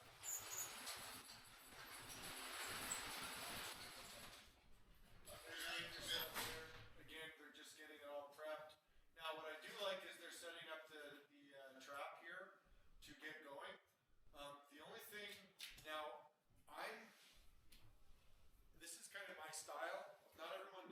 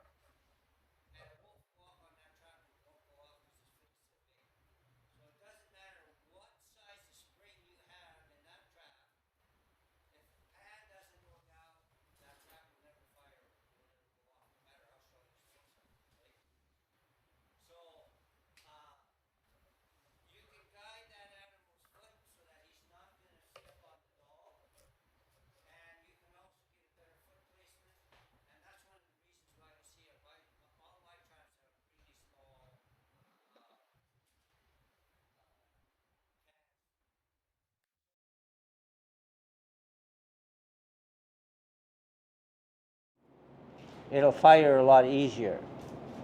But those things, when it's like 20 below, 25 below, and they hit the end of your fingers, they smart a little. It does hurt. Yeah. I also want to mention, just while we have this slide, I guess, there was some people yesterday talking about how sometimes the trigger, and the trigger being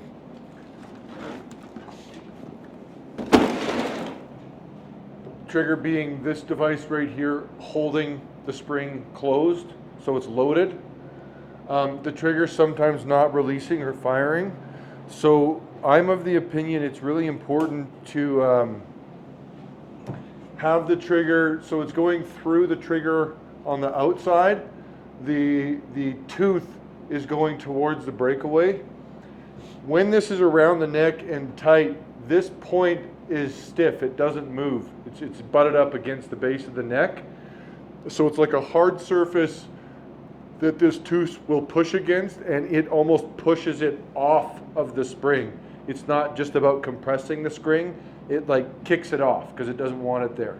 If you have it reversed and have this tooth to the outside, there's nothing pushing it off, and this is not a immovable point. It actually can teeter and move around, and so the only thing causing this tooth to pop is further compression of the spring. There's no assist from it pushing against a solid point. Does that make sense to everybody? And I really find that makes a difference. It's also, if you forget your setting tool, you can set these with just a pair of pliers if they're set this way, and in the reverse you can't. So it's helpful for a few reasons. And a lot of trappers, like I say, were cheap. You want to cheap out. If you're using the Magnum springs especially, you want to make sure that you have double furrows here. Otherwise, if you're not crimping that furrow properly, it'll just blow the whole thing right apart. Yeah. That'll make you another unhappy camper. So we're going to cover it a little bit again here, then you guys are going to be building this. Then we'll probably get into leg holding. I'll show you a little bit on safe ways to handle the leg holds a bit. And then we'll probably be heading outside. So we'll get this done, build the snares first.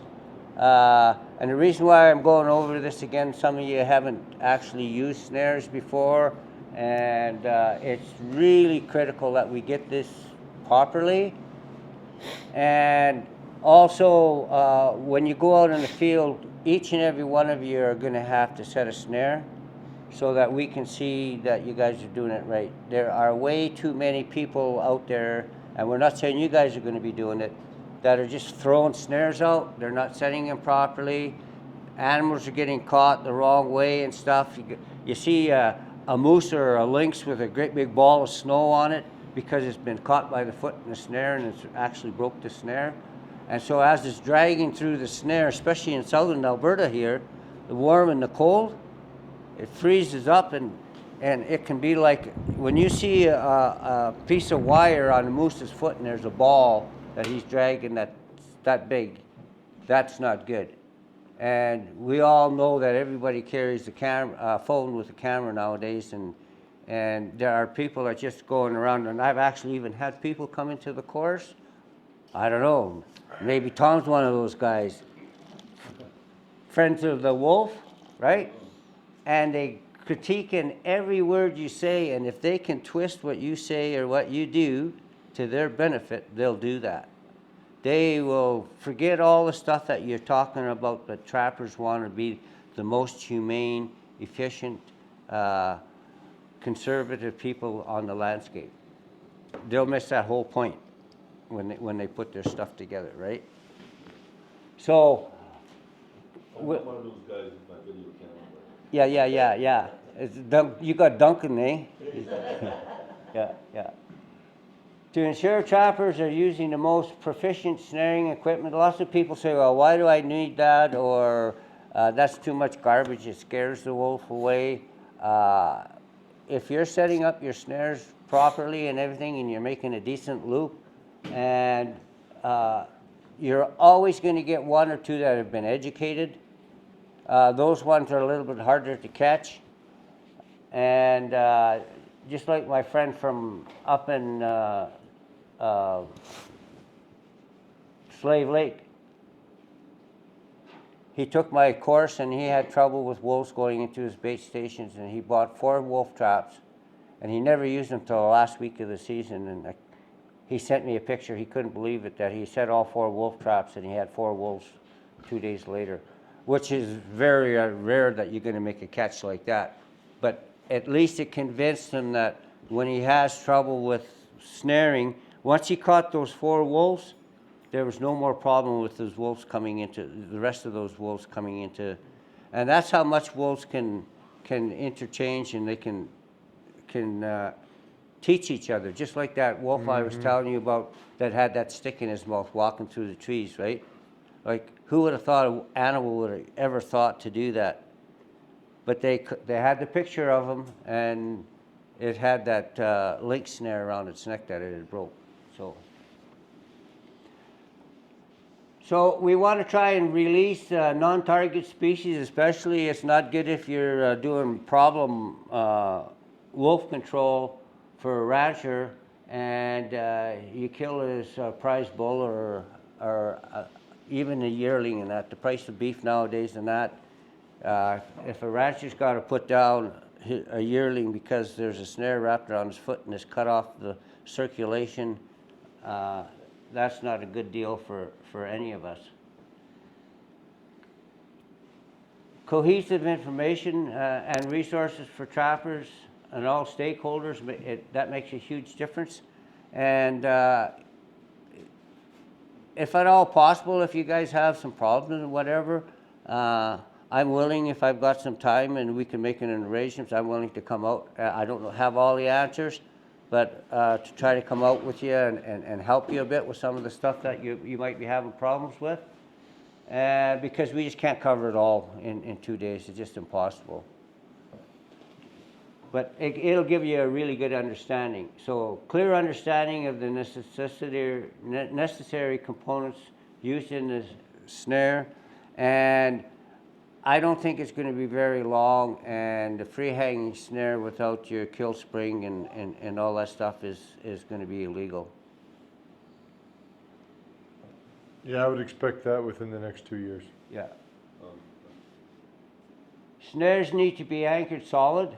Once again, that's a really big issue. Not just snares, leg hole traps, any kind of, even a killing device like pine marten, that.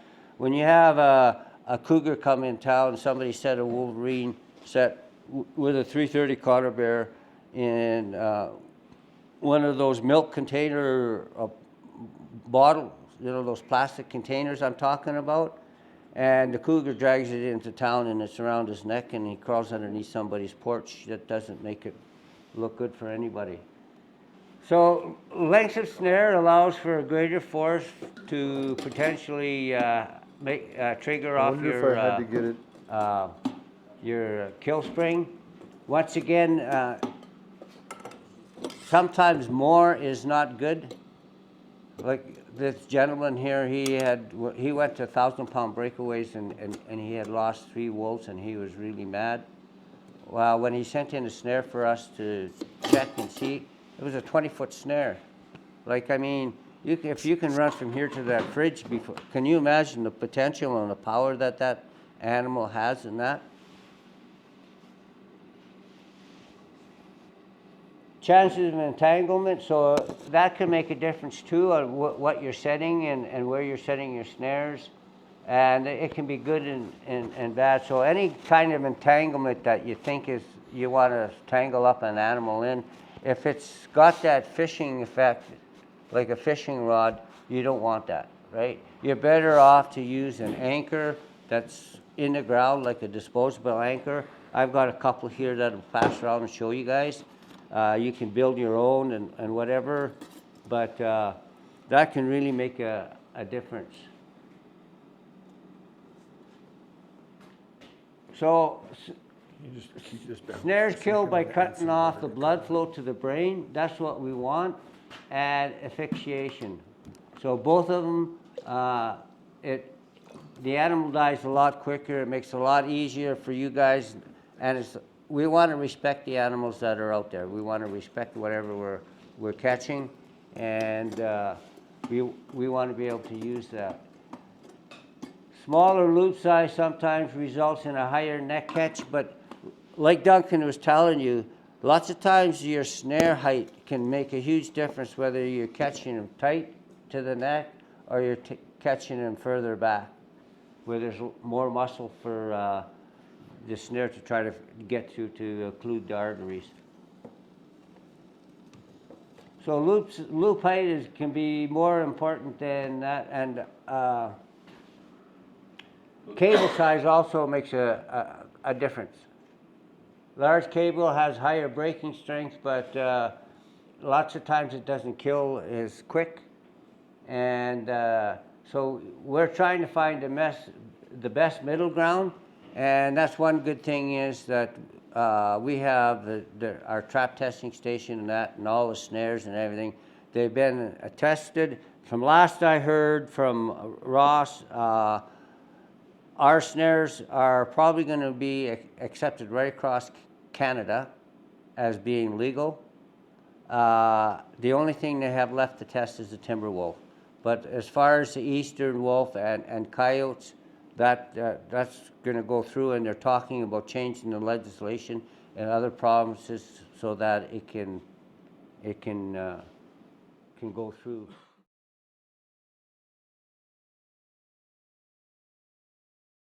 Here you can see basically the difference in, and you got to take this here chart with a grain of salt, because this is an old chart that we done up when we were starting this, and we found that manufacturers the cable can make a huge difference. Like, for example, the 5/64 there, some of that Korea and China cable is breaking at like 400 pounds instead of 650 pounds. So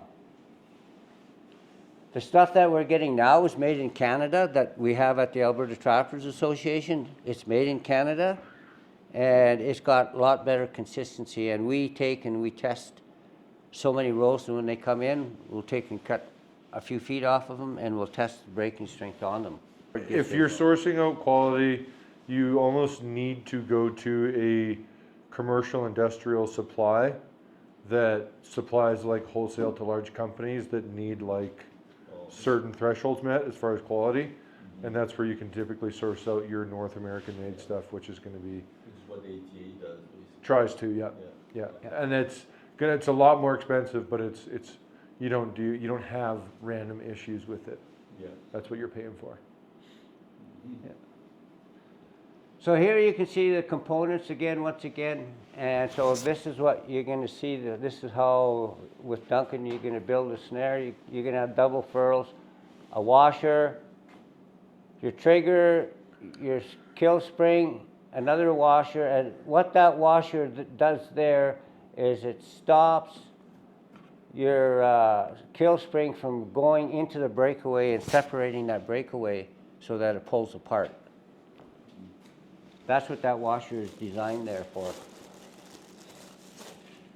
So, Corey Grover's, I like Corey Grover's pliers. I've got a set for setting your kill spring.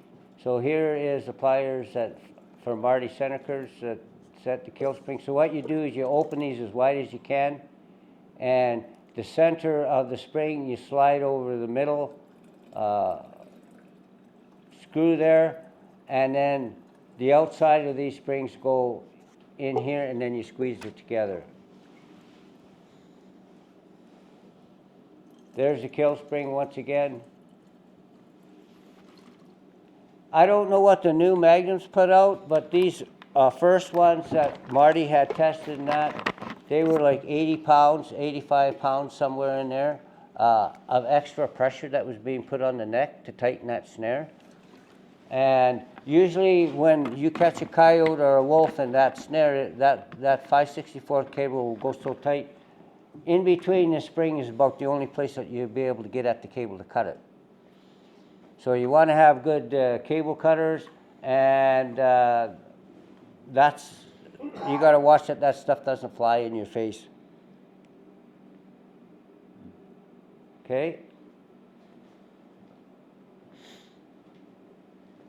So that helps you gain an understanding. If you try and squeeze your kill spring yourself,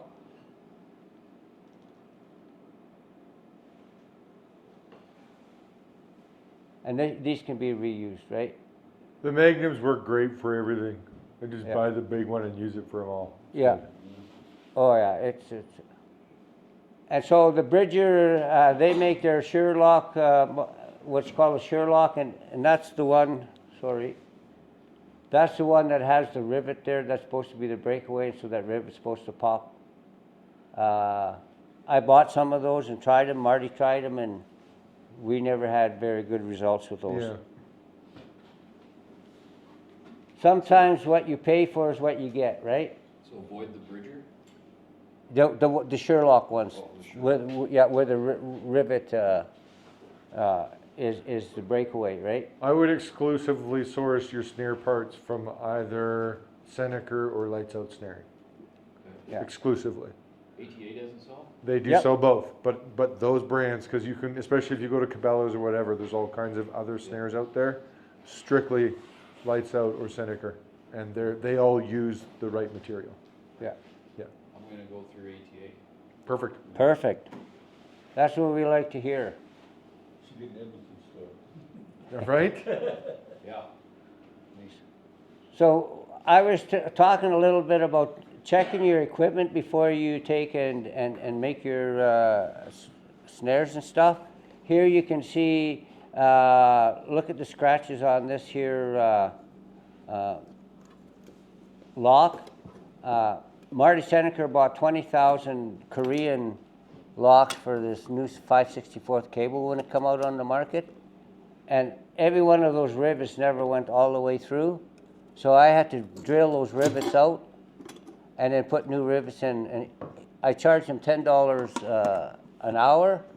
And I'll tell you, 20,000 rivets, it took me 2 or 3 weeks to do those. And then when I gave him the bill, he was freaking out. Wow. Don't cheap out when you buy stuff, right? So if you have an old locks, I've got a bunch of, I just brought one old lock to show you guys. I have an old lock here. And when I pass it around, you'll see, this is just dipped in logwood crystals. It's just like the poplar stuff. And it makes it so that it's not shiny and whatever. So you can take that checkering file if you got a bunch of these old ones on hand, and you can just give it 2 or 3 rasps in the vise, and it'll put the grooves into your cam lock. Yeah. But it's a lot cheaper and faster to go the other way. So there's your trigger, and some of the first triggers that Marty had were a lot harder to set off than that. And we found by trying them and playing around with them, instead of going across the front of the spring, to put it on the side of the spring, and they fired a lot quicker, a lot easier.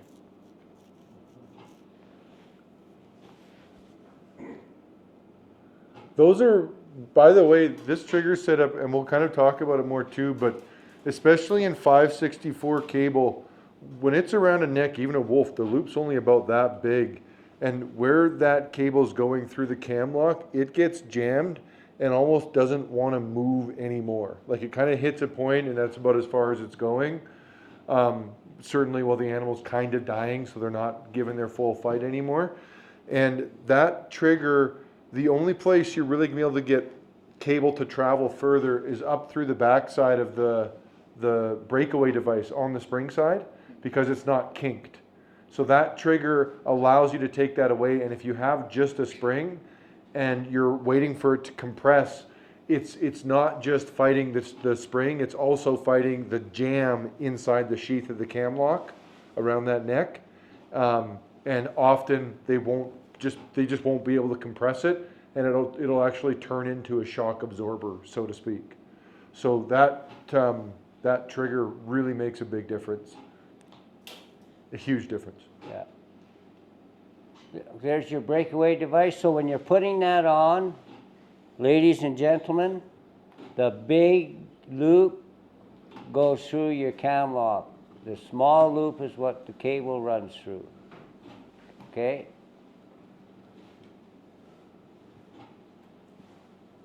There's the collar support.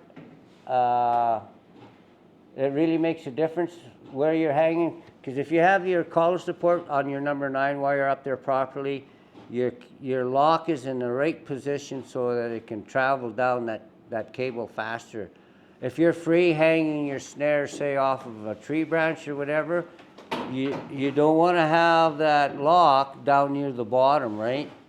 So then that cable cannot close as fast, and it won't be as high up on the neck as if because it's hanging down and it's got to travel up, right, to lock.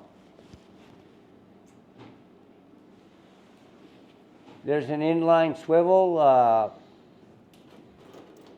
Duncan's got one of the other types of swivels there. We'll show you guys when we turn the lights on there. Of course, there's the washers. We told you about the washers, what size the washers are. So that I'll leave this slide up while we're making the snare, and then you guys can look at that and see the way the components should be going. A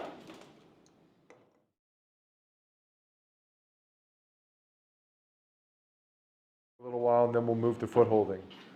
What I want to see for the course, and especially for those of you who are currently building your own snares, it's really not about whether what you do is right or wrong. It's more about this is what we're doing in the course. So you basically just got to get on with the program, and we can leave it there. Just try to take what you can and learn from it. If you're feeling like you're not liking what we're showing you and you like your method still, I mean, you're your own person. But I'm not going to argue with anybody about what is the correct way when we're doing this course. The methodology we're doing is the way we're going to do it. And if you want to have discussions about other things or whatever, it's certainly something we can have a back and forth on afterwards. I'm happy to. But we'll just leave it there for the purpose of the course, okay? When we're coming up and operating the Swagger, for those of you that, has anyone never used one of these? Okay, so they're not dangerous. Don't think that they are, but you do not have your hands anywhere around the backside here. Yeah. It's just sometimes when you're thinking or farting around, you'll sometimes let a finger creep in the back. Don't. This is where shit gets really messed up back here. Everything up here is fine. There's lots of control. A lot of people tend to try and keep their fingers away from everything, and it's hard to balance the pieces in the teeth while we're operating this thing. So you want to get up close and personal with these teeth. You can be right in there. You've got lots of control. You can have it on your finger and you can stop it. There's lots of control here. It's in the back end here where things are moving quickly and they're going to go ouch before you stop it, all right? So don't be afraid to creep up in the teeth here. It's going to really just help you seat things where you want it, all right? Really quickly, so we understand, if this is our cable going through, and this is our ferrule going through the cable. Everyone keeping up with that? Okay? When you crimp these, this is what I mean by them being end to end. So when you crimp this down, you want to start with your tooth. Do I have another color here? You want to start with the tooth being these right here, coming down, slightly overlapping the ferrule, okay? And the reason is when you compress a ferrule, they flare. And if this tooth is over here on that first one, this lip will actually flare up and out a little like that, all right? When that flares, what happens is the inside here also has a little opening. It's not totally binding around the cable. And one of the real values to ferrules and how they work is if they bind end to end on a cable, it'll actually cause the weave of the cable to bulge a little on either end of the ferrule. If you don't have this end crimped down flush and you allow a bit of a flaring up, it doesn't bulge the cable either, and it allows slippage. And the moment it slips even a thou of an inch, it's going completely, it's done. It's gone straight to 0% as far as operational. That's how aluminum on steel works. So it's very important when you're crimping these, get that tooth overlap and then just go end to end and make sure that last one also has some tooth overlap. Only other thing I want to mention quickly, is everyone keeping up with that so far? Yeah. Did that not jive with anyone? Okay, last thing I want to mention is if this is the end of your cable, so we've got more cable going off this way, you would always start, and this is important especially with bigger ferrules which you're using for wools and that with the bigger cables, you always start on this side here and work your way that way. And the reason is you want to pinch here and not have the excess travel. This ferrule will actually end up being about that long by the time you get to the far end, just from it flaring and traveling out. Does that make sense to everybody? If you start this way and go to the end, I have no cable past here, so that's the end of my snare right there, the last two ferrules on the end. If you start here and work your way that way, this will actually travel and end up at the end of your cable, and you need at least about an eighth, well, realistically about probably a 3/32 of an inch excess to allow this cable to actually flare out and bulge a little, and that's what's going to give you the bind.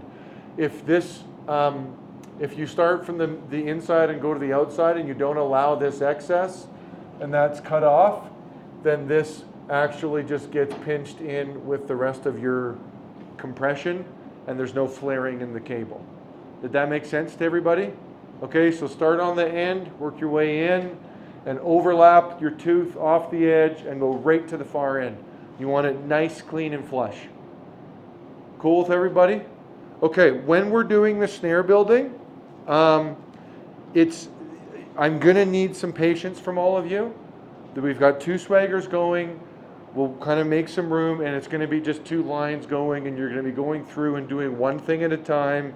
It's slow, it's tedious, and for those of you that build a lot of snares, it'll be very slow and tedious. I want to be crystal clear on this point right now.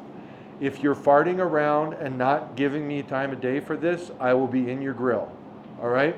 This is the one part of trapping where the onus is on us to build it right, and you'll be held to that standard in this course, okay? So just bear with me.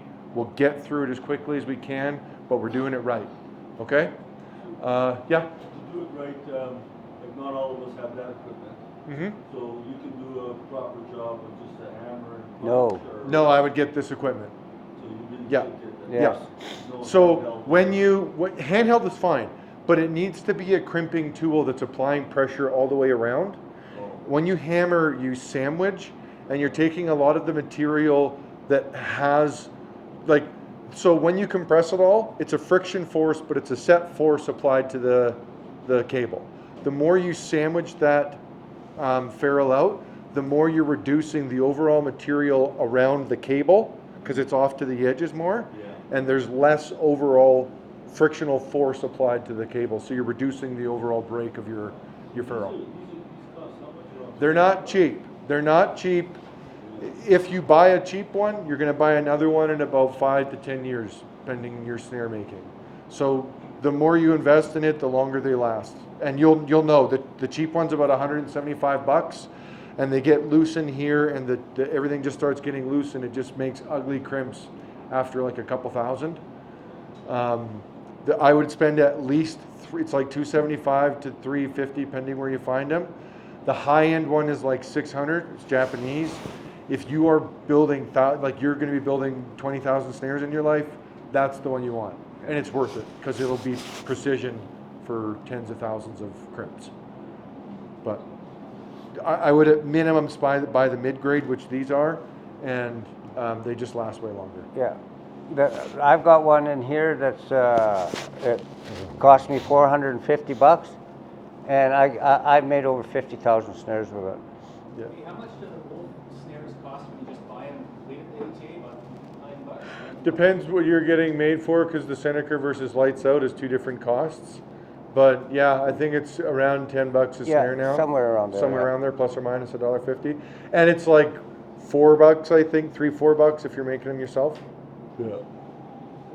Anyway, are we good to get building? Okay, let's get up. Maybe we'll kind of make some space here just for the setting it up. What we're going to do is just start by putting our breakaway device onto our cam lock. We're going to just pocket that and then cut our cable and start putting pieces on from there. So once you get this done, don't lose it. Don't put it in some deep pocket. Just put it somewhere you can find it right away and not have it kicked or dropped on the ground or whatever, all right? So everybody can come up and just grab one of them from the pile here and get a breakaway device from the baggie here. And when you do it, have a look. You'll see there's open end and a close end on these. The open end is going to go through the hole in your breakaway. Once you get that, just go back and I'll demo the crimp quickly. Kind of a straight portion of the breakaway. That's the part we want to curl. Okay? So when we come up to the tooth, and the tooth we're operating, or the notch, is going to be the furthest notch out. So the first one towards you. What you want to do is make sure, and you're going to see when you have a look, you don't hold your breakaway perfectly parallel to the ground. You kind of got to cant it at a 45. You want this straight line to be totally vertical when you come into the crimper. By being totally vertical, it's going to take the majority of the pressure from the teeth, and that's where it's going to fold. So does everyone see that flat portion on their breakaway device on the open end?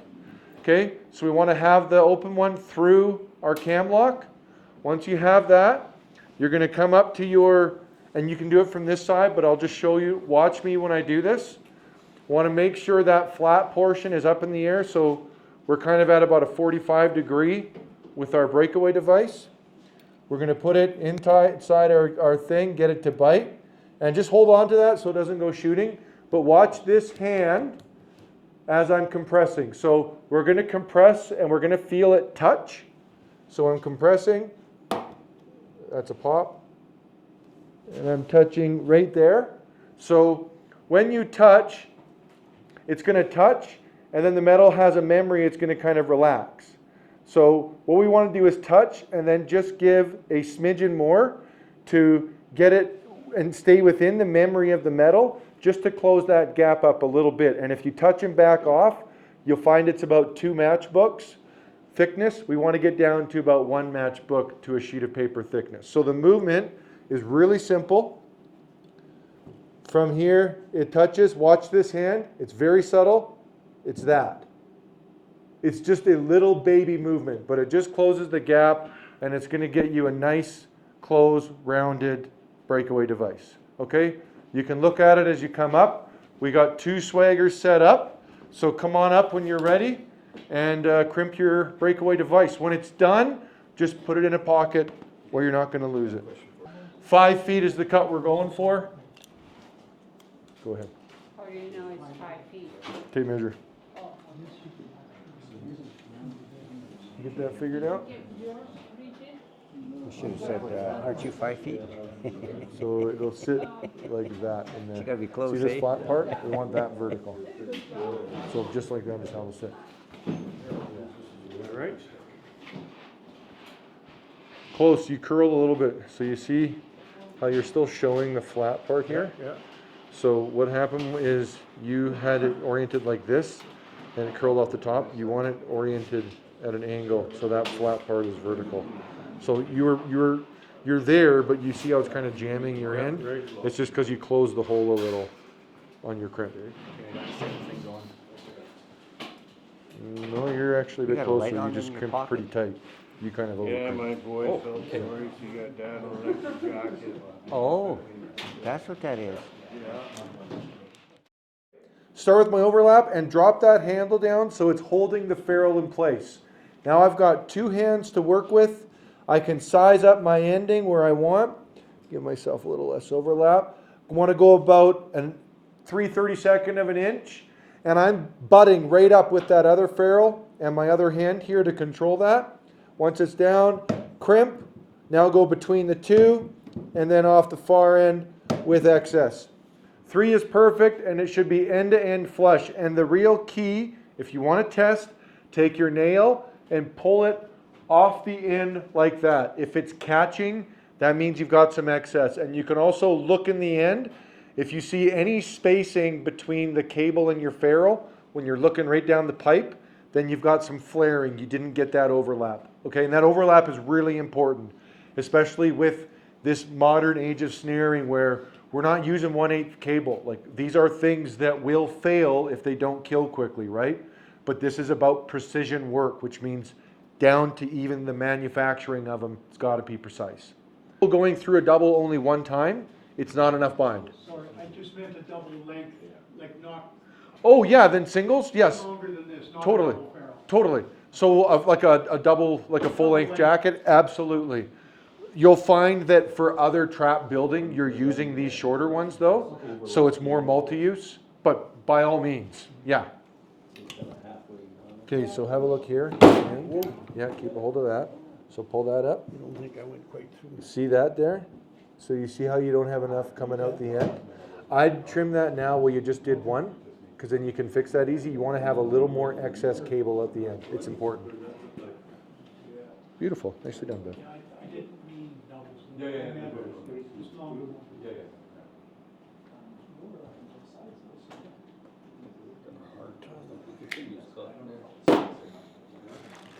No, he said it's okay. if So you put really, a you finger- could have quite a bit through there.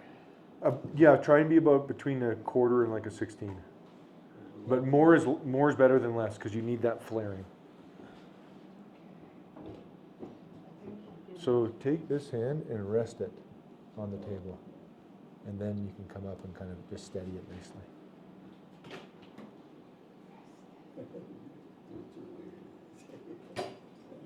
Yeah, and that's the perfect excess right there. That's what you want.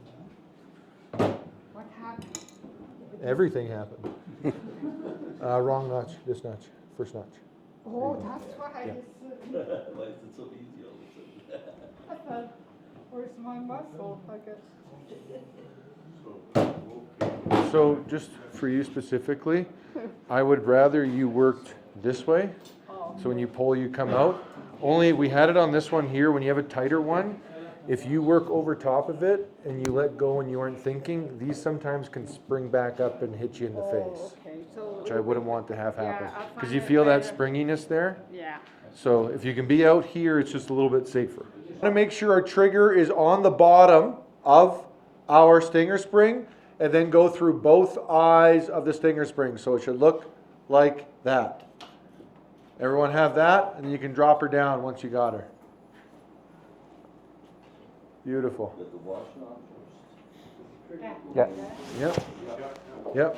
Yeah, you always want the tooth of the trigger to go towards your lock. You want it to go to the more stable end of the cable. That's where it's going to kick out quicker. Beautiful. Because this is already on.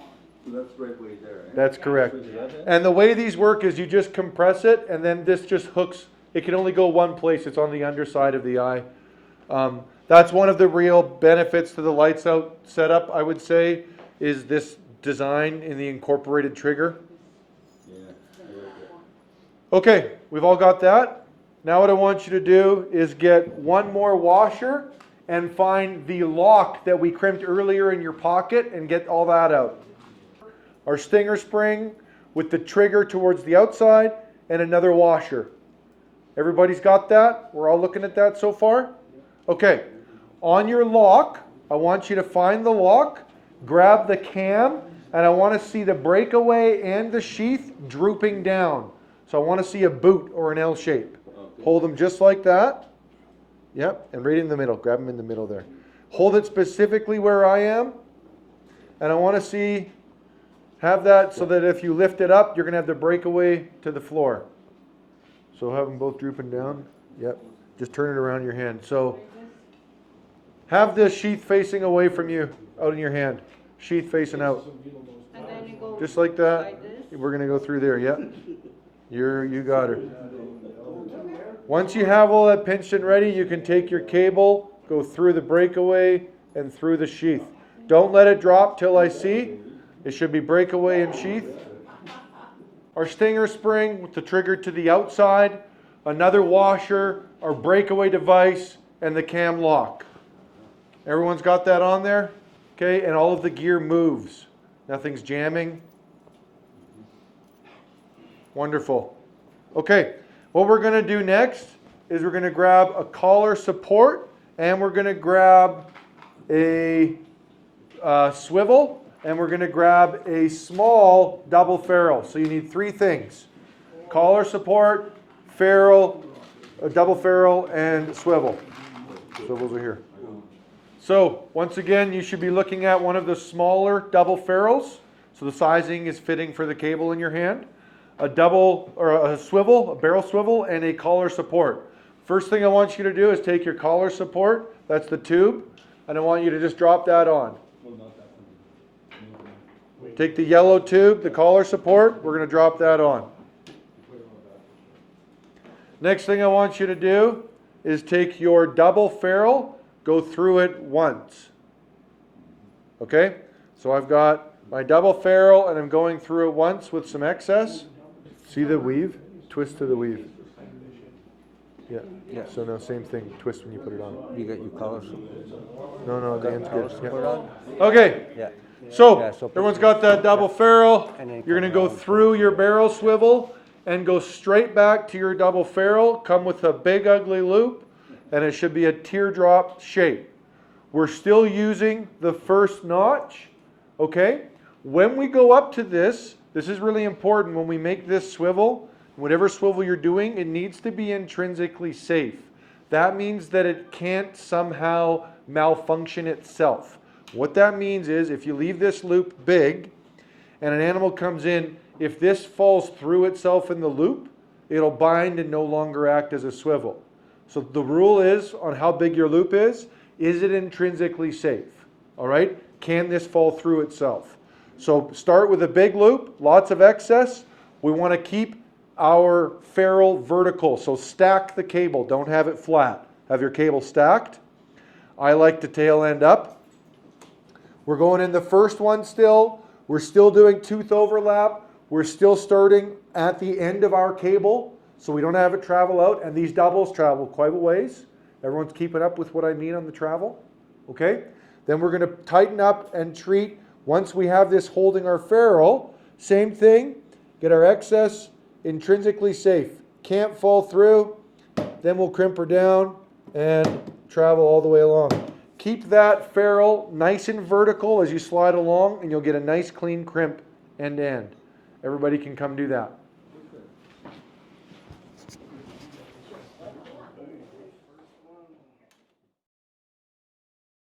All right, so second notch.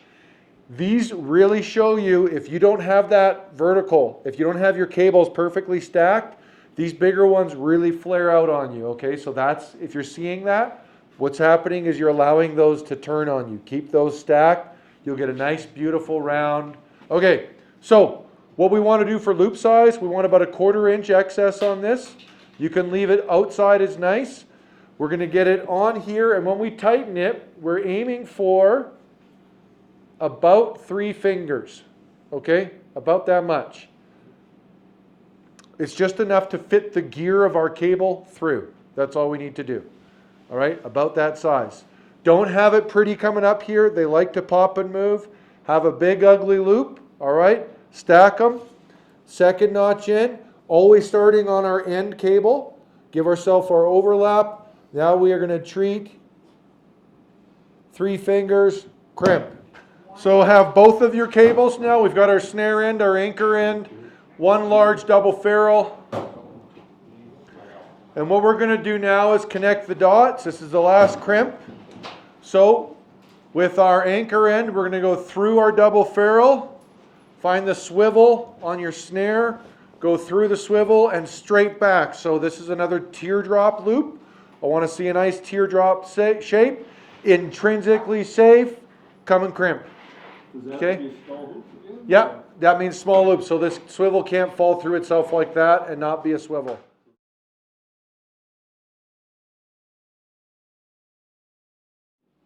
Now, the collar support, the real value I think in setting these, when you set a snare, one of the rules of thumb you want to have happen is, and this is just important because closing time is actually quite important for a snare. From how it's sitting, not fugly like that, from how it's sitting to if it were to just turn, it needs to free fall down. If it's not doing that, there's a problem. And any resistance in there is something they can feel on their throat as well. All right? So you want to really make sure that you have got good action on your snare. Now, if we can accept that as just fact, you need a fast closing snare. If it doesn't close quickly, you have problems. We can all accept that to be truth. One of the big issues when you are then setting a snare is trying to keep the loop and size where you want it and not fart around with it 10 times while you're getting all your things set up in place. That's the real value of 9-wire. Apart from placement on the neck, which it does the best job of any method we have so far, when I'm standing here getting my cable ready, I look where I want my loop size right there. I just mark that with my collar support. It can fall, do whatever it wants to do. I have that point marked. I can mess around with the rest, everything quickly. I just come up to my cable and just pull it up and butt it up. I don't need to think about what's going on. I know it's the loop size I wanted. Does that make sense? So it streamlines it out. Now, this is, oh, well, I'll just close it and then I don't have to pretend and talk about it. So that's why you start off with 5-foot piece there. Precisely. So I'm just going to close this up now. Again, these really only have one way they go on.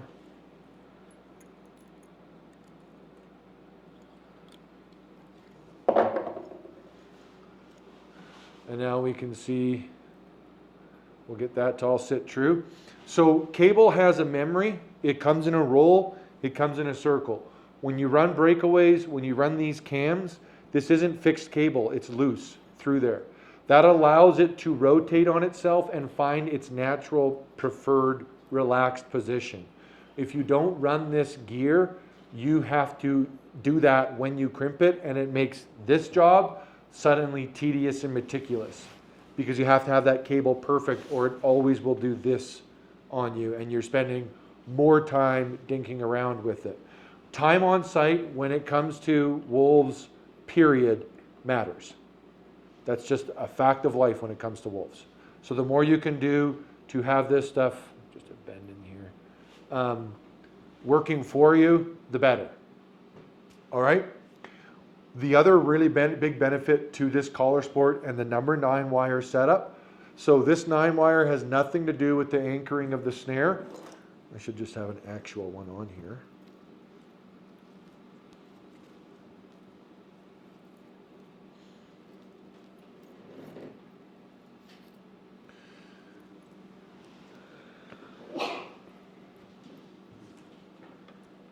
Our anchor is all cable end to end, okay?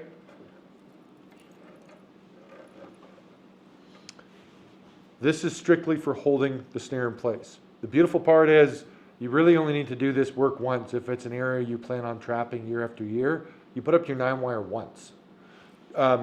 You can do it with a drill where you core through a tree, put it through, put a bend, the tree will grow around it. If you're planning on keeping them there, I wouldn't twist them like this because you'll impact the tree's growth. What I would recommend is you just staple them on, put a bend. There's all kinds of different methods to getting these attached. It's quite simple. It's a bit of prep time, but it's just work you do once, and then that's just good forever now. And the tree will grow around it. Everything sits there nice and easy. So it streamlines work in the future of your production. But one of the most important parts in general is when they're caught on here, the first few seconds is really critical to the overall rate at which an animal is going to die. And the more they get to play with excess cable when they're closing, the more there's other things moving instead of the lock moving and closing around the neck. Sorry, I'm just going to get this unjammed before I talk about it.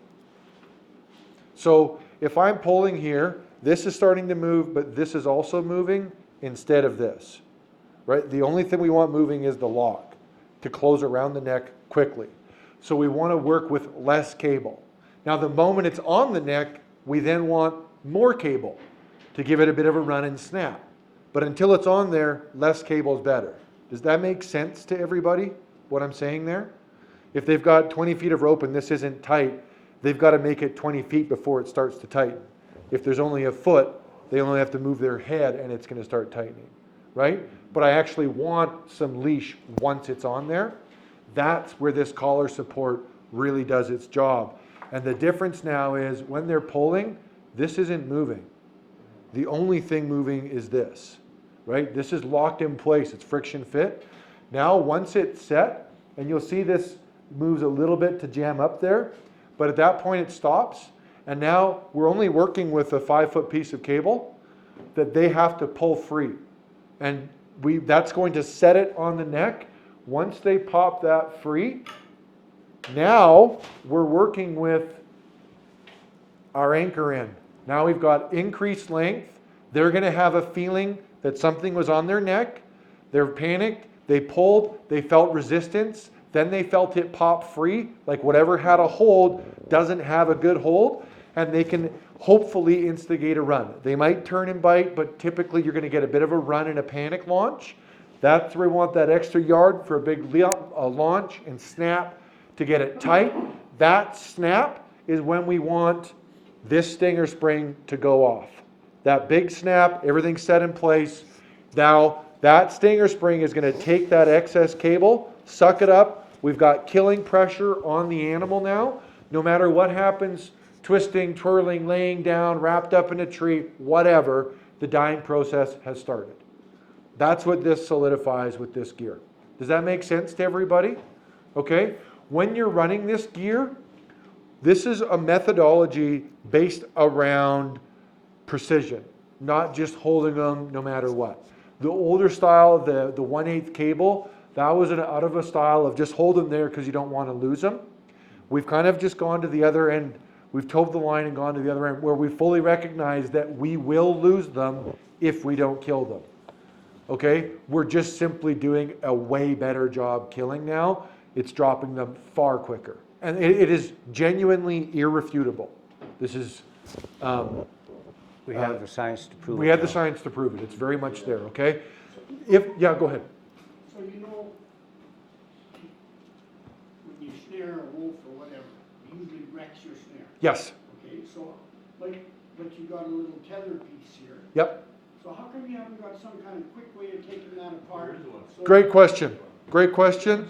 I don't typically run that type of barrel swivel. Like Ken and I are both in argument right now with the ATA about why we're still using it. Not between you two, But we don't run We're that on style agreement. specifically because of that reason. So I try to just be clear about that reality.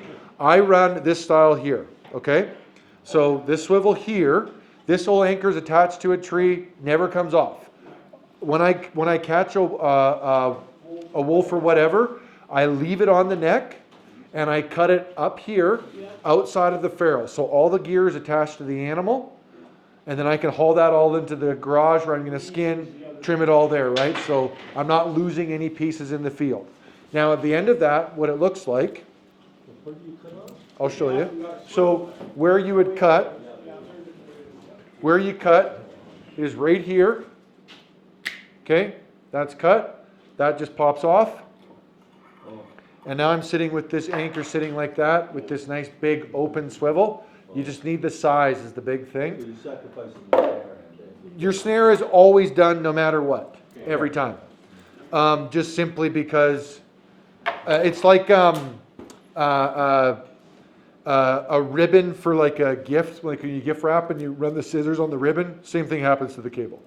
So when we put that swivel in, the other thing it does, apart from being a swivel, often for only a few seconds, then it's wrapped up, it's no longer a swivel. But in that few seconds, it kept the twisting and that ribbon effect from traveling the full length of your cable and only limited it to the swivel. So the whole anchor end is reusable again. If you don't do that, if you don't incorporate a swivel, typically you're reusing the full cut of cable every time. So it's just gonna save you cost, okay? And potentially a chew out in the event that they're not wrapped up right away. You want that swivel working for you. Now, anyways, before we get ahead of ourselves, we've got our anchor on here, we've got our XSN. All you do is go over and through. So this is a lights out one, which is a little bit different. Bigger opening. Than Yep, you can so you do just that. gotta get that gear through there, Ah, all fits through, okay. and now, pull that in, That makes sense. it weaves through itself, just like that, and now we've got a perfectly functioning swivel.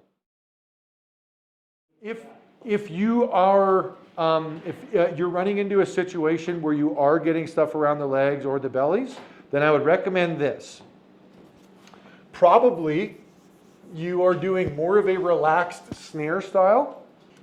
Probably, and this is a typical kind of older style, especially if you run them where you run the supports up off either end. This is your trail coming through here. You're probably running a bigger loop, more opened up with your anchor supports and a little bit lower to the ground. Now, when you walk away from this style set, often you're in the wheelhouse, but if you're on the bigger side and you get any kind of a snow dump and lifts that up even an inch or two, the overall height of the trail, you're going to instigate that jump through. Now, this is why, and now for my style when I trap, I'm higher in my snares than most people I trap with. I set quite high. And I'm specifically getting them to lift that chin up on me, but it does take the extra second or two, and if you're not in good area, sometimes a few seconds. So I'm a bit higher, but I do like to have a little chin lift, something brushy, just to get that chin up into the snare. Now, when you're doing this, this needs to be extremely subtle, extremely subtle. The least you can do, the better. Or even better yet, if you can find a trail that naturally has some chin lifts on it, just set on that. Then you don't need to do the fumbling around. But the only other possibility, really, I would say, if you're running into that situation, is potentially you're getting a lot of effect from the wind. And down south, this is always a problem for us. The number 9 wire does help with the wind a bit as well. One of the tricky parts about wolves, well, with the regulations with footholding, is you have to be around to check footholds, and that's hard for a lot of people to pull off. But the truth of the matter is, there's way more places where you can set with footholds than you can with snares. You're really limited in where you can work with snares. So if you've got them in the area and you can spend time out there, it really is worthwhile trying to play with footholds, even if you know you're pulling them in a couple days, just simply because you can play in those open ground areas where they're willing to be a little more curious, and you can get away with them kind of off guarded.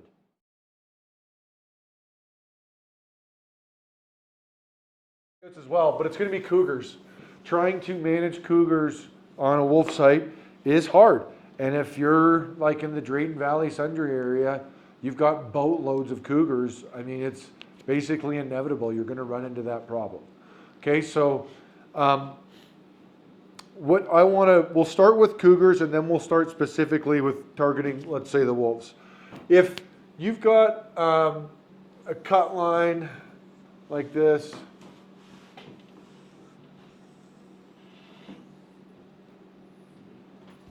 and the wind typically is going this way, north is that way, pretty reasonable in this area to be some kind of wind like that. And you've got a bait pile up here, a little opening, a little bog area, got your snares all along there. A cougar comes in and is a problem for this area. Or even in general, I like to try and get 2 sets working together. This is where we kind of talked about it yesterday, doing a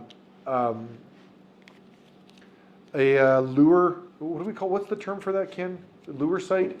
Lure versus bait. Yeah, there's a phrase for it, I feel like I'm forgetting. Doesn't matter. Switching to lure is where you can be kind of target specific. And let's say if the wolves are coming in, chances are they're going to be, if they're coming from the south, and you could do one here and then one a ways north.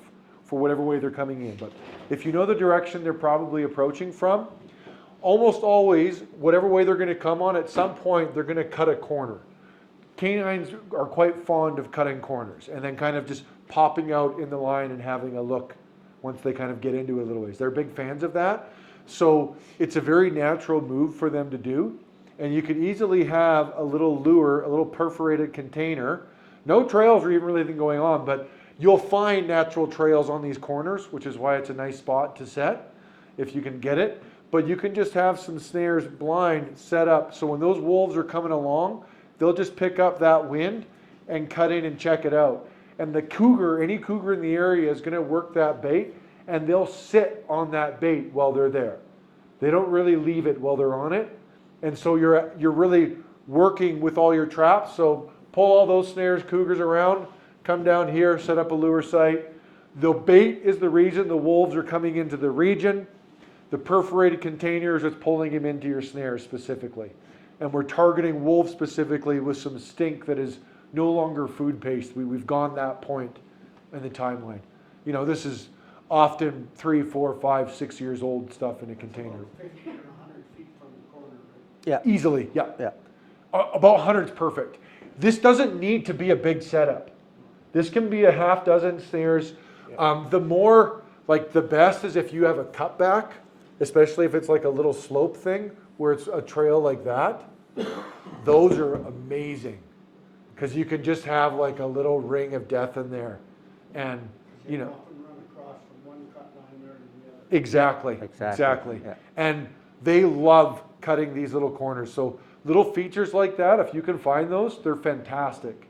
They also naturally like working these. And this is where you got to think like a wolf. Don't just like have a cookie cutter image of what you're looking for and set it.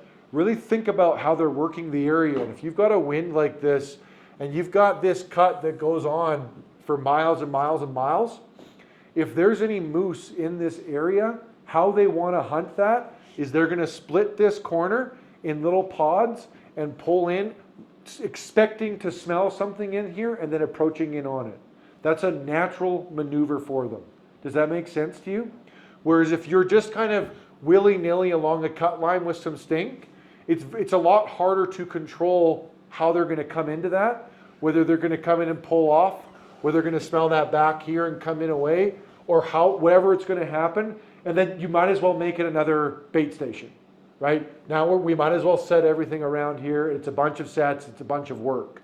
This style of sort of selective setting, a lot of it is set up around places where you can really control the narrative and the approach.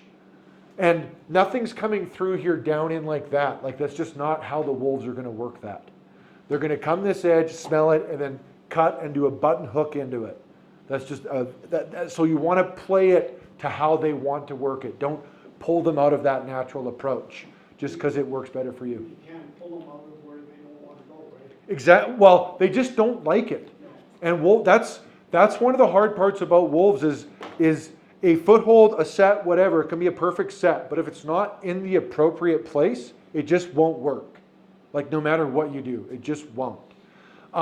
To as simple as like, like Ken mentioned yesterday, the height of the pea around a tree or whatever, like little nuanced things like that make a big difference for them. And these are animals who have a set way of doing business because it works and it keeps them alive. And when you don't follow that plan, you die. And they know that. So this is how we do things. Sorry.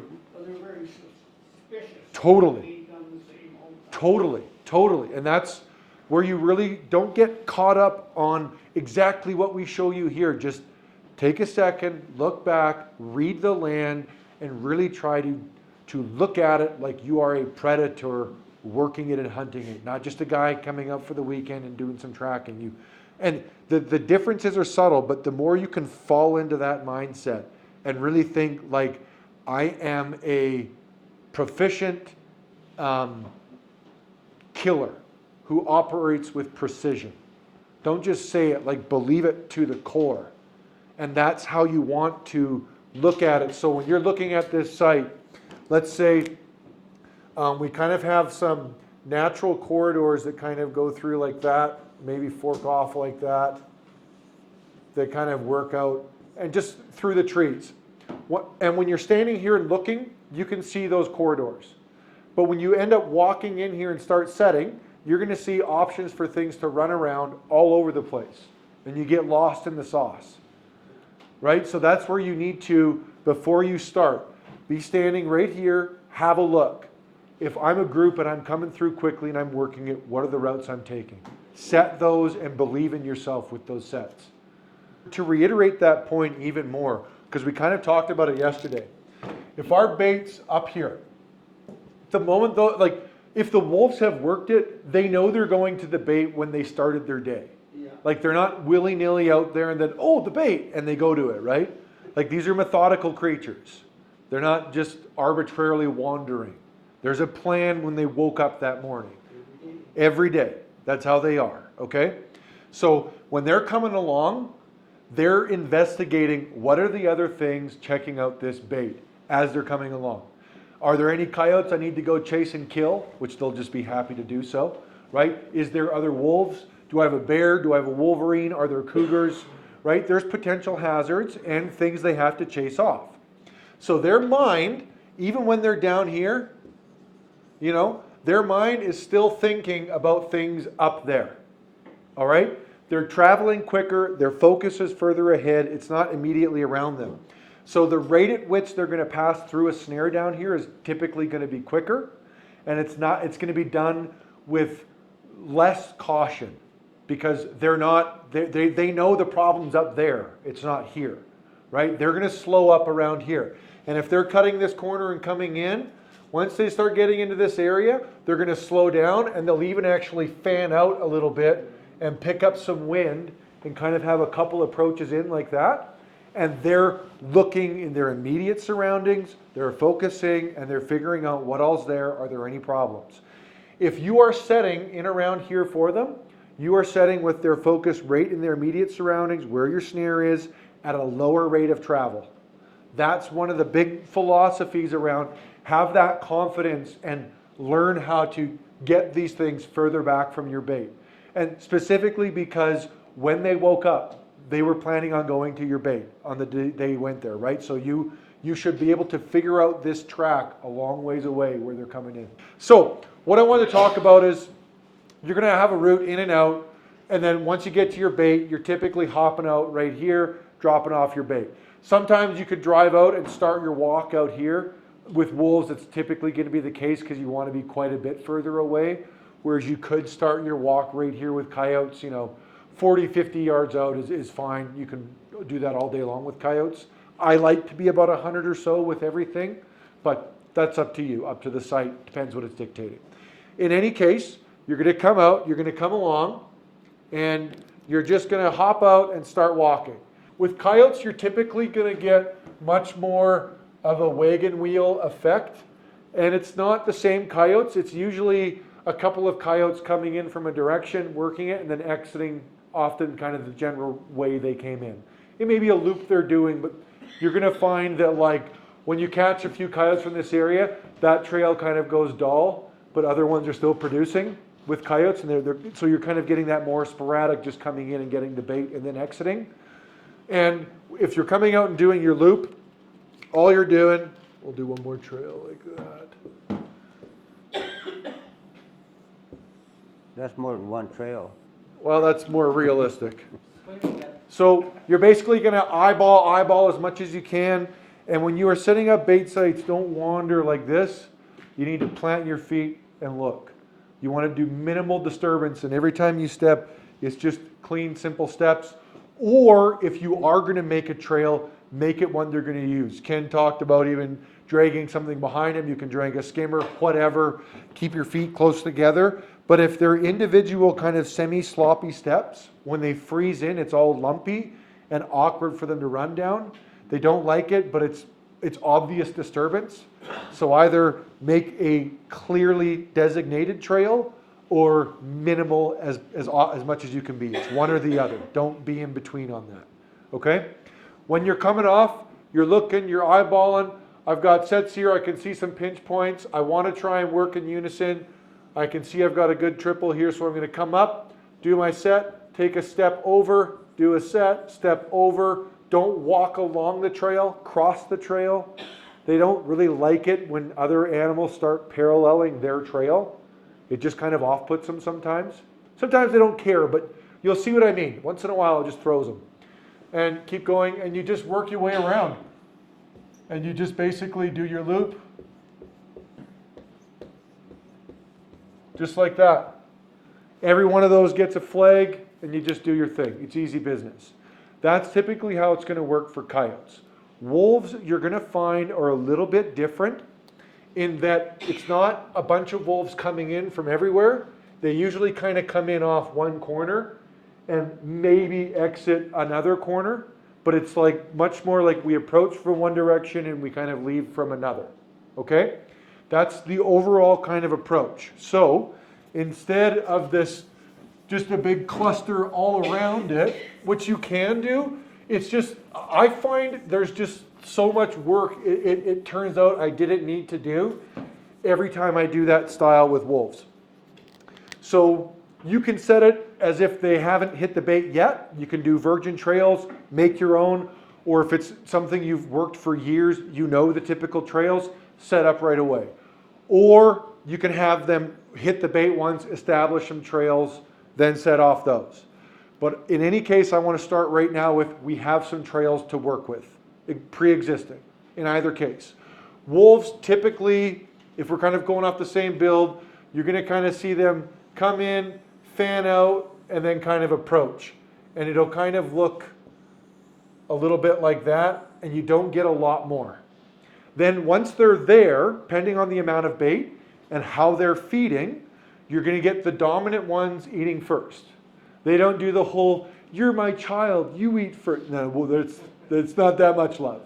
They're going to eat till they're not hungry, then the little ones get to eat. While the little ones are waiting, and they don't always wait, probably more dictated by the amount of bait, I would say, but while they're waiting, you'll get these random little kind of dead-end trails. That's the younger ones just farting around doing nothing, okay? Then when they leave, if they know they have a route they're going away, they'll typically go away. If they're working the bait and sticking around, I find more often they're going back the way they came and they'll just have their little in and out. That's, if you've got that, catch them on that in and out down here. But let's say we don't have that. We've got them around here. You can totally set up all of these trails, and there's no reason why you shouldn't. I would. But the chances of getting all the wolves on just those trails is fairly slim. Because once you catch one, the business has kind of changed. All right? And when they're coming in, usually, once mom and dad have cleared the scene, the pups will be the first ones running in right away. And if you catch a pup right away, you'll have a hard time getting the rest because mom or dad might even wrangle them up and just take them off. They'll just pull out. So you'll get one and done. Okay? So you can totally set these like this. That's one thing you risk, is if you get the lead one in, it's a younger one, then the rest just take off on you. They don't commit to the bait. Okay? There's two ways around that. The first is let them come into the bait. Don't set those ones. Okay? Once they're on the bait, you can, and you can even have little bits of bait or pee or smell up there. If you set these ones instead and get a younger one out of sight tucked in around the bait, you're going to create a ruckus in the bush once they're settled at the bait site. That ruckus in the bush requires a response from the other wolves. They're not all coming in on the trail. They're going to fan out, see, deal with it, or take off if they need to. This is where you can have some dead snares all around that backside. No trails, no nothing. What we're wanting to do is catch one and then create a quick cluster effect of the other ones trying to figure out what's going on and not happening right in front of them, just tucked out of sight. And if you do that on the trail coming in, it can be right in front of them, and that's where they'll pull out. They won't give you that cluster. Now you risk them going in and leaving on this set, so that's the other flip side of that risk. Okay, so you understand the balance there. But once you can get this one, if you can get a second one in that cluster here, you're going to start creating chaos and panic. That's where you'll start, where's the fight, what's going on, we just lost mom, we just lost Johnny, and now you'll get even more of a cluster, start picking them off more. You want to get the panic and the manic state getting induced. That's how you start really picking off multiples, okay? That makes sense to everybody? Alternatively, and by the way, this theory, you can do the same thing if you want to set these main trails, set them, then stand back, have a look. If Buddy's hurt and I need to check out where the threat is, where would I run quickly in a panic? Your initial thought, go with that one. Don't overthink it, and just have a couple more waiting. You might get that cluster going on here as well, okay?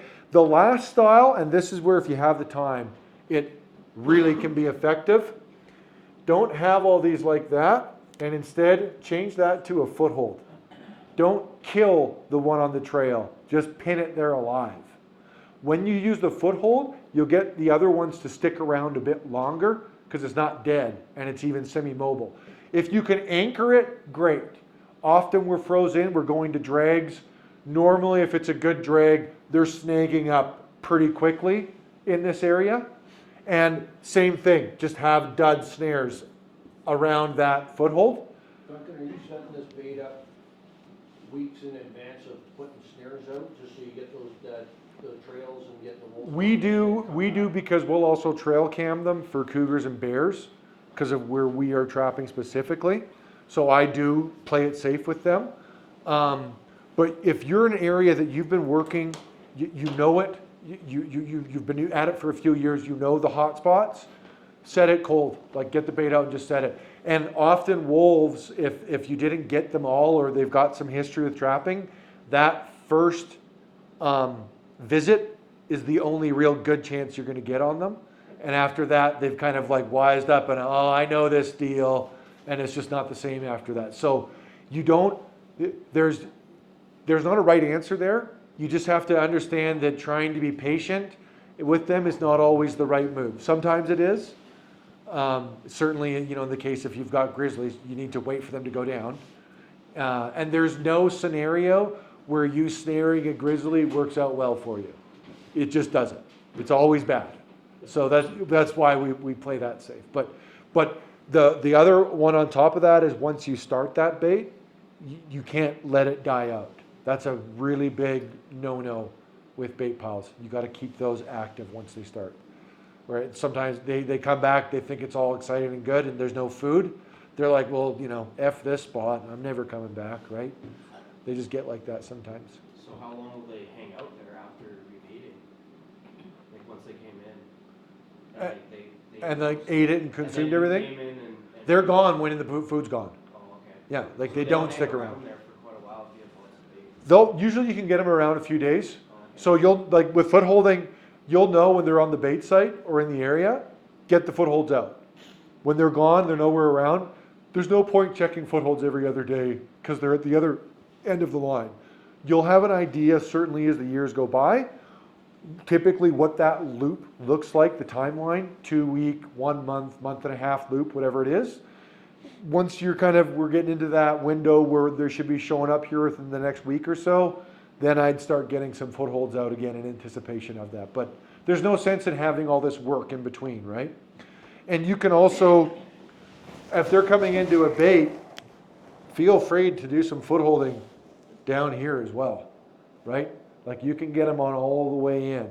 Don't just work at one spot. You can have a couple spots on the way. And even if you do a good job or they don't have a lot of experience, you can pick off 1 or 2 here and have 1 or 2 up here as well. Like if they haven't associated the bait with death and there's no association here, there's no reason that both aren't still going to operate and work. They might spook and go another direction, totally. But this isn't off the table with trapping down here.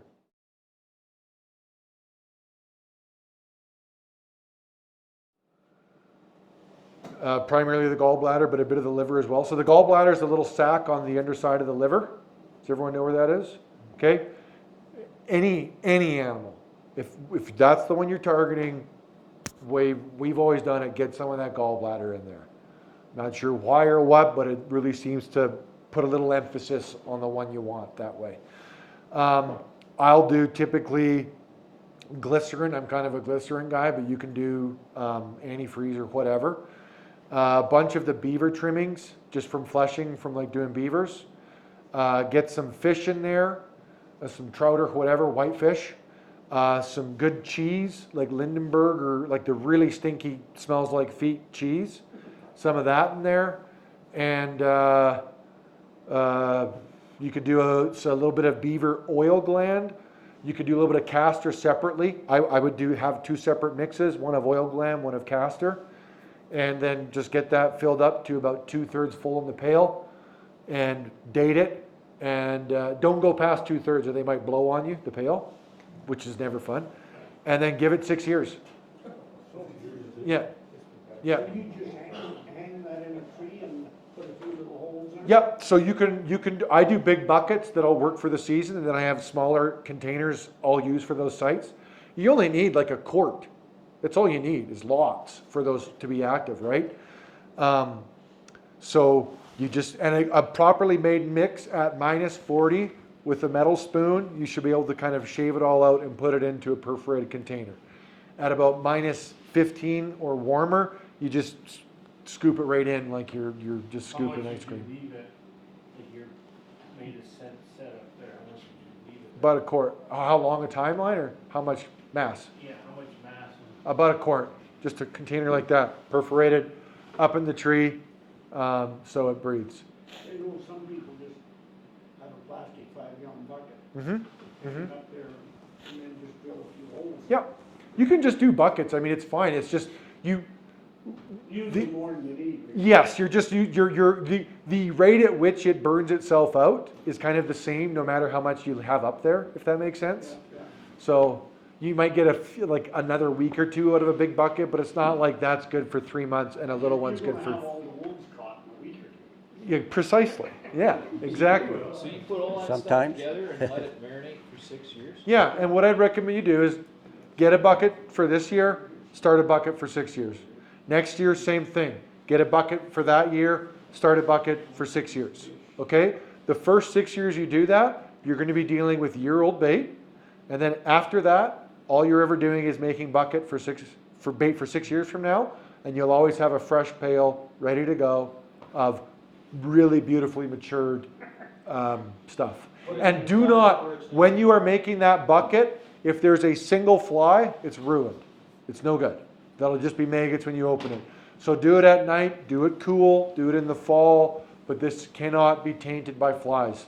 You don't want this getting broken down, you want it just rendering, that's it. Could you maybe just freeze it solid first, until any fly eggs, and then take it out and start? As long as they're dead, but your average freezing might not kill the egg, and when it thaws in the summer, they'll hatch and then the larvae come out. So are you sealing this bucket Yeah, put a lid on it. and it doesn't pop off? 2/3 full, no more Yeah, than 2/3 As long as full. it's not more than The guy told 2/3 me full. he takes the rubber out of the lid of the bucket, and then puts it on for a little bit of gas when you get out. You can, some people break the lid, like they crack the lid. Yeah. That, you can do that as well. I try to have them pretty darn sealed up. But the big thing is you just, I mean, you can do tape over a hole, so it kind of like is a one-way valve. But if you don't overfill them, you try and get that as mature as possible because those gases are going to help with the bubbling and the breaking down. It's going to keep rotting, but the key to it is it can't be accessible to the elements that are going to start breaking it down. Right? You want it to render and render only. The world of lure making is, I mean, we could spend an entire course on that alone, right? And not come to an agreement at the end of it. So that's one of those things where you just want to play with stuff, have different options out there, but really think through what it is you're offering and try to offer unique things so you've got a few cards to play. Exactly. Always taste. Taste, taste, taste. But like, so for example, separating beaver castor from oil gland, right? It's good to incorporate that from beavers because it creates a homogeneous smell, not a bunch of individual smells. So it's a molecule that's really sticky. It pulls everything together and it makes it a heavy molecule that keeps it low to the forest floor. That's why we use trout, oil, things like that. Those heavy molecules keep those smells lower to the floor while they're traveling along, right? So you don't get caught just going heavy molecule, like find different things out there that can give you that same bond. So you've got some different, it's like different bottles of wine out there. You want to offer some selection, because what tickles the fancy of one wolf, a different one might not care about. You got to, and you'll see, like certain ones, like sourdough. There's a whole line of sourdough lures out there, and literally it's just got that sourdough in it, that soury dough smell that certain canines just go crazy for. They love it. So you got your court, how are you leaving it out there? Like at your lure? Hang it up in a tree, Hang it. perforate it, hang it in a tree. Make sure it's high enough up that nothing can grab it with their jaws and just take it away. Yeah. Yeah, very simple. And like there's kind of this idea with wolves that when you get out and do your set, you gotta have like 50 or 100 snares every time or all this kind of stuff. You don't need that at all. It can be like 2-3 traps or a half dozen. Like you don't even need to get the whole pack every time. You just want to have these nice, tight, refined little clusters that can pick off a few right away. And usually you've got just a few seconds with them and that's it. And like Ken said, 5 or 6 wolves in a sitting, that's rare. If you're heavy on wolves your whole life, you'll have a handful of those moments. That's it, right? The rest of the time it's 1, 2, maybe 3, right? So if that's all you're going to get most of the time, quit wasting your time with 100 traps every site over and over and over. Just have 3 or 4 really good, clean sets that are going to get you those numbers consistently. And then make sure you switch it up. Just try different things. Don't get stuck in a lane, especially with wolves. They're smart. They work together. They remember, and they're timid. They don't mind being like, yeah, screw it. I'm not going to bother with this. That's an okay place for them to be. Timeline for footholds is 48 hours? On registered lines, if you're working on Resident private. is 24. On resident, so under a resident license, it's 24. Under a registered license, it's 48. Okay. Yeah. And a lot of us are likely going to be doing this on ranch land if you don't have an active trap line. And if you're on ranch land, it's every day, right? So.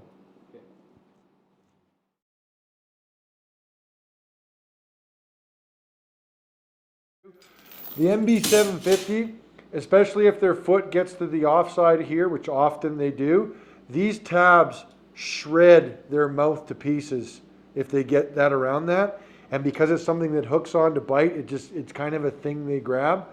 That's one of the things I really hate about these. And even is it the Bridger, I think, with the big tab coming out? Yeah. When you have the great big tab coming out, you think it's easy to hold on to set. Yeah, it's nice, but it's also something they're going to get on. And with wolves specifically on footholds, any big clunky bits coming out anywhere is just shredding that mouth to pieces often.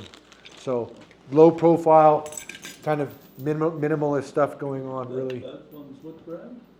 What are these ones? That's Bob Beers. Those are Bob Beers, yeah. Yeah. Oh, Sorry, Ken. Yeah, no, I'll go. no, that's good. So, Bob Beers? yeah. So, Beers. Okay.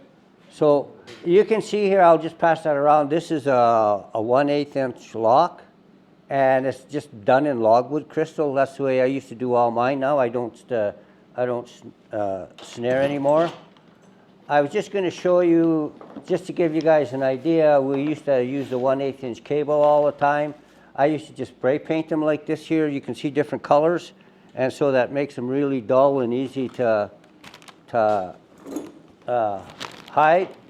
Now, there's different size. If you're going to use a disposable stake for your traps and that, lots of times if you want a gang set for trapping, you want to hold your wolves in the same area, right? If you have a really good spot where there's not a lot of people going and hiking in and stuff like that, that would be perfect. So there's a Berkshire stake that is flat. Do not buy that sucker, because I've had 2 disposable Berkshire stakes driven at an angle, and I caught a 180-pound cat, and he bent both of those there stakes, and pulled them out of the ground. And then it took me a long time to get permission from, that cougar was in a trap for 3 days when I could have had cougar hounds out there and got them out within a couple of hours. Yeah. But I had to go through all the rigmarole and get all the permits before I could get the cats in there to hunt. So this is the one that I build, and so you have a stake that goes and pounds in the ground, and all I do is I cut a piece of pipe at a 45, right? And I weld that onto a stake that'll go through the hole here. So when you pound that into the ground, all you got to do is you give it a pull. So you pound it in the ground like this, you give it a pull, it goes like that, and it can't come out of the ground. That's why they call it a disposable stake. So there's a stake that goes through that too? This is the stake here. Oh, okay. The driver goes through the hole here to drive it into the ground. Oh. Yeah. Yeah. It's just a piece of rebar with a T on it, basically. So Ken, that's one Just you fits make in the bottom yourself, and pounded. is that what Yeah, you said? yeah. Okay, because there's one that the ATA office sells that looks very similar to that. Yeah, Yeah. it looks like this here, Yeah, bullet type, okay. right? Yeah. So if you got a bunch of old pipe laying around, you can make those stuff yourself. They're pretty easy. I like drags for a lot of reasons. I can use a drag to catch an animal, and it can get away. Now, I have in here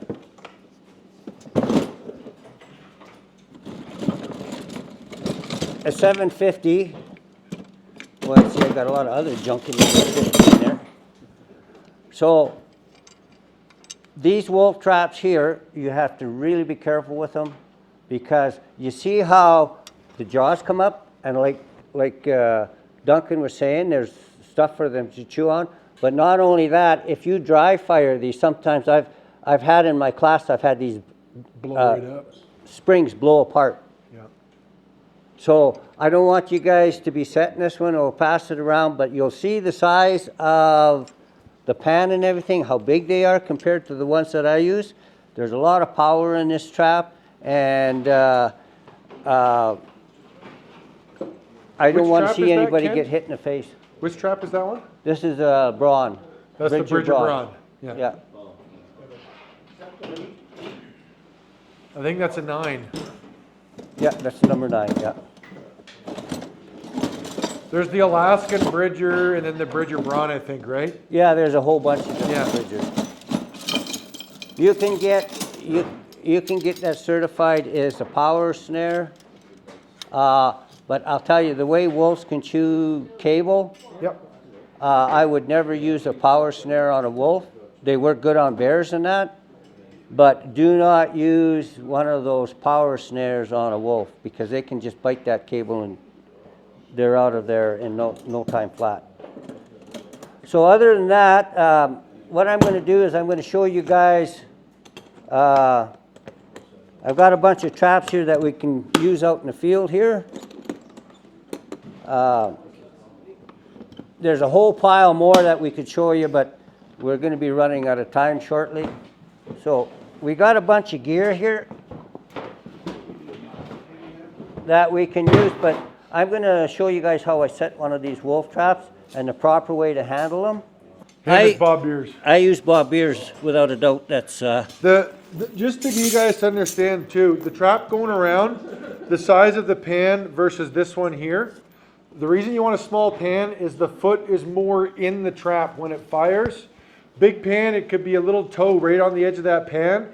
Half their foot is not even in the trap yet and it's already firing. So a small pan, they got a big foot. They can be half on that. The overall area it's going to fire is still quite good, but it gets rid of barely on there, half of it on the jaw, pushing the foot out situation.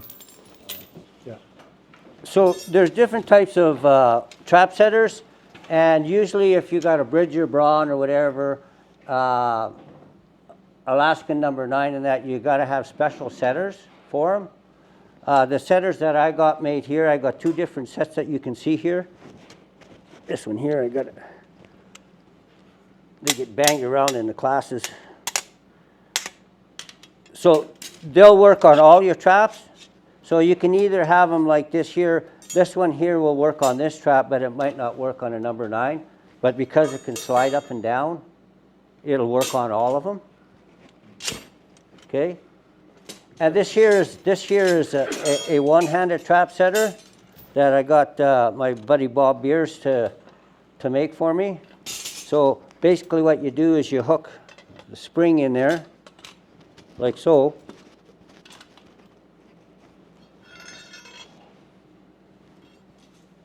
And then you take one of these other ones,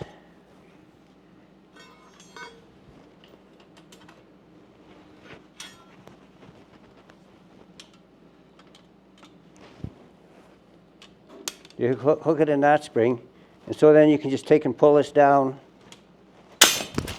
Oh yeah. That's just doing it on cement for you. Yeah, that cement is tough. So anyway, you get the idea how that works. It's hard on the cement. If I had I'll just use this one here. But anyway, that one just comes around, and what it does is it comes around and it hooks. This one comes down and it hooks onto here, and it holds the trap. But I like using this one here because it is a little easier for me. And this is the way I set all my wolf traps.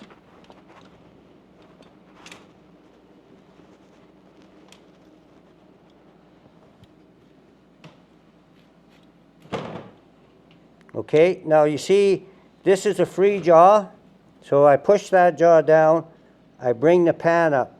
Now you'll see there's some tension there. You want to make sure that you don't let go of your trap setter so they fly in your face, okay? And so this is the proper way to handle these things. If you grab them by the springs here and you get your thumb caught in there, this is what your thumb might look like. Hurts lots. Not that I know anything about that, right? And so while I'm setting that trap, if I set it off to the side like that, if I accidentally hit it, it goes off and I don't get caught, right? Is that the kind of traps you use? These are the kind of traps that I use, yeah, yeah. So, That's a 750, yeah. That, no, this is Beers. Bob Beers. Oh, Yeah, you'll see it if you look in the trapping magazine. they don't have size specifications on them? They do, there's a number with it, but Bob Beers only makes this one size for the wolves in that, yeah. Yeah. So when you guys want to set these out there, this is the way to set them safely. Okay.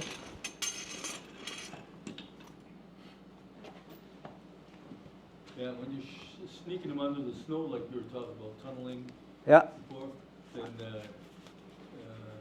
yeah, basically the same thing, I guess. yeah. Just that you have to have that jaw down in order to sneak it in. You want to take that off my hand for me? You did that on He just wants you to see they're meant to catch and hold, purpose. not maim. Yeah. Yeah. So you can see if he would have pulled on that chain, there's no way that I would have been able to get my hand out of it. Yeah. And you can see that these here, this trap has been treated, this has been about 4 or 5 years ago. Still good. With that gas-based dye. And I don't know how many students, I've put on at least 15, 20 courses where guys have gone through these with this trap, and it needs to be touched up a little bit, but you can see where they've been banged around. And so if you see them banged around a little bit, and you can see shiny marks on them like that and that, so all you need to do is take and re-dip them.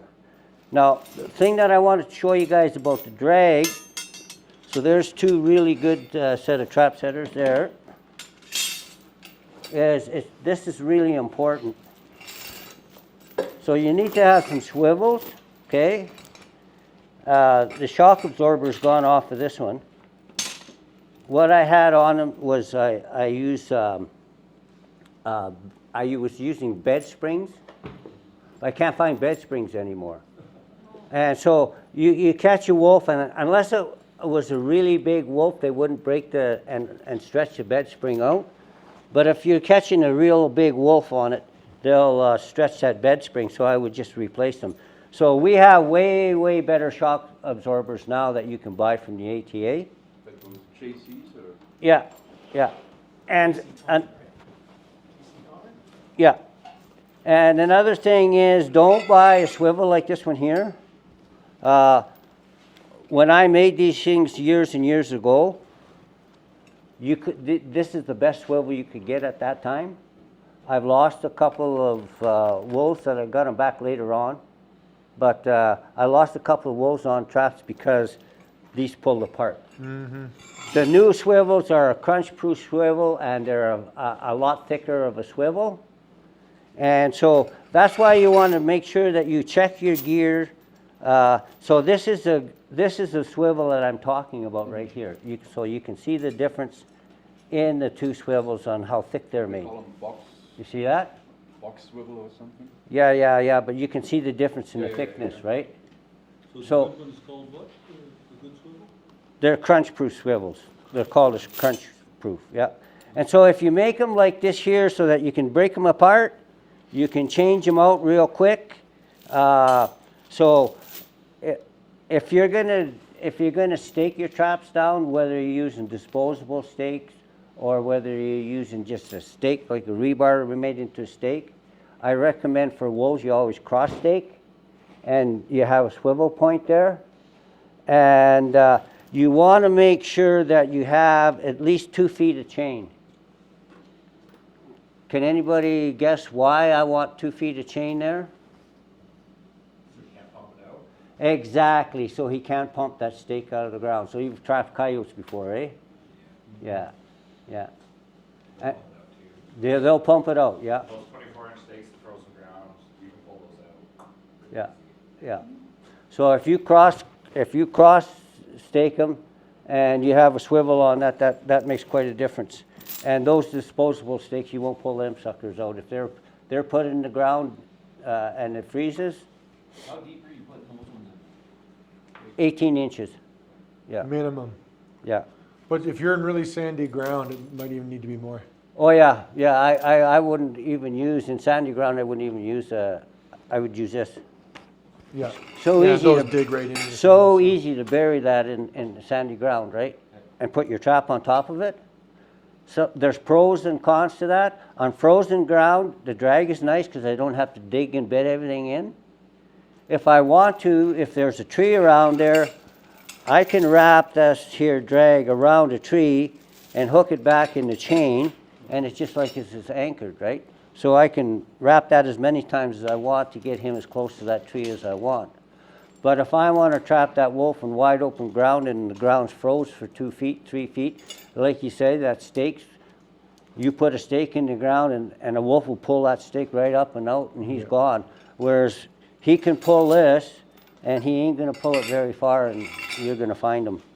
We use a 3/4 inch, 3-foot rebar. With a nut on the end of it, Yeah. weld it on, and pound it straight in, Yeah, and it's got a swivel on it. You Mhm. go round and round and round. yeah, Mm-hmm. I haven't lost a wolf for that. Yeah, and as Yeah. long as your length is okay, Yeah. yeah. your angles are going to be good, And the swivel. and the swivel, yeah. Yeah. Straight down, you know. Yeah. But you always just want to worry, it's because you could get a jumper too sometimes. It's very unlikely, but if they're really jumpy and they're getting up over top, if you're single staked, it doesn't matter how good or how tight it was, you get a cold hot spell or a change in thickness of the metal or anything and it can slip. The double staking is good because there's no direction you can pull it where it's slipping out with the X double, Yeah. right? But it's, I mean, if you're down deep and it's good solid, you got good swivels, you know, you don't have to They're stress not on it. top, so you just Yeah. swirl it around, Exactly. close it, and- Yeah, Exactly. yeah. You know, if Oh, I get a good tree root, I use an 8-inch spike with a couple. Oh, yeah, a couple spike will lines work on in it. a tree root. You're Yeah. not gonna pull that spike Yeah. out. I can't. You know what else works good on a tree root? You get those there, like if you've got a drill with you, lots of guys who use a drill to make a hole for dirt hole sets. You take and you clamp one of those there big wood screws with an eye on it. You screw that into the root of the tree, screw a couple in there and they're going to be there. Yeah. So think out of the box. When anybody tells you that there's only one way to trap and one way to do things, there isn't, right? And so the day is getting a little shorter there, and we're past noon. Some of the things that I use quite a bit, usually, I don't have all my gear here because Duncan said that he had some here, and he was trying to help me so that I didn't have to pack so much stuff up. I slipped and hurt my back last week. So a shovel like this, lots of guys use these for dirt holes. I don't. The only thing I use this for is for getting my trap out of the ground if it's froze. You guys are going to see how I use wax paper to bed my traps and that. And so it's easy to take and pry in there and pop that job free with that wax paper, because there'll be that little barrier, right? I usually have 2 or 3 different thicknesses of sifters, because when I get in that really windy country where it can get 110 kilometers an hour, you want bigger material. If we had a little more time, I'd show you a few videos of that, of the dirt hole set that I'm making. So when I make a dirt hole set, I'll try to make it higher like that, and so at a V, so that when the wind comes, it hits it and it pushes the wind to the sides, and then it saves you from losing a lot of dirt on the pan of your trap. Downhill like that there in the wind, the wolf will pick up the scent a lot better of what you have at your dirt hole. And 90% of the time, if I have a dirt hole, we'll say I have a dirt hole near the coffee pot there, I'll have at least 1 or 2 trails where I'll have just a trap on the trail, and then another 50 yards down the trail, I'll have a P-post, right? And if I'm gonna really gang set in a spot where that I know that there is a rendezvous site, I like to make a dirt hole just out of sight of another dirt, whether one's up on top of a bank and one is down near the creek or whatever, just so they can't see each other. So when they get caught, they start going around, and sometimes the pups will forget, especially if one gets caught and it takes off with a drag and goes a little ways. The other one will forget, and he'll snoop around, and then he'll go and he'll find your dirt hole, right? Mm-hmm. We got 3, 4 traps. I like these here brooms better than those plastic ones. They seem to last a lot better.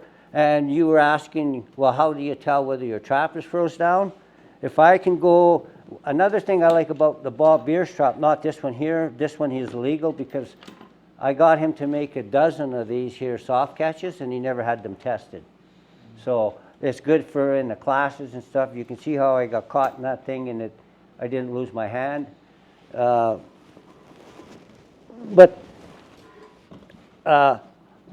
this one is legal. It's laminated offset, and I did that myself. You can see how I welded it up there so it's thicker. And the lamination is to give more surface area, because a 64th of an inch is what they wanted more on there. I can't believe that. But in order for it to pass, no bruising and no damage to the foot, it had to be offset and it had to be built up that 64th of an inch. And if you look at this trap, you'll see these 2 little knobs here that makes it the offset that's welded on them. When I've got this trap open, I can put my sifter right on those 2 knobs, and I can sift the whole thing in, fill it full of dirt, and then I can just go like that, and I'm up and I'm gone and I'm away. Whereas if you try that with the bronze and that, you see that on these traps, the pan sits lower than the jaw, always, by that much, right? And so, yeah. So that's just a few more things that are on the trapping end of it. I love leg holding. It's a big challenge.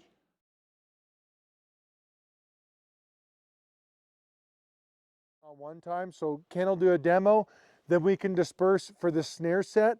Once that's done, you can come get some foothold gear, work around here, have a one-on-one with Ken or myself. Once we get past the snare stuff, if there's time, I can demo some of the stuff I like if it's different from Ken. So we'll try and show you as much as we can, but for sake of time, we'll kind of bounce a little back and forth like that. That makes sense, everybody, as far as the plan goes? Okay. I found that lock when I was using those bags you can get from the store. I seemed to work pretty good out in the prairies when I was catching coyotes and that. But out on my trap line when I was going for wolves, if I set my trap in those baggies, it seemed like everything would go through my cover and it would make like ice on top of it. So if it did go off, all the ice and stuff would shoot straight up. And sometimes you'd have pieces of ice in the corners of the, that's why now I just put wax paper on the inside of the jaw and underneath it. So that way when the jaw fires, there's absolutely nothing to interfere with that jaw from closing.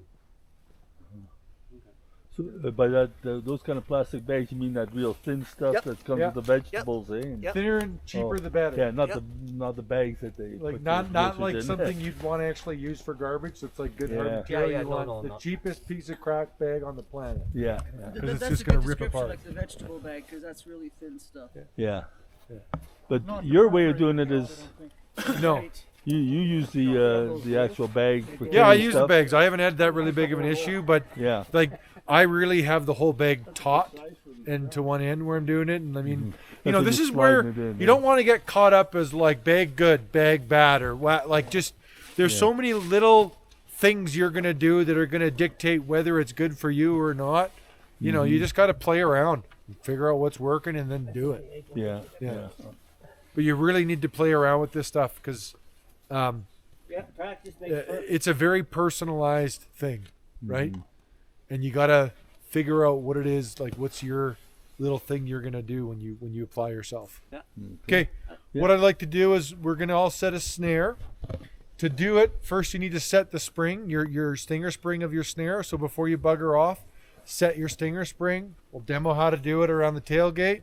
I don't have enough tools for everybody to have their own set, so we'll do it here communally. Then you can take off with some number 9 wire. I've got some fresh number 9 as well as a bunch of used number 9. I don't like, yeah, and I've got the roll there. I don't like throwing it out right away. And realistically, you don't throw it out after one use in the bush anyway. So try and use some of the used stuff. If you need new or it's all buggered, I mean, it is what it is. Just grab some 9 and go.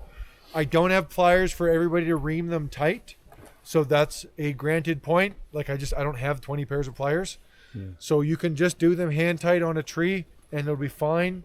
You want your 9 secured tight as a rule of thumb. For the purposes here, just as tight as you can, it's fine. It's something we can certainly overlook for the sake of tools required for the job. Just before you guys start doing that, you see that hill where the sun is shining on? Yeah. I guarantee you, if you went over there, you'd get some freeze-dried dirt that you'd be able to make some sets. Oh. Yeah. Ken, will you in It ain't the too bad. in the snow? Sorry, you'll bait or bed the trap in the dirt Yep. or the midden, and do you always cover it with snow if you're Nope. working in snow, or would you put dirt on top of I that would put dirt on top. with snow all around? Yep. Really? Yep. With the dirt showing exposed? Yep. You Oh. bet. Oh. It's not going to melt out then. That's a good Nope, thing. it's not going to melt out. Yeah. Oh. And they have no issue stepping on that. Oh. Uh-huh. In fact, if you go try and have some cows in here, and drop that pail of dirt in there and see how many cows will come over and scratch at that fresh dirt laying in the ground. Something different. It hits the curiosity. It's curiosity thing, and yeah, Yeah. Why is that there? yeah, you betcha.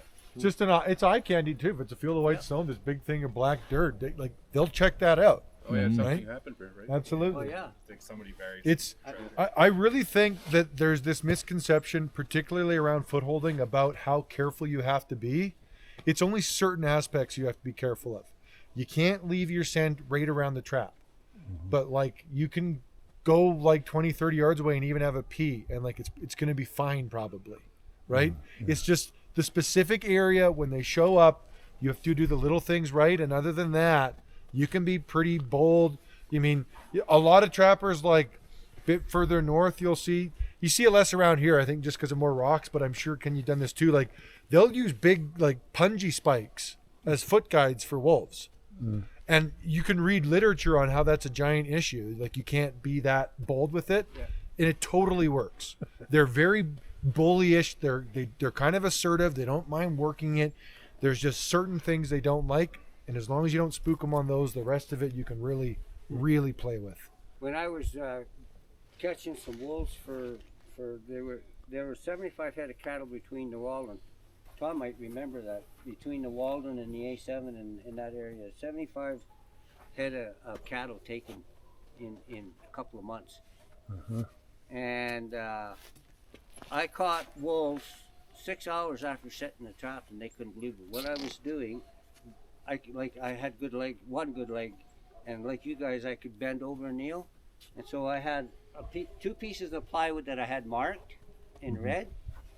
I would take one piece of plywood and I would set it down, and then the other with the red side up. seen that yesterday. I would walk back and forth. I would set my trap, pick that stuff up, put it back on the quad, and drive to the next set. 6 hours later, I had caught wolves. So what was the plywood for, to keep your scent off of the Just ground? to keep my scent and that off of the ground. You want to keep your traps clean and your gloves clean. It's That's the rule of big deal. association, right? You're never going to get out there and them not figure out you came through there. They know that already happened. What you don't want is them associating you being there with this particular thing. As long as you can keep that separated, go be there. They don't mind that. I mean, look at the number of users in the bush all year round. It's not, this isn't abnormal. You just don't want to suddenly have them feel like they're being tricked. You guys Right? see that log right there? Yep. So, why anybody would do it, this guy come in with a pedal bike and he put up a wall tent, or not a wall tent, one of those little dome tent in an opening like this, right? He was there for 2 weeks and he killed a whitetail and he left. But he was going from here to a log about that size and that far away, and he was going to the bathroom over that log. 4 days after he left, the wolves came through and they went and they ate every bit of his feces up. Oh, they ate his shit? And I do not know what he was eating in there. Obviously some kind of freeze-dried food, because he never had a fire or anything. He must have been eating moldy pizza. If I would have known what that sucker was eating, I would have made out of it. You'd have bagged it up. Yeah. Iron them. Yeah. I think coyotes do that too. Yeah, I mean, that's just the way of it, right? I shouldn't have built that outhouse on our trap line this summer. You wear rubber gloves then, eh? I wear leather They're gloves. not wet. As long as they're not wet when I'm setting them. Yeah. Doesn't matter if I'm wearing leather gloves, rubber gloves. It'll always be different. Cotton gloves, it'll always be different than what I'm using for my bait. That's the only thing. Yeah. I take my gloves off before I bait. I like these leather ones because they kind of hold shape. So I have a trap bin and a bait bin, and right at the top, sitting there, like the leather ones specifically stay right like that when you put them in. They're never like making their way down to the bottom. Yeah. So you don't have to handle anything to like get at them ever. They're just right where you left them, grab them, slip them on. One for bait, one for traps. So if you sifted a little bit of snow over that trap, Yep. just a dusty, it would freeze, and then the wind would blow your undercover away. That's right. Right? Yeah. Yeah. Just a tiny little Just bit. a tiny little bit. Yeah. Yeah. Actually, all it takes, if you had one of those like garlic shakers, with the bigger holes in the salt shaker, I just went over it like this here a little bit. And that's good. It'll freeze enough that it won't move. The hard part about relying on snow alone is when you get these types of temperatures where it's just not staying consistent. If it's doing a consistent thing, it's really easy to work with.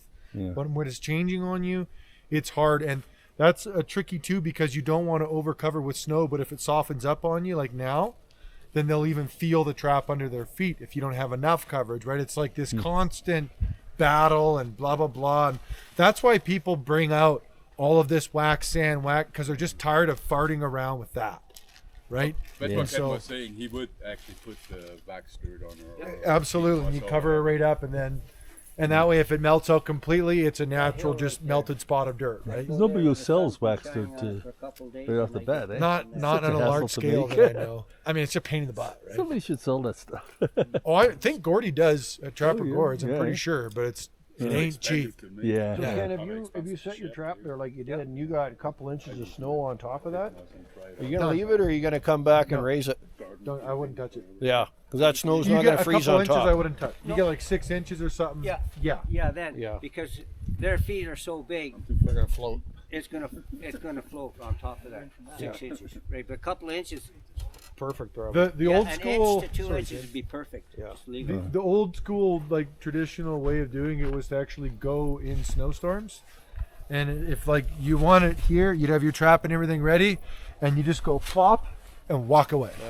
And you want a total vertical entrance and just let that snow in, done. Yeah. And one good windy snow and that's filled in perfect. So it's, as long as it's just laid snow, not disturbed. Just before a snowstorm's coming in, then. Oh yeah, the guy I used to trap with up north, that's the only way he set. Yeah. That's, Bringing all this gear for smart. him was a joke. yeah. But no, because he's got such distances to travel. If you can do that where he's just going to set it if it's snowing, done.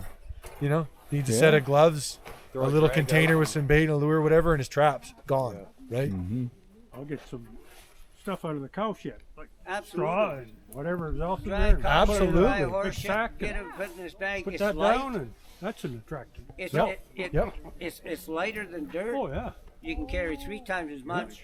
I use cow shit and horse shit lots. Yeah, a little bit of straw mixed in. Oh, absolutely. The only time I wouldn't do that, and it's the same virtually with like using spruce, is like make sure that they're expecting that smell in the area. Yeah. Like I wouldn't go way up by high level or something using cow shit, and I virtually wouldn't try and do like spruce bough dips and everything if I'm going to be down in like the prairie trap. Like try and match with the area, and that's it. We should get to some snare in here. You should, yeah. Okay. Okay.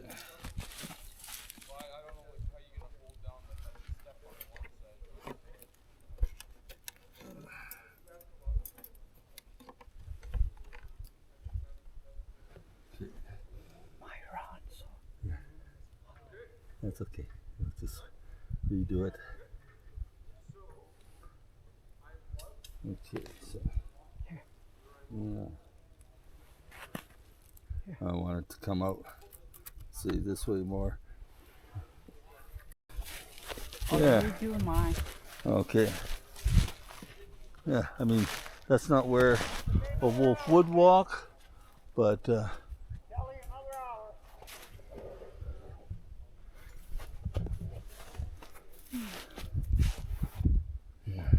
now you want to have that Just wait. that hoop a little ways above the ground, like I had mine. So you might Yeah. want to get that wire at least here any I had lower. it in the right place. I don't want it too Yeah, high. because you don't want it to hang too low when it's fully opened. Yeah, like that. All the way up. Yeah, pretty well all the way up. I had it right. The problem is if this doesn't snag again, it won't cinch that snare up. Oh, So yeah. there's a potential for Need it a not hard being pull. a really quick kill as a result. Just because they're dragging it around rather than it locking in Yeah, place and for cinching, sure. right? Mhm. So that's something to consider here. And that number 9 wire, you can extend it a fair ways out if you want Yeah, to. about eh? 3 feet is your max. Yeah. And After will- that, you need to have a support. So okay. you is would easy. almost just put a scent here. I wouldn't, no, not that close. Yeah. With snares specifically, I like the whatever has them coming through a long ways away. Yeah, yeah. Okay. Now, your height off the ground is bang on. That's a great height. Loop size and all that is good. Like I like the thought process here, but this is like a crowding the plate a little bit, Yeah. and that is a philosophy I try to move away from. Okay. And- it could be just like that. Like so, for example, Mhm. this wolf you could also catch across the creek over there. Yeah. Yeah, yeah. You're not limited to right here to catch it. Yeah. So just find the most optimal place on the whole trail for an anchor point, whatever, not just a obvious pinch point for the animal to come through, Yeah, yeah. right? That I think just comes with time more than anything. But it's just something to think about because it's common to look for the pinch Yeah. But the pinch is not the place to catch them because it kind of pulls their focus in too. Yeah. If you're in the open, there's a lot for them to focus on apart from your trap as well. Then just keep going. Exactly, and they kind of pass through a little easier. Yeah.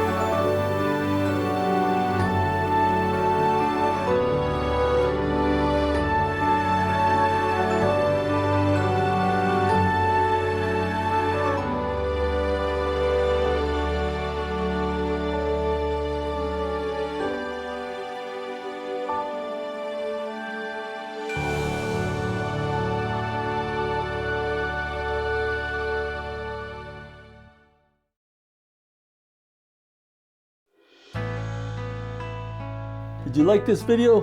If you did, I think you're gonna like this one right over here. So check it out.